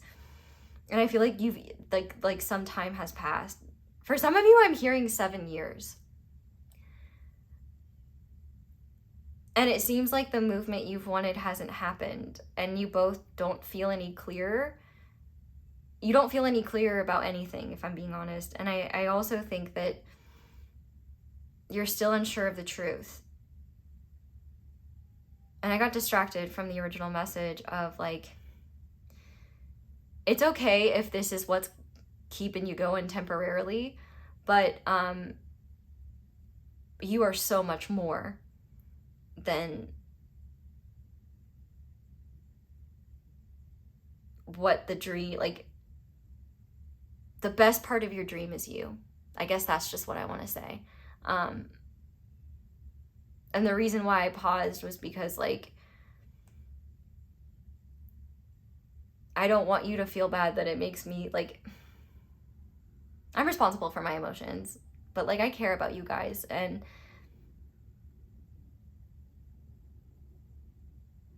it's okay to have a dream, and it's okay to believe and love and believe in someone.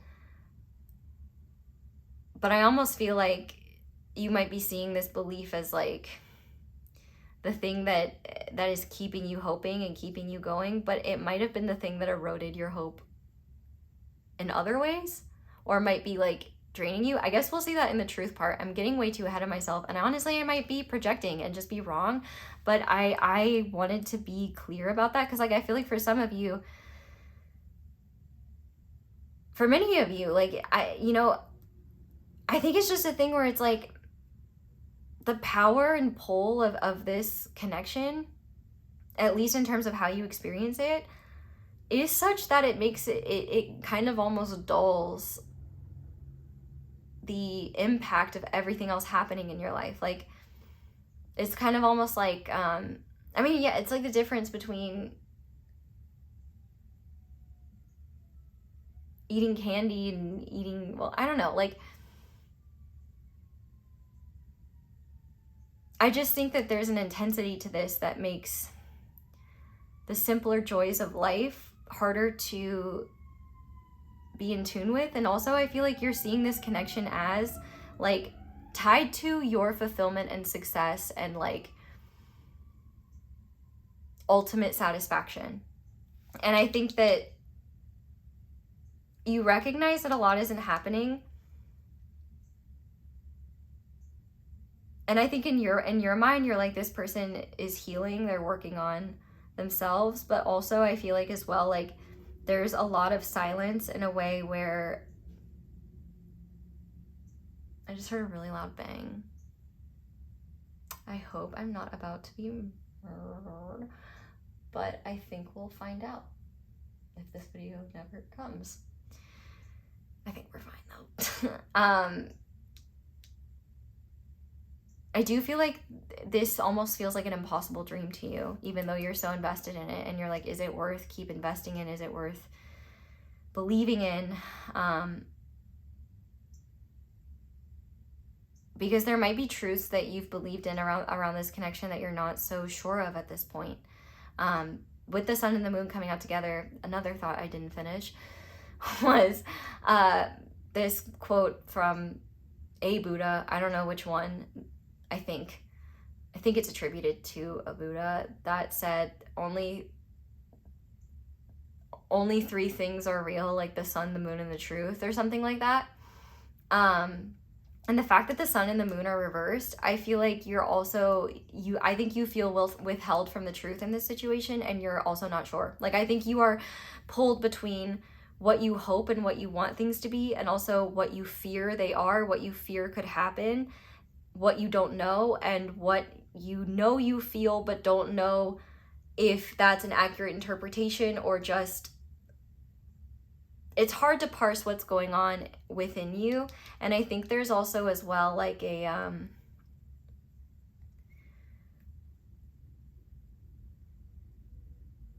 don't want to say like a feeling of powerlessness, but definitely a feeling of disconnection when it comes to feeling secure or confident in terms of your creator power, creator ability in this situation. Like,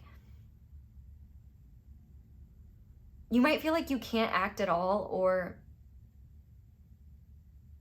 you have to just let the silence happen, or you may recognize like communicating won't change anything. Like, I just kind of see you being in a place where you're not taking action in this situation, and there is no movement from this person, and it seems like it's been like silence for a while, actually. And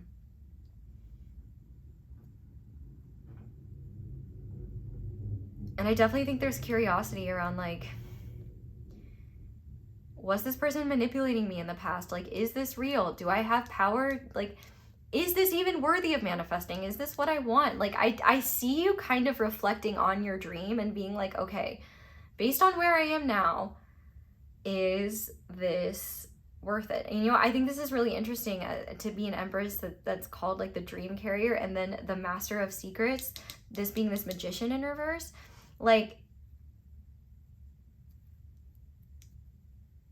I definitely think I made this reading for everyone who came here, but I can see why you guys might have been the ones that rung me through the ether to make sure I made this, because I actually was going to use this reading, all this was set up for a different reading, and then I changed last minute. So I do think that you are like confused about what this person, where they're at, and like also whether or not your manifestations work, whether I feel like there's a loss of confidence in your ability to attract and create, and an uncertainty of what's possible, but also too like a feeling of like maybe even despondence around like, have I been carrying a dream and holding faith in something that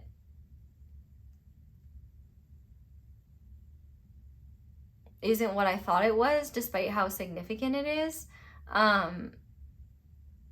Or is this just worthy of investing in? I just see you being very much like pondering and questioning in the silence of, do I keep investing and believing in this because I'm starting to get really confused and wondering if this is really worthy of my time and energy? And I think there's a part of you as well that's like maybe kind of consciously just recognizing like, too much of my being is impacted by this situation. So let's see what the truth of this situation that you need to hear is. I will say, like, the truths that have come through so far haven't been concrete, like you need to do this or you need to do that. So we'll see what comes through here.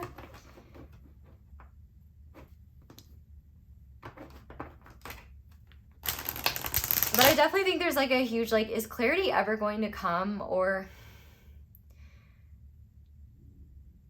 are there things being hidden from me, or am I this is very much like, am I delusional to think that this is going to come back around? I don't know.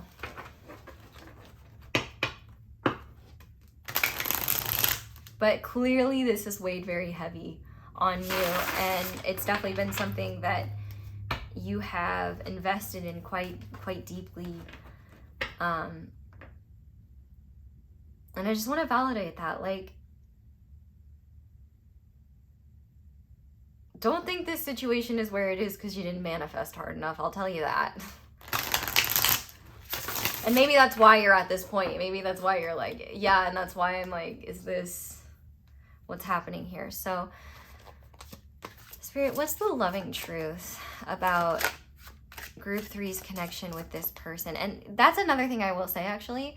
In the last 2 readings, the other person's energy has come through more clearly, and I'm not really getting this person's energy very much, if at all. So that does seem to be significant, because like maybe you used to feel and pick up on their energy and now you're not either. Or maybe you're just not. Okay, we have the Page of Pentacles in reverse. What is the truth of this connection that group 3 We have the Three of Cups in reverse. We have the King of Pentacles in reverse and the Five of Pentacles upright.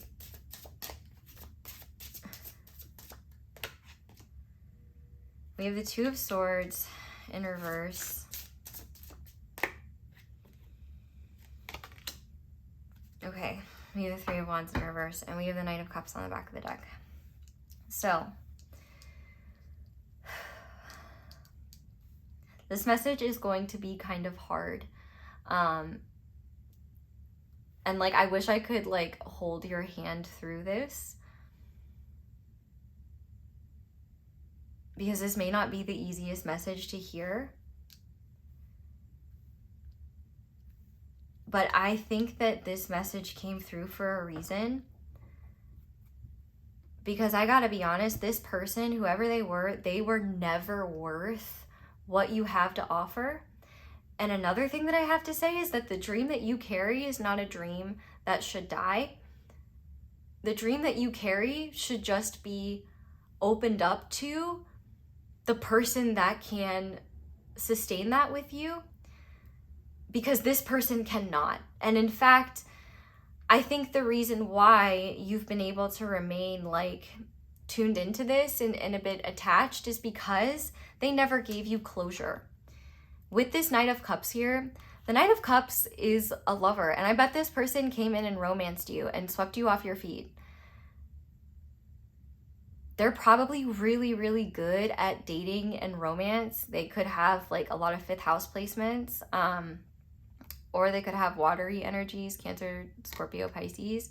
They don't have to though. The thing that I see here is that they were genuinely like the hot and coldness with them. The Knight of Cups is dreamy and romantic and sensual and loving. And I'm sure like that was very powerful for you. And it was genuine. Like you weren't wrong. And like they did have those feelings for you. But the problem with the Knight of Cups and what I see with this person is that they use romance as an escape from reality, number one. And number two, once things need to get serious, or once something requires them to get out of this fancy-free, carefree, oh, like, let's just be loving and have a good time, like, they leave.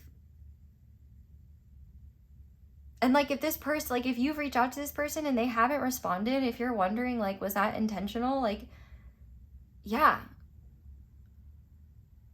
Because they don't want to take accountability for their behavior. Ew. Not at you, at them. Like, I just, this is really activating my, my injustice sensitivity, and also my, like, mama bear energies with you guys, because I'm just like, I want to fight this person. I mean, I'm not a violent person, and honestly, I'm not strong, but I would like to give them a piece of my mind, because you, like, this is the clearest, is it delulu to believe you can have the type of loving dream that you want with this person? Yes, but the key is this person. Is it delulu to have the type of loving romantic relationship you want with someone? No, it's not delulu at all. In fact, it's very much what you are meant to experience. But unfortunately, this person, I actually think this person came in to activate you to be ready for when someone who could hold this with you comes in. And I think you're seeing this reading for a reason, because I think you're about ready to shed here. I mean, the fact that we have the Five of Pentacles, like, this person was not serious about investing too deeply. And I would be willing to bet they said things that implied that. And that is because they are manipulative. And you are not wrong for feeling like they were genuine, because they were genuine in the moment. I think the thing is that they're not as consciously manipulative as they realize, but that's kind of what makes them a bit scarier, because like they can justify anything. And like I cannot resist the urge to want to like spit on this card. Like I'm just almost like to even think that you are worthy of my group 3's energy. Like no, like ew. Like it really is one of those things where I'm just like, you have no idea that like you are in the presence of a legend. Like ew. I will need you to give me this person's address the next time I'm pissed off about something, because I would like to take my anger out on them. I wouldn't feel bad. I think it would be fair, because this is what this person does. Like, and okay, to be fair, I'm being really aggressive towards them because I feel protective over you, and I'm frustrated because this person is self-aware enough to know that they have this pattern, but they are too selfish and also unwilling to take accountability for that, because they want to keep having this Knight of Cups experience. Like they're in love with the beginning playful aspects of romance.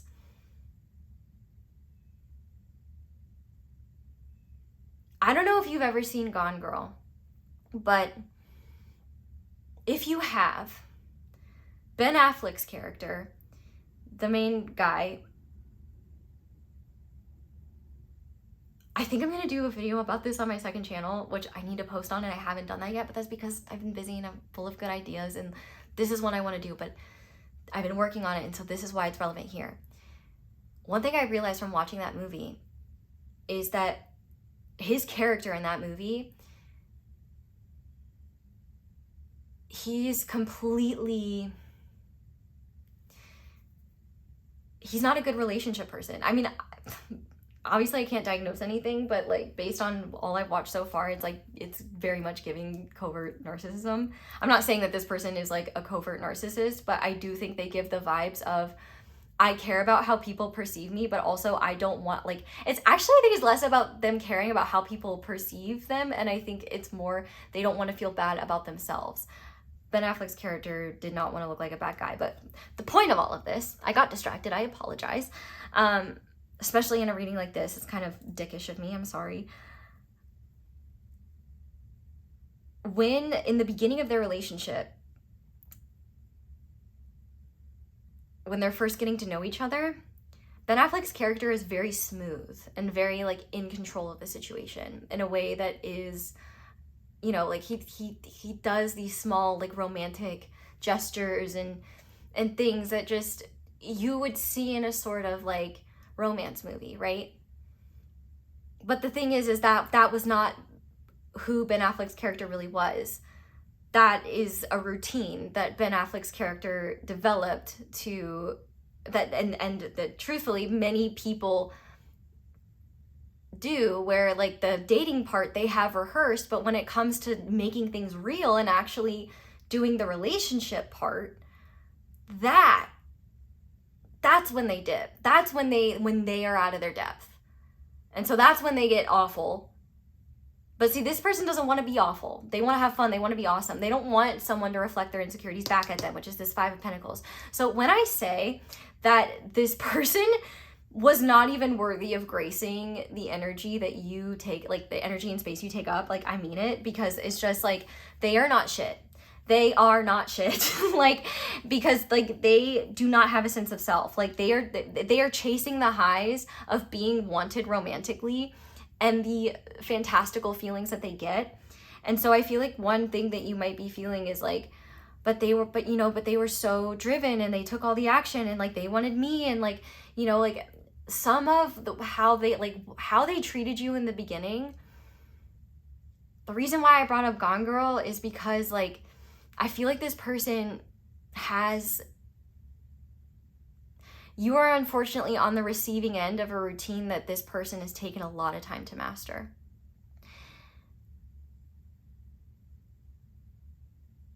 And I think when this person could no longer, like, I would be willing to bet the last time you heard from them was during a time when you made things serious, or just whatever like, clearly the last time you talked, I think it had something, it was about making things more serious, or something serious that would force them to either be accountable or be honest. And I think that they avoided that. Now, here's what I do want to say. This person definitely saw you as out of their league. And they also saw you as someone that they felt like, especially with this Page of Pentacles in reverse and King of Pentacles in reverse, I feel like they get off on the idea of people seeing them as like their future.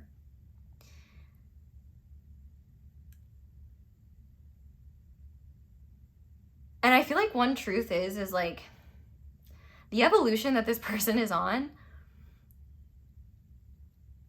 even if they wanted to like, even if they got to the point where they wanted to settle down and commit, they would not be a fun partner to have.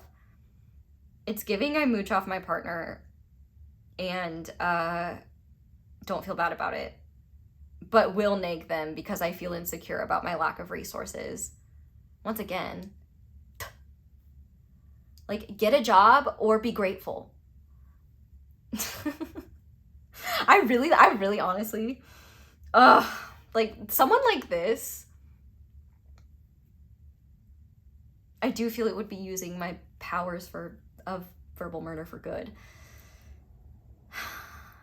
If only. Well, I guess the best thing I can do is just tell you the truth about them in ways where you realize it is not a loss. You know, it's a loss on them. And if anything, the magic of this, like the dream, they may have been here to help you plant the seed and believe in this dream and to undergo the personal development necessary to be ready for the person that can hold this for you. I do feel like that is something here. Like, the dream that you have is not, it's not that you're not meant to have it. It's that this person can't be it. But they did activate like your like romance. Like, they were romantic. They like opened you up in a way that clearly gave you enough to start undergoing an alchemical process of growth and evolution. Like, even if this person dipped out of the connection a long time ago, the value of what you've learned and grown through, I will say, like, this time isn't lost. And also what I will say as well is, like, if you're like, oh, well, I wasted that time, like, I could have been, you know, going out and having fun or seeing other people. First of all, STDs are rampant right now, so I'm just saying, like,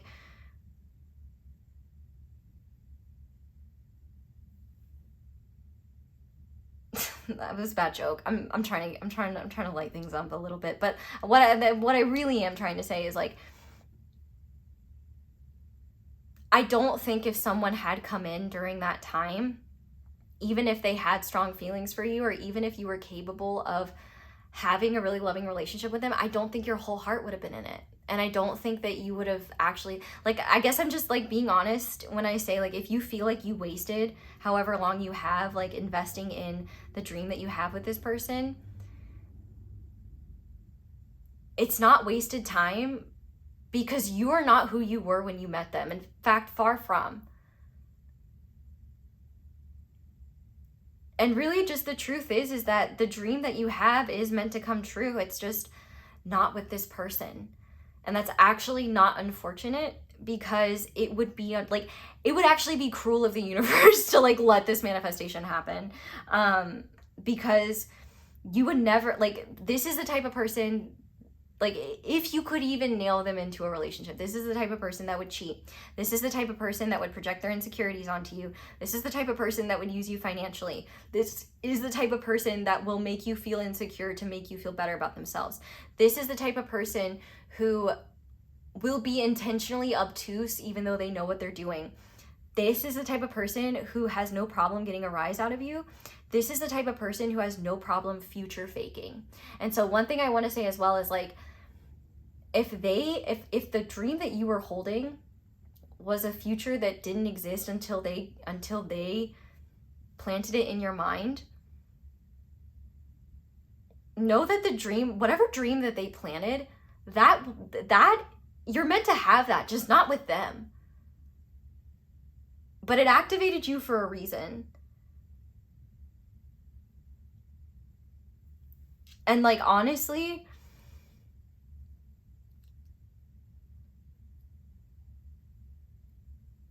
this person is like,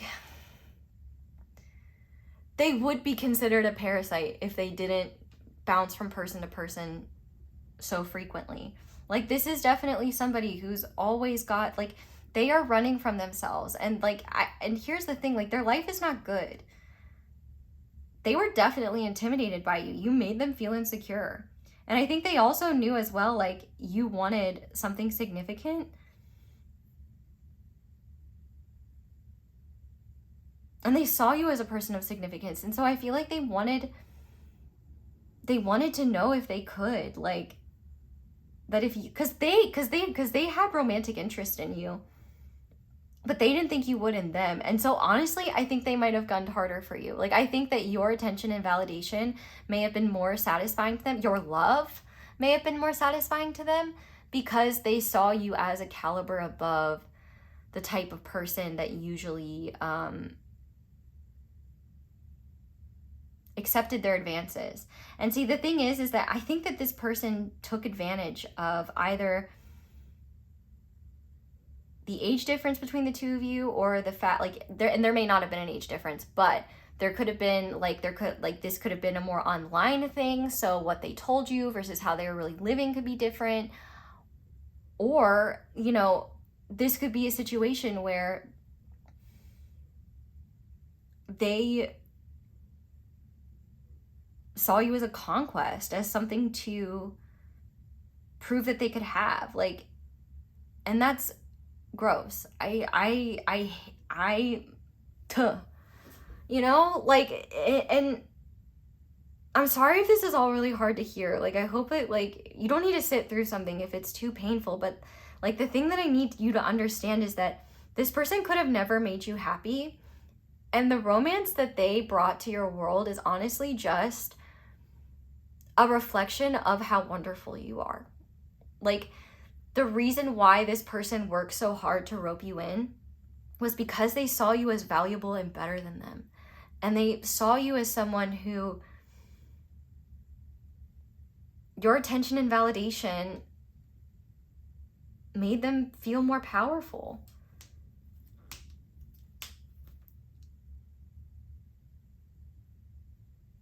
But I also think as well, if you were involved with this person and they were married or are married, and they said that they would, like, yeah, no, they were lying. But I would also fully believe that this person could be, like, married or something like that, and they just never told you. Like, this person could have fully been living a double life. And here's another thing. This person might actually have, like, they might pay someone to do witchy things on them. Like, this person might have a glamour on them. I don't know a whole lot about witchcraft, but, like, I do believe a glamour is like I don't think they do it because like they have no like, the glamour that you saw in them was the beauty in you. It's almost like this person seems to activate people with big pure hearts, because this person because they bring to people like you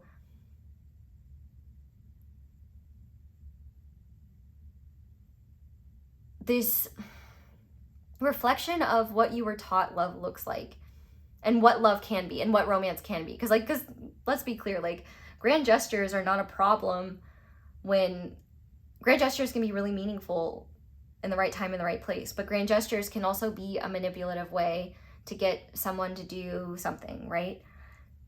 And I feel like just really like the truth is here is that you are worth so much more and you deserve so much more than somebody who won't even be honest with you. Like, I don't even think this person bothered with an Edward Cullen ass, like, I'm not a good guy, like, I'm not. And this person doesn't have to be a guy. Edward is, that's why I said that. But I don't even think this person said anything like, I'm not a good person or you need to stay away from me. Like, this person they are so centered and concerned with their own needs that really nothing else comes through. And the name of the game for them is, how long will this person play with me before they get fed up with the fact that I just want to play? Like, this is kind of perpetual, like, Peterina Pan, you know what I mean? Energy, where they're deeply and perpetually unhappy and they self-soothe through romantic escape. And there's the mirror. I don't think, though, that you're as deeply unhappy as they are. But I do think this situation has made you, like, really unhappy over time because, oh my gosh, I see the most beautiful bright cardinal in this tree right now. And I'm just, like, mesmerized. But also, did someone pass around the time that you met them? And, like, it could have been that they came into your life during a particularly painful or challenging time. And so you opened up to them in a way that you wouldn't normally. And it seems like I do think this person was kind of destined to come in. I'm not gonna lie. Like, I think this person was meant to come in to be a catalyst and set the stage for the type of love you were meant to experience. Because honestly, I feel like before this person, you didn't believe in that kind of love, or you didn't believe that you were worthy of that or that it was possible.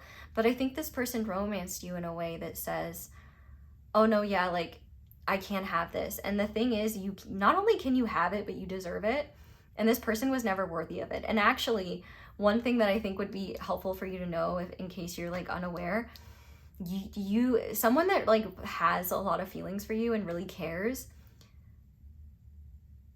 maybe they can be smooth, but you want someone to be a little bit nervous. Because, like, if someone is so smooth that it just, like, sweeps you off your feet and it's just like, wow,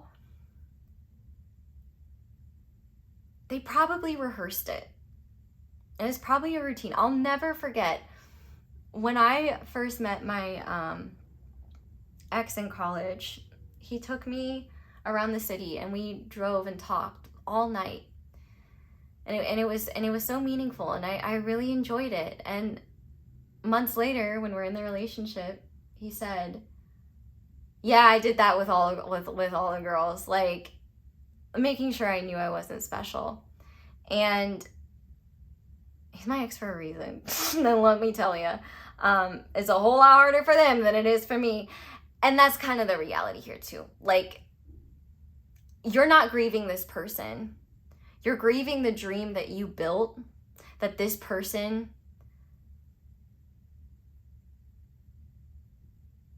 gave to you, planted in your mind. But the truth is that you're not meant to grieve the entire dream. You're just meant to kick out the person who doesn't belong there. Because they're not a safe person. They're not safe with themselves. Also, I brought up the STD thing. They're not safe in any capacity. They're very careless. I think that they could have substance abuse issues. And, like, there's clearly a lot of suffering going on here. And if they were coming to me in a reading, then sure, I might not be going tuh, and, like, you know, being so upset. But this person is capable of being more transparent and being more honest and owning up to shit and taking accountability, and they chose not to. And I don't respect them for that. I don't respect them for doing what they've done at all. And to be perfectly honest, they know what they're doing at this point. It's happened long enough. I think that for a time, they did not, like, they might be perpetually looking for the one, but they're never gonna find the one because they don't have a sense of self. Like, they don't want to do any exploration. They run from themselves constantly. And with you, they saw someone who, like, now there's a whole human being. Now there's someone who knows who they are. I want their validate. Like, they saw your attention and love as, like, validate. Like, that was addicting to them. And I think for you, like you know how I was saying that's a mirror? Like, I think that for you, there's been this, and once again, I'm brought back to Gone Girl, because main character lady, name part of my brain is broken, the girl that's gone, in the beginning, you know, Ben Affleck's character is like, he makes things feel better. You know, I think I lost my train of thought. Fuck, I'm sorry.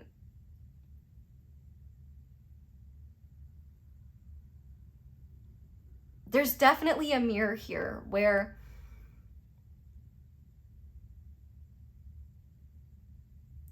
for you,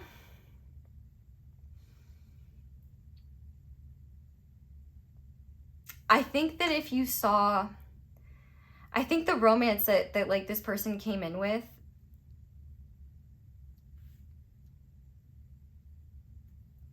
was, and also because they intentionally, like, did not let you see too much of them or get to know too much of them. Like, it's very easy to put a fantasy and create a reality that isn't from that. And I feel like for you, this person came in during a time where things might have been really hard, or you may have been really struggling, and they just woke up a part of you that, like, you're human. You want to feel wanted. You want to feel needed. You want to feel loved. And someone comes in and starts sweeping you off your feet. Well, what are you supposed to do? I mean, one of the biggest truths is that if you are, like, if this is making you feel bad or you feel stupid or ashamed, absolutely not. That is not yours. That is not yours. Give it to me right now. Give me your shame. I want it. Put it in my hand.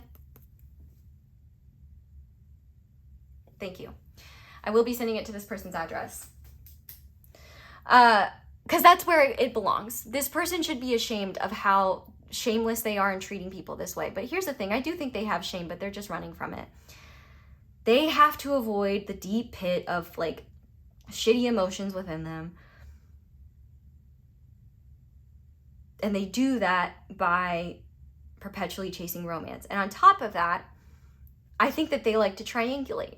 So they may have had another person in the picture that they may have made you feel like, that they may have talked about to like try to make you feel jealous or try to make you feel insecure. Like, this person,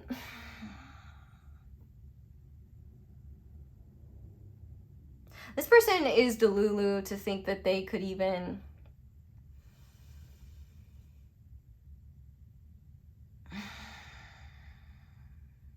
I'm sorry, guys. I'm sorry. Like, this sucks. Like, it sucks. But honestly, I feel like for a lot of you guys, you kind of been at this point. You've just been afraid to see the truth. And I think the truth has been too hard to bear or too scary, because it's like, what if the whole dream is not going to come true? Like, what if I'm not going to have that at all? Like, what if I'm not going to have love? Like, what if I'm not going to have, you already do. And I think, honestly, I almost feel like there's, like, some energy swap where they discharged a lot of, like a lot of their emotions onto you. And I feel like you just absorbed them without even realizing. And I don't know what process needs to unfold, but, like, if you're crying or having any emotional process, first of all, like, I just want to smooch the forehead. Just be like, it's okay. It'll be more than okay, actually. this person is a weenie and they were never worthy of you anyway.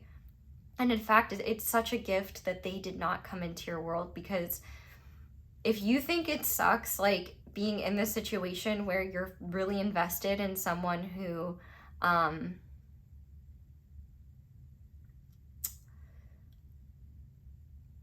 doesn't even match the penny stock, the caliber of penny stock, can't even hit that. Yeah, being in that relationship would have been a whole lot worse. Continuing to be with this person, if they did ghost you, I do think it was a kindness. Shut up. Shut up. Don't even call that a kindness. Shut the fuck up. Like, oh my God. This person coming in trying to be like, oh, I did them a kind. Shut up. Yes. This person is fucking delusional. Absolutely delusional. Like, they definitely drink. Whether it's the Kool-Aid, their own Kool-Aid, or alcohol, so they're ingesting something, and it's keeping them delusional, let me tell you that, because they can justify anything, and that's the really scary thing, is that they could have done things in their mind and completely justified it, and it's completely heinous. Like, this person being away from you, like, rejection is divine protection, let me tell you what. And the truth about this situation is that I think the universe did send this person into your life, but it's not because they wanted to rip the rug out from underneath you and be like, haha, you believed in love and it didn't work, but because the universe is like, there's a big love coming to you in your world one day, and we gotta get there. And in order to get there, we have to start the process of refinement. You know, it would be cruel for the universe to deliver the person that you can have this love with and not be ready to sustain it. You know, it would be like putting a kindergartner in a college class and then, you know, being like, well, you wanted it, you wanted to go to college and you failed, sorry, give us $40,000. Like, the universe is not going to do that to you. And I feel like you might be feeling like, why is the universe withholding this person from me? Or why is the universe like, why is this happening? Am I not manifesting hard enough? Am I not doing this? And it's the reality is it's not about you. Well, it is about you. It's absolutely about you, but like, it's not your fault that the connection is the way it is. It's this person's fault for being a fucking loser that does not deal with their own issues and is unwilling to heal. And so they rope people into their fantasies. And I have zero respect for this person, because I, like many other people in the world, sit with my pain and suffering and do not take it out on others. Like, this is weenie shit. I need to stop swearing. I'm gonna get demonetized. Okay. Like this person. That's not funny. We're going through a hard time. But that's only a jab at this person. And really it's because like this person is the type of person that is like, man, when I make it one day, like I'm gonna be like this person probably fed you a fantasy of like, I'm gonna be like a CEO, or I'm gonna be this big fantastical thing. Like, they're like, I'm gonna be an author, and like, you're like, oh, like, what books have you written? And they literally like have never written a single word on a page. Like, it's just like the ideas in their head don't ground in reality. And so I want you to know that your discernment was not the problem. This person is just very careless. And also, you have great capacity to dream. And because I feel like you haven't met the person that you are meant to have this with yet. Or if you have, you either don't know who they are, or you don't have enough, like, I feel like if you were asking about this person, well, actually, maybe this person has come in and you were asking about this person, but this past person is coming through, then that's definitely probably a really good sign that this last person, like you needed to hear this about this last person, because there is a reason why they came in, and it was probably to get you ready and prepared, or be some sort of catalyst for you and whoever you're seeing, or if they're there yet. Because I do think there will still be emotional connection, but the consistency and emphasis will be night and day different. Like, this person is incapable of like making plans. This is the embodiment of you up. Honestly though, not even that, because I feel like they're maybe a little bit romantic. You up is more like Knight of Wands behavior, but yeah, this person has zero capacity to meet your emotional needs. This person has zero capacity to be in a partnership with you. I don't even know about this person's capacity to hold a job. And I think that they have it, but I think that if they don't have to use it, they're not going to. Which, like, honestly, I can't hate that, because like I don't think anybody wants to work, you know? I can't hate that, but I do hate I do hate that if they're doing that at the expense of other people. I feel like this person could still live with their like family, or they could literally live with someone. They could even be living with like an ex or something that they like friend zone and take advantage of. Like, this is just the type of person who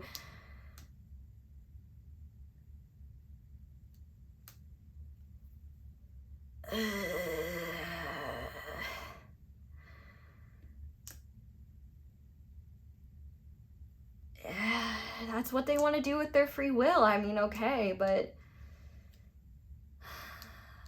no respect for them, really. Like, I see why they have low self-esteem. A plus B equals C. 2 plus 2 equals 4. And the thing is that people like this have no right to make you, like, to hurt your self-esteem. And I'm sure this has hurt your self-esteem so much. And I don't think that this person wanted to do that, because here's the thing, they don't like to see themselves as bad. You know, like, we're just having fun. Like, we're just, you know, they love to sweep people off their feet. Makes them feel important. It makes them feel special, and they love the feelings of it. You're bright and shiny and new, and they haven't had time to like move their eyes 2 inches forward and see a new fantasy with a new person. That's what the Knight of Cups does. It can be very romantic, but if there's no grounded substance to it, then it just flits from thing to thing. And I think that this person kept you in the loop for a long time because your attention and validation mattered to them. And I think that, like,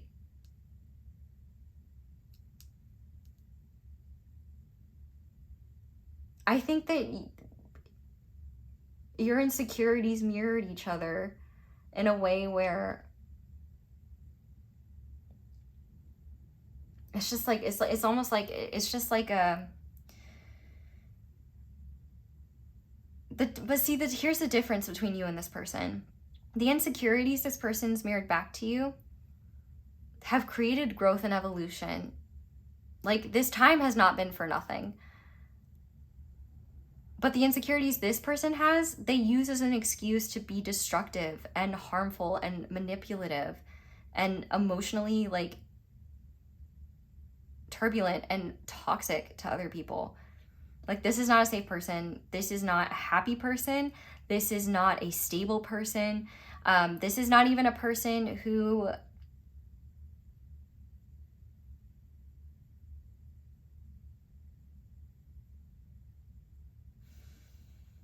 this is not a person worthy of your time and energy, just straight up. And what I will say is, like, I know that this isn't the easiest message. These aren't the easiest messages to hear. But, like, you do not deserve to be in a situation where someone is just disappears on you or switches up on you and tries to make you feel insecure. No. Ew. I reiterate. Tuh. So, I'm going to do something special for you. I want to, I've got some decks over here, and if the other groups want to complain, they can, but the other groups did not have this message. So, and this is a hard message, and so I just want to say, if you've made it through this, comment your gold medal, because like you are an alchemist. This person is a wiener. And not even a wiener, a loser. And I'm comfortable calling people losers, because being a loser is a choice. It's an attitude. And if you're offended by me saying that, that's something to self-reflect about and be like, what's stopping you from being a winner? A winner is not about getting first place. A winner is about having an attitude, wanting other people to win, doing right by people, wanting people to succeed. This person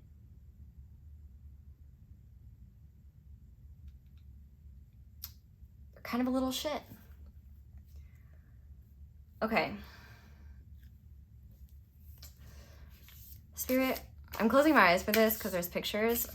What do you need my group 3s to know about their life, about what beautiful things are coming into it, about what protection, goodness is coming into their life and world? Parrot, pleasure, fun, connection. I am vibrant, playful, and free. Open your heart to loving and supporting others and allow them to love and support you also. Trust your natural desire to reach out to others. You will be able to discern the relationships that are healthy and nourishing from those that are not right for you. Listen to your intuition. You will have deeper connections with others on this planet than you may recognize. Your life is meant to be joyful, and you are asked to support this by making more time for play. Give yourself permission to enjoy your natural beauty. Preen and strut your stuff in a way that feels good for you. So yeah, if you're in this place where you're like holding back or just feeling sad because this situation isn't panning out, like if you haven't met the person that you are supposed to have this dream with, I do think it is time to put on your dancing shoes and get out there. You're not going to meet them in your bedroom. And that's very significant, because you might have met this person in your bedroom because you were on your phone or on your computer or something like that. You could have met this person in person though. Like, it doesn't have to be like on the computer. But people can certainly talk a good game on the computer, and also people that you meet out and that are, you know, new, they can talk a good game as well. But I definitely feel like all the goodness in that situation is you, and all the goodness you've dreamt with this person, it's not gone to waste, because like you still have those dreams. It's just now you have space and room for someone who's actually capable of honoring them and making those dreams a reality rather than a nightmare. True. This person is a nightmare. And I hope they heal and get therapy and stop doing this to people. But like, honestly, you have nothing to be ashamed of. This person should be disgusted with their behavior. And I think subconsciously they are, and they are too ashamed of it to face it. Because honestly, what you have and what you bring to the table is so valuable and so precious and so special. Who you are is so precious and so special. And that's exactly why a person like this goes after a person like you. It's because they want to feel precious and special. They want to feel like they have the precious and special thing. You are the One Ring. They are Gollum. You are not their precious. You are precious, and you belong to yourself. Like, I can't with this person. I'm done. I can't deal with them. Just know I held back. Like, I'm really loving me getting older, because I'm just starting to care so much less about feeling like I have to be nice all the time, because I've had unrealistically high standards and expectations of myself in relationships. You might resonate with that. And I think that you have every right to be a little harder on others, because you don't need to be hard on yourself. This is not your fault. Like, literally, like, you were intuitively correct that they had feelings for you. It's just that they also, like, they're fickle. And they're projecting a pawn to you also, by the way. I would be willing to bet, looking back now, a lot of how this person sweet talked you, it's a lot about, number one, just like your attractiveness, like your physicality, the things that they like about you, And then also how you impact them. Like, wow, you're so special to me. Like, wow, like, I've never felt anything for someone like this before. Like, I feel indignant rage just knowing that this person has said this.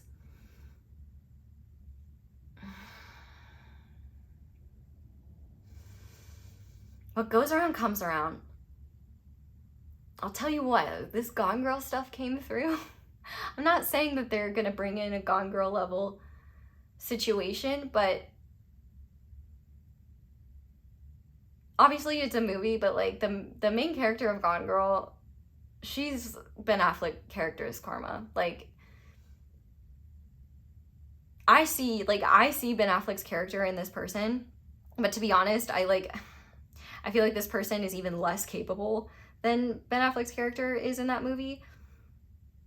But like, there's a, like, one of the reasons why people get away with this, like just never being held accountable for their behavior, is because they leave enough plausible deniability and they don't like go mask off, and they also leave quickly enough that you don't have enough time to keep the receipts. And so it's like, well, if you get upset, then you're bitter, you're jealous, you're wrong. And it's like Ben Affleck's character in that movie had the benefit of not having to face his actions and how he treated people. I'm sure he broke a lot of hearts and treated people really poorly, because it's what he continues to do through the movie. He's quite careless and selfish. But the main character is a whole nother level of antisocial personality. And I think that this person, they've been effing around for a long time and they might find out. And the kind of person that, man, you really don't want to get into a situation with them. Like, and guess what? Spirit will not be there to save them from their sins. They will have earned whatever happens to them. And you not only have earned like the hard work and healing that you've undergone through this process, but you also deserve to not wonder about where your place is in someone's life. You deserve someone who is careful and cautious enough that they treat your heart with care and sensitivity. And I may not have done that to the best of my abilities in this reading. I hope I did. And we still got a lot more to go. I want to spend time with you. You're great. Like, this person is nuts. Like this is just the type of person where I'm just like, ugh, like, it must be really hard to be the type of person that is there to wake everyone else up to how amazing they are because they refuse to heal. It must be really hard. Wish them well. But I'm trying to think of what I want to ask. We're using these cosmic reading cards and it's activations for the soul. And so I guess I would say, what does your higher self, what does group 3's higher self want them to know about this situation and about love in general? I feel like in general, your higher self like wants to reassure you that you did not do anything wrong. You weren't being punished. Like, you didn't do anything stupid. And I don't really think you could have avoided this, because honestly, there are plenty of people like this in the world. And eventually someone would have come in and swept you off your feet and then been a complete weenie. So I wouldn't see it as like the universe is like, oh, we're going to get this specific person. It's just kind of like, they wouldn't really have to plan that because there's enough of them. You know what I mean? It was like bound to happen. It's almost like this person was here. Like, if you were Charmander, like, wait, what's the middle one? Let me think of a different one. I don't know. This person came in to catalyze you into the second version of Charmander, whose name I can't remember, the second evolution of the Pokemon. But the real thing, that's gonna make you Charizard, I guess. that's a bad metaphor if you don't understand Pokemon. But essentially, this person is helping you get to 2.0. You're in 2.0. Mind you, this is the Empress number 3. 2.0 is preparing you for what you're grounding in 3.0. And I think 2.0 is the next person coming in. And if they're not here already. Because this even said, did it not? You have deeper connections with others on this planet than you may recognize. So that they could be in your life. You may not know yet, and it may take time for you to find out even once they are in your life, because you may be really understandably hesitant and worried about opening your heart again. And so I once again want to say as well, nobody blames you for that. And in fact, I think that's the smart thing to do. Because it will be such a green flag that this person will be patient and go at your pace.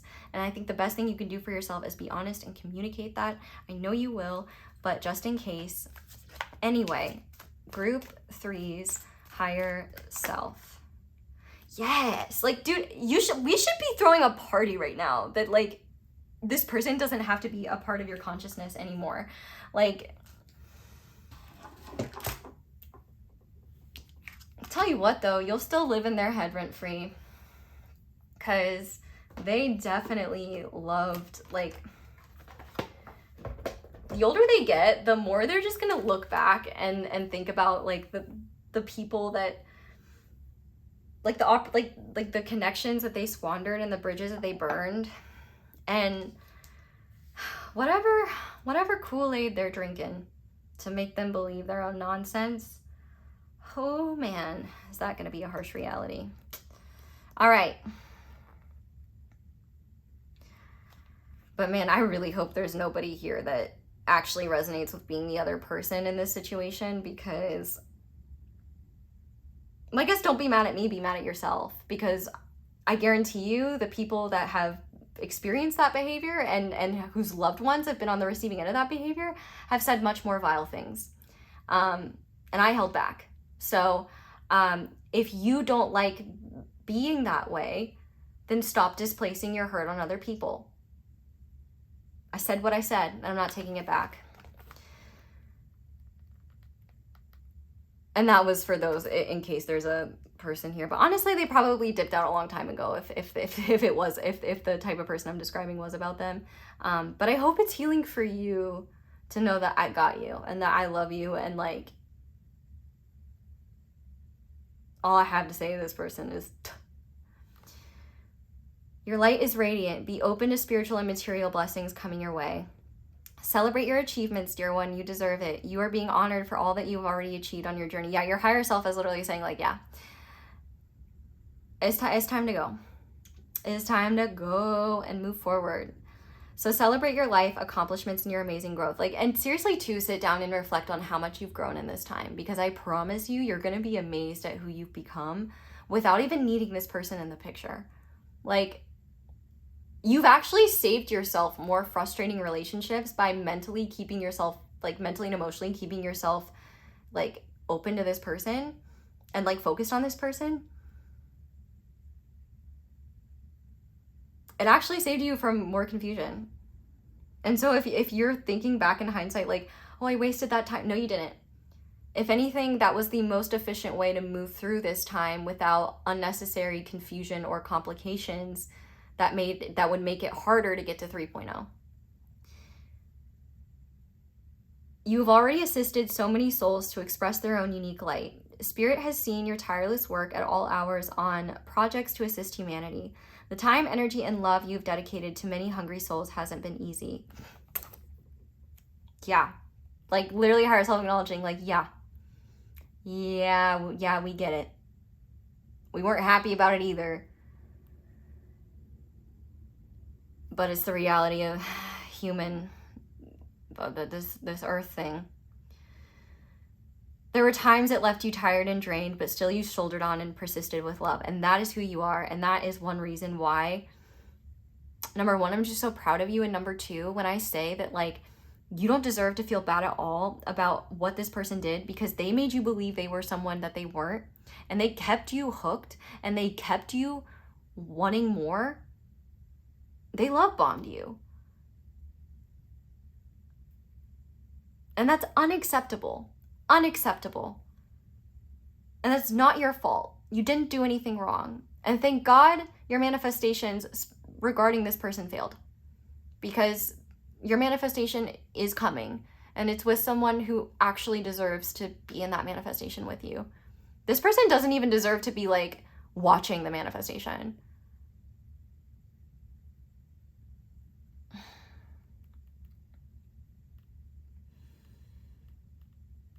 There is so much to be celebrated here. You are an amazing, radiant soul, and we are so very honored to have you work in bringing humanity back into alignment and balance. Take this time to reflect on your achievements, for you are truly a gift to the universe. The light that you emanate reaches corners of the universe even you cannot fathom. Don't be so hard on yourself. Yes. Sorry for yelling at you. I was just excited because it's true, and I mean that. And so does your higher self. Don't ever feel that the work you do isn't enough. And that's another thing as well to keep in mind moving forward. If something takes all of your effort and energy and it's like breaking your heart and spirit to keep doing, maybe it is not aligned anymore. I think the parts of you that kept love out were broken through this process so that you could open to more light, but that doesn't remove the pain and hardship of it, and like the grief of an idea that is going to be different than how you saw it. But here's the thing, you will not be grieving the reality of the future coming to you. If anything, whatever grief you have now, this is the worst it'll ever feel. In fact, one day you're going to look back and be like, oh my God, thank God. Oh, like you are going to be like so relieved. Each time you help another to see their inner light, and the world gets a little bit brighter. You are never alone. You are always guided and supported by teachers and masters of the highest realms. All your earthly needs and requirements are and will always be taken care of. You are loved and appreciated for the beautiful soul that you are. Celebrate life, celebrate you. The affirmation is, I celebrate the light and love that is me and have gratitude for the opportunity to shine. And like, that's the reality. That's why this person was drawn to you to begin with, because you have light, because you are loving. You are what they are not. Like, the light attracts moths. Like,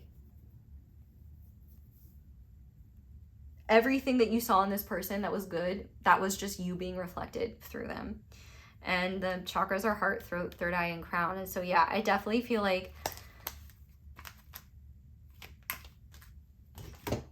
coming your way are a lot of beautiful things. And I think that while the truths might be hard to swallow, or hard to accept, just in the sense of like I don't want you to feel like you didn't do anything wrong.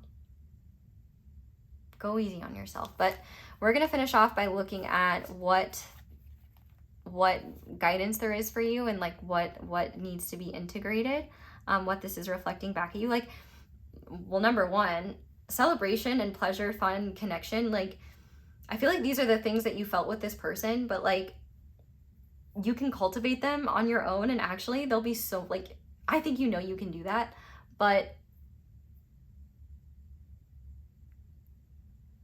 I think it's time to like take your power back and be like, man, even if I don't have the best time, I'm still going to try to have a good time. Like, I'm still going to try to do things that are fun, and stop putting my life on hold for someone who is not making the most of theirs. Okay. Yeah. The trigger statement, it is all my fault. And the true statement is, I see what I truly need. Your energetic body needs nourishment, so begin to discern physical hunger from spiritual hunger. Cherish your body and the way that it supports you. And so like, this is the thing, is like, I knew that like it's going, like, you might want to, like, you're gonna want to blame yourself or feel like it's your fault or you did something wrong. And it's like, no, you didn't. Yeah, you did something wrong. You were honest with your intentions, and you showed up, and you were fun, and you were open, and you were loving, and you were kind, and you were understanding, and you were compassionate, and you gave them the benefit of the doubt, and you were generous, and you, do you see my point? How dare you for being all those things? Like, what? And I think in this situation, the thing is like, you needed so much more than this person was ever able to give, and it takes you recognizing that you need those things and that these things are non-negotiable to get there. And I think that's what this process has been about. Yes, I am good enough. You are good enough. You've always been good enough. And I think that this person mirrored that truth, that you are good enough. Like, I bet they made you feel chosen and wanted. That was their intention with pursuing you. They wanted to feel good enough. But I gotta be honest, you're better. And it's not because of some superficial shit. It's just because, like, you treat people better. You have more integrity. I don't think this person knows how to spell integrity. And it's not because they're dumb. It's because they don't care to learn. Courage, yeah. Like, it is so brave to keep believing and trying in something when your heart is weary and you don't know what the outcome is going to be. And I know it's going to be hard to open yourself up again. And you're going to feel the aftershocks of the experience you had with this person. That's just how things are. Like, and it might feel a little bit scary to be able to trust your discernment. But the thing is that you can. Because number one, you know what not to do this time. And number two, I think you're going to take things in a more patient way, like take things in a slower way. And the right person is going to go at your pace, and they're going to want you to take your time. They're not going to want to rush things. Because they're just lucky to share space with you. Because realistically, like, the person that you're meant to be with, they're not going to be able to get enough of you. Like, you might almost be at a point with them where you're like, wow, I never thought I'd reach a point where I wouldn't mind just having a night to myself. But, like, that's how good it is.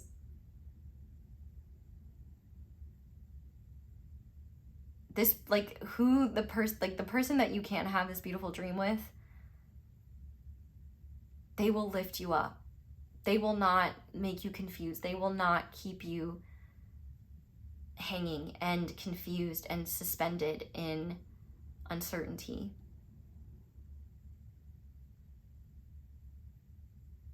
They will love you the way you deserve to be loved, and the way you are capable of loving others, and the way you do love others. Yes, forgiveness, redemption, rebirth, regeneration. And so I feel like this is a lot of things. You don't need to forgive this person. I don't forgive them. I mean, it's not my place, but like, you need to forgive yourself for what you couldn't have known and what you didn't know, and for the things that maybe you should have listened to in the past as red flags, but you ignored. Listen, red flags just look like flags when you have rose-colored glasses on. Where you, like, love is blind. Forgive yourself. You needed the experience in order to see more clearly so that it didn't happen. It's like an immune system. How can it protect itself from a virus it hasn't experienced yet? I think you need to forgive yourself for the fact that you're not in control of the planet having germs. And in this case, human germs. I want this other person to heal. I just don't have much faith. And quite honestly, I have no respect for how they treat others. Like, this is just the type of person that, like, I try not to judge people, but, like, I do kind of judge this situation this person kind of hard, because it's just so careless and so selfish. And, like, they could have, like, lighthearted, non-committal connections and not treat people the way that they do. It's like,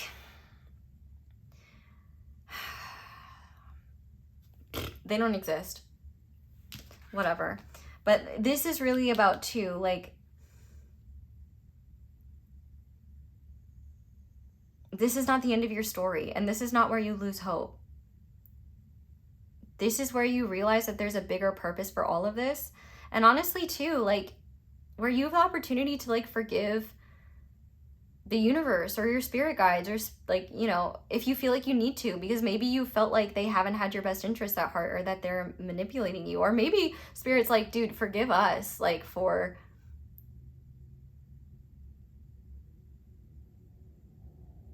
well, no, I don't think they would ask for forgiveness, because they knew what they were doing, and it's all in divine order, and it's all for the highest good. But you do need to forgive yourself.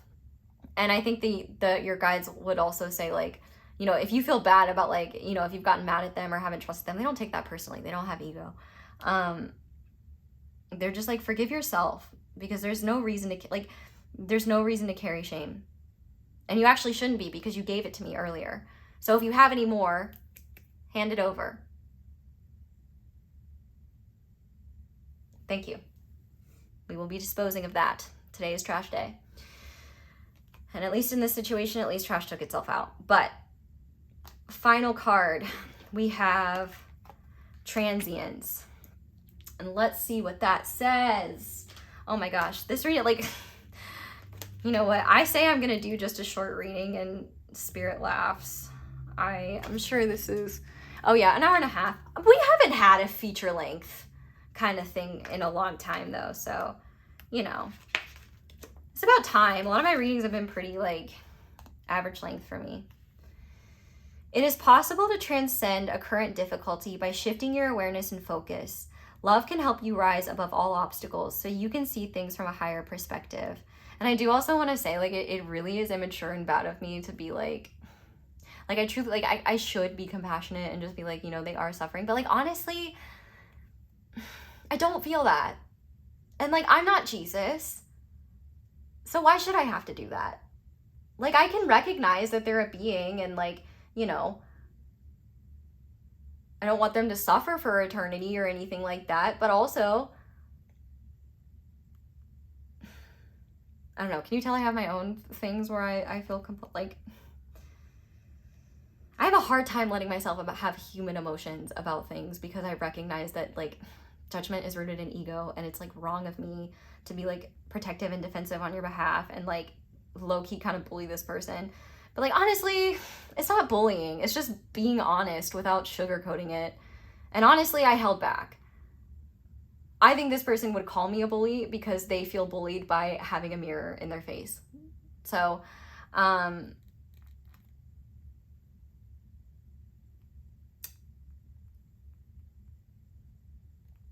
I hope that me dogging on them was not upsetting to you, and I hope it was cathartic, because that I needed to get it, because it upsets me that you would be treated that way, and it upsets me.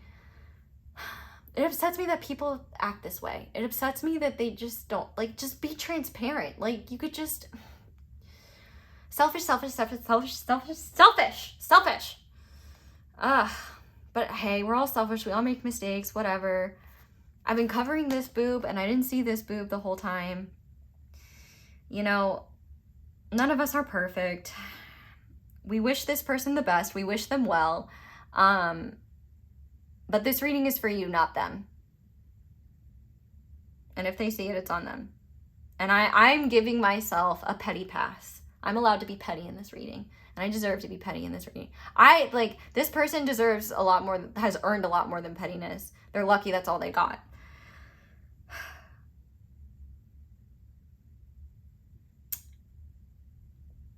From the heights of love, your problems seem much smaller.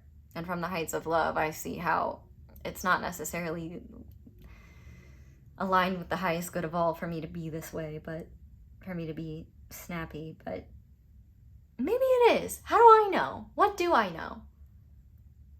Maybe I should be even pettier. No, that doesn't feel good. But it did feel good to, like that feels good every time I do it. That's why I keep doing it.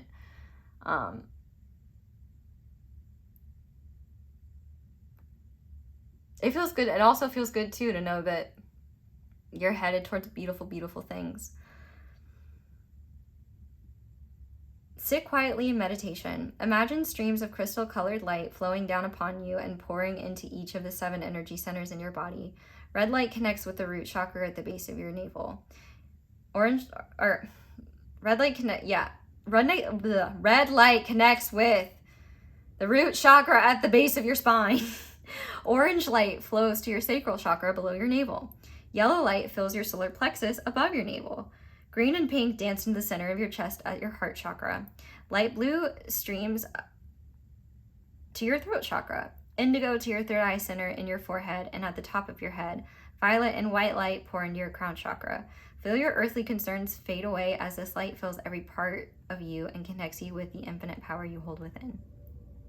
So I definitely think this card is saying, like, whenever you are feeling the darkness of what this situation made you feel and what you still hold and carry, open up to the light, because the light will help you transmute it. And also too, like, you can just ask for the beings that love you unconditionally to help you. You can ask for, I never word it correctly, even in my own prayers, but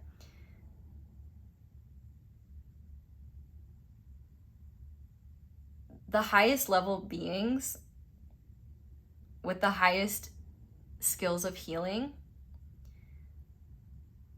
like asking for healing and help from them, like, and you could say specifically heart, but anything really, you could like tune into your body and see like what area needs help. And if you don't know, you could just ask for what you need. Mind, body, spirit, do it. It is helpful. Just when you don't know what to do, ask out loud for help, ask for support. And also, if you need to vent, gossip to a tree. They're really, really great.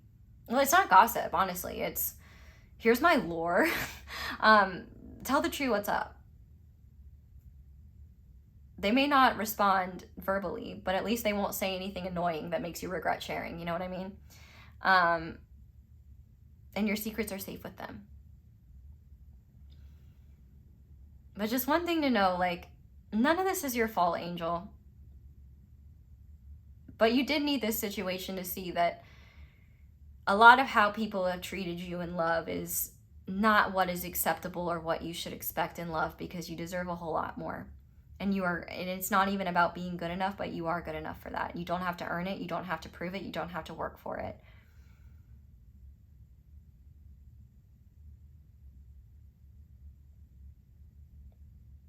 This is the beginning of a rebirth.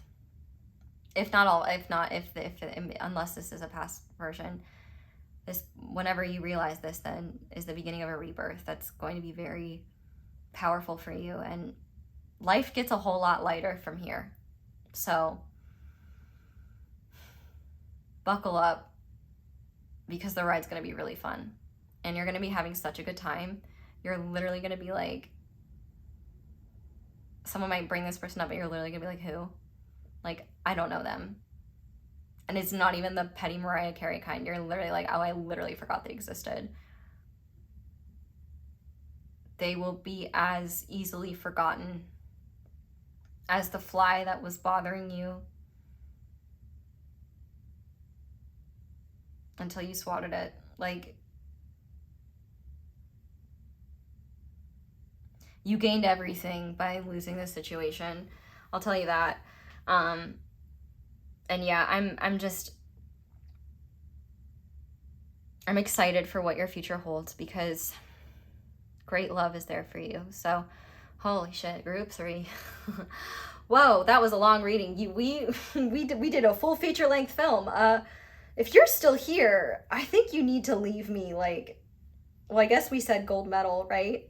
But I guess leave me a sun or a moon or a tree, or just, I don't care, whatever emoji you want. I'm not your boss. You could leave the like the burst of water and pretend it's because that's really how I feel about that. But that's where I'm gonna leave this reading. Thank you guys so much for watching and for being here and for letting my ads play in the background. I know it might be a little bit more annoying in a reading like this, but that's why you should get YouTube Premium, because honestly, if you watch YouTube a lot, like, if you can afford it, like, I think it's better to watch me ad free. But I understand that's not easy, so like just muting and like letting it play in the background at least for 30 seconds, like, it's really helpful for me. And also, you waste advertising dollars, so 2 goods in 1. Other ways to support: email list, second channel, Was the stuff I was saying about Gone Girl interesting? Because I've got a whole lot written there, and so much more that I need to write. And there's probably like 5 or 10 videos in everything I have written down and ideas so far. And that's just like one topic. I have other topics that like I've already been working on, but I'm having to do like a whole bunch of different things at once. So that's why it took me a little bit to get to this reading, but I am done blabbering. I have talked enough. Thank you guys so much for watching and for being here. You're fucking badass if you got through this reading. Thank you, thank you for trusting me to give you this reading. Thank you for sticking it out with me. And yeah, just thank you for being here and for supporting me and for letting me support you and letting me be an Aries for an hour and a half. Feels good. Feels really good. So yeah, I love you guys so much. Thank you for being here. I hope you all have a wonderful day or night whenever it is that you're watching this video, and I hope you'll come back and see me again soon. Bye.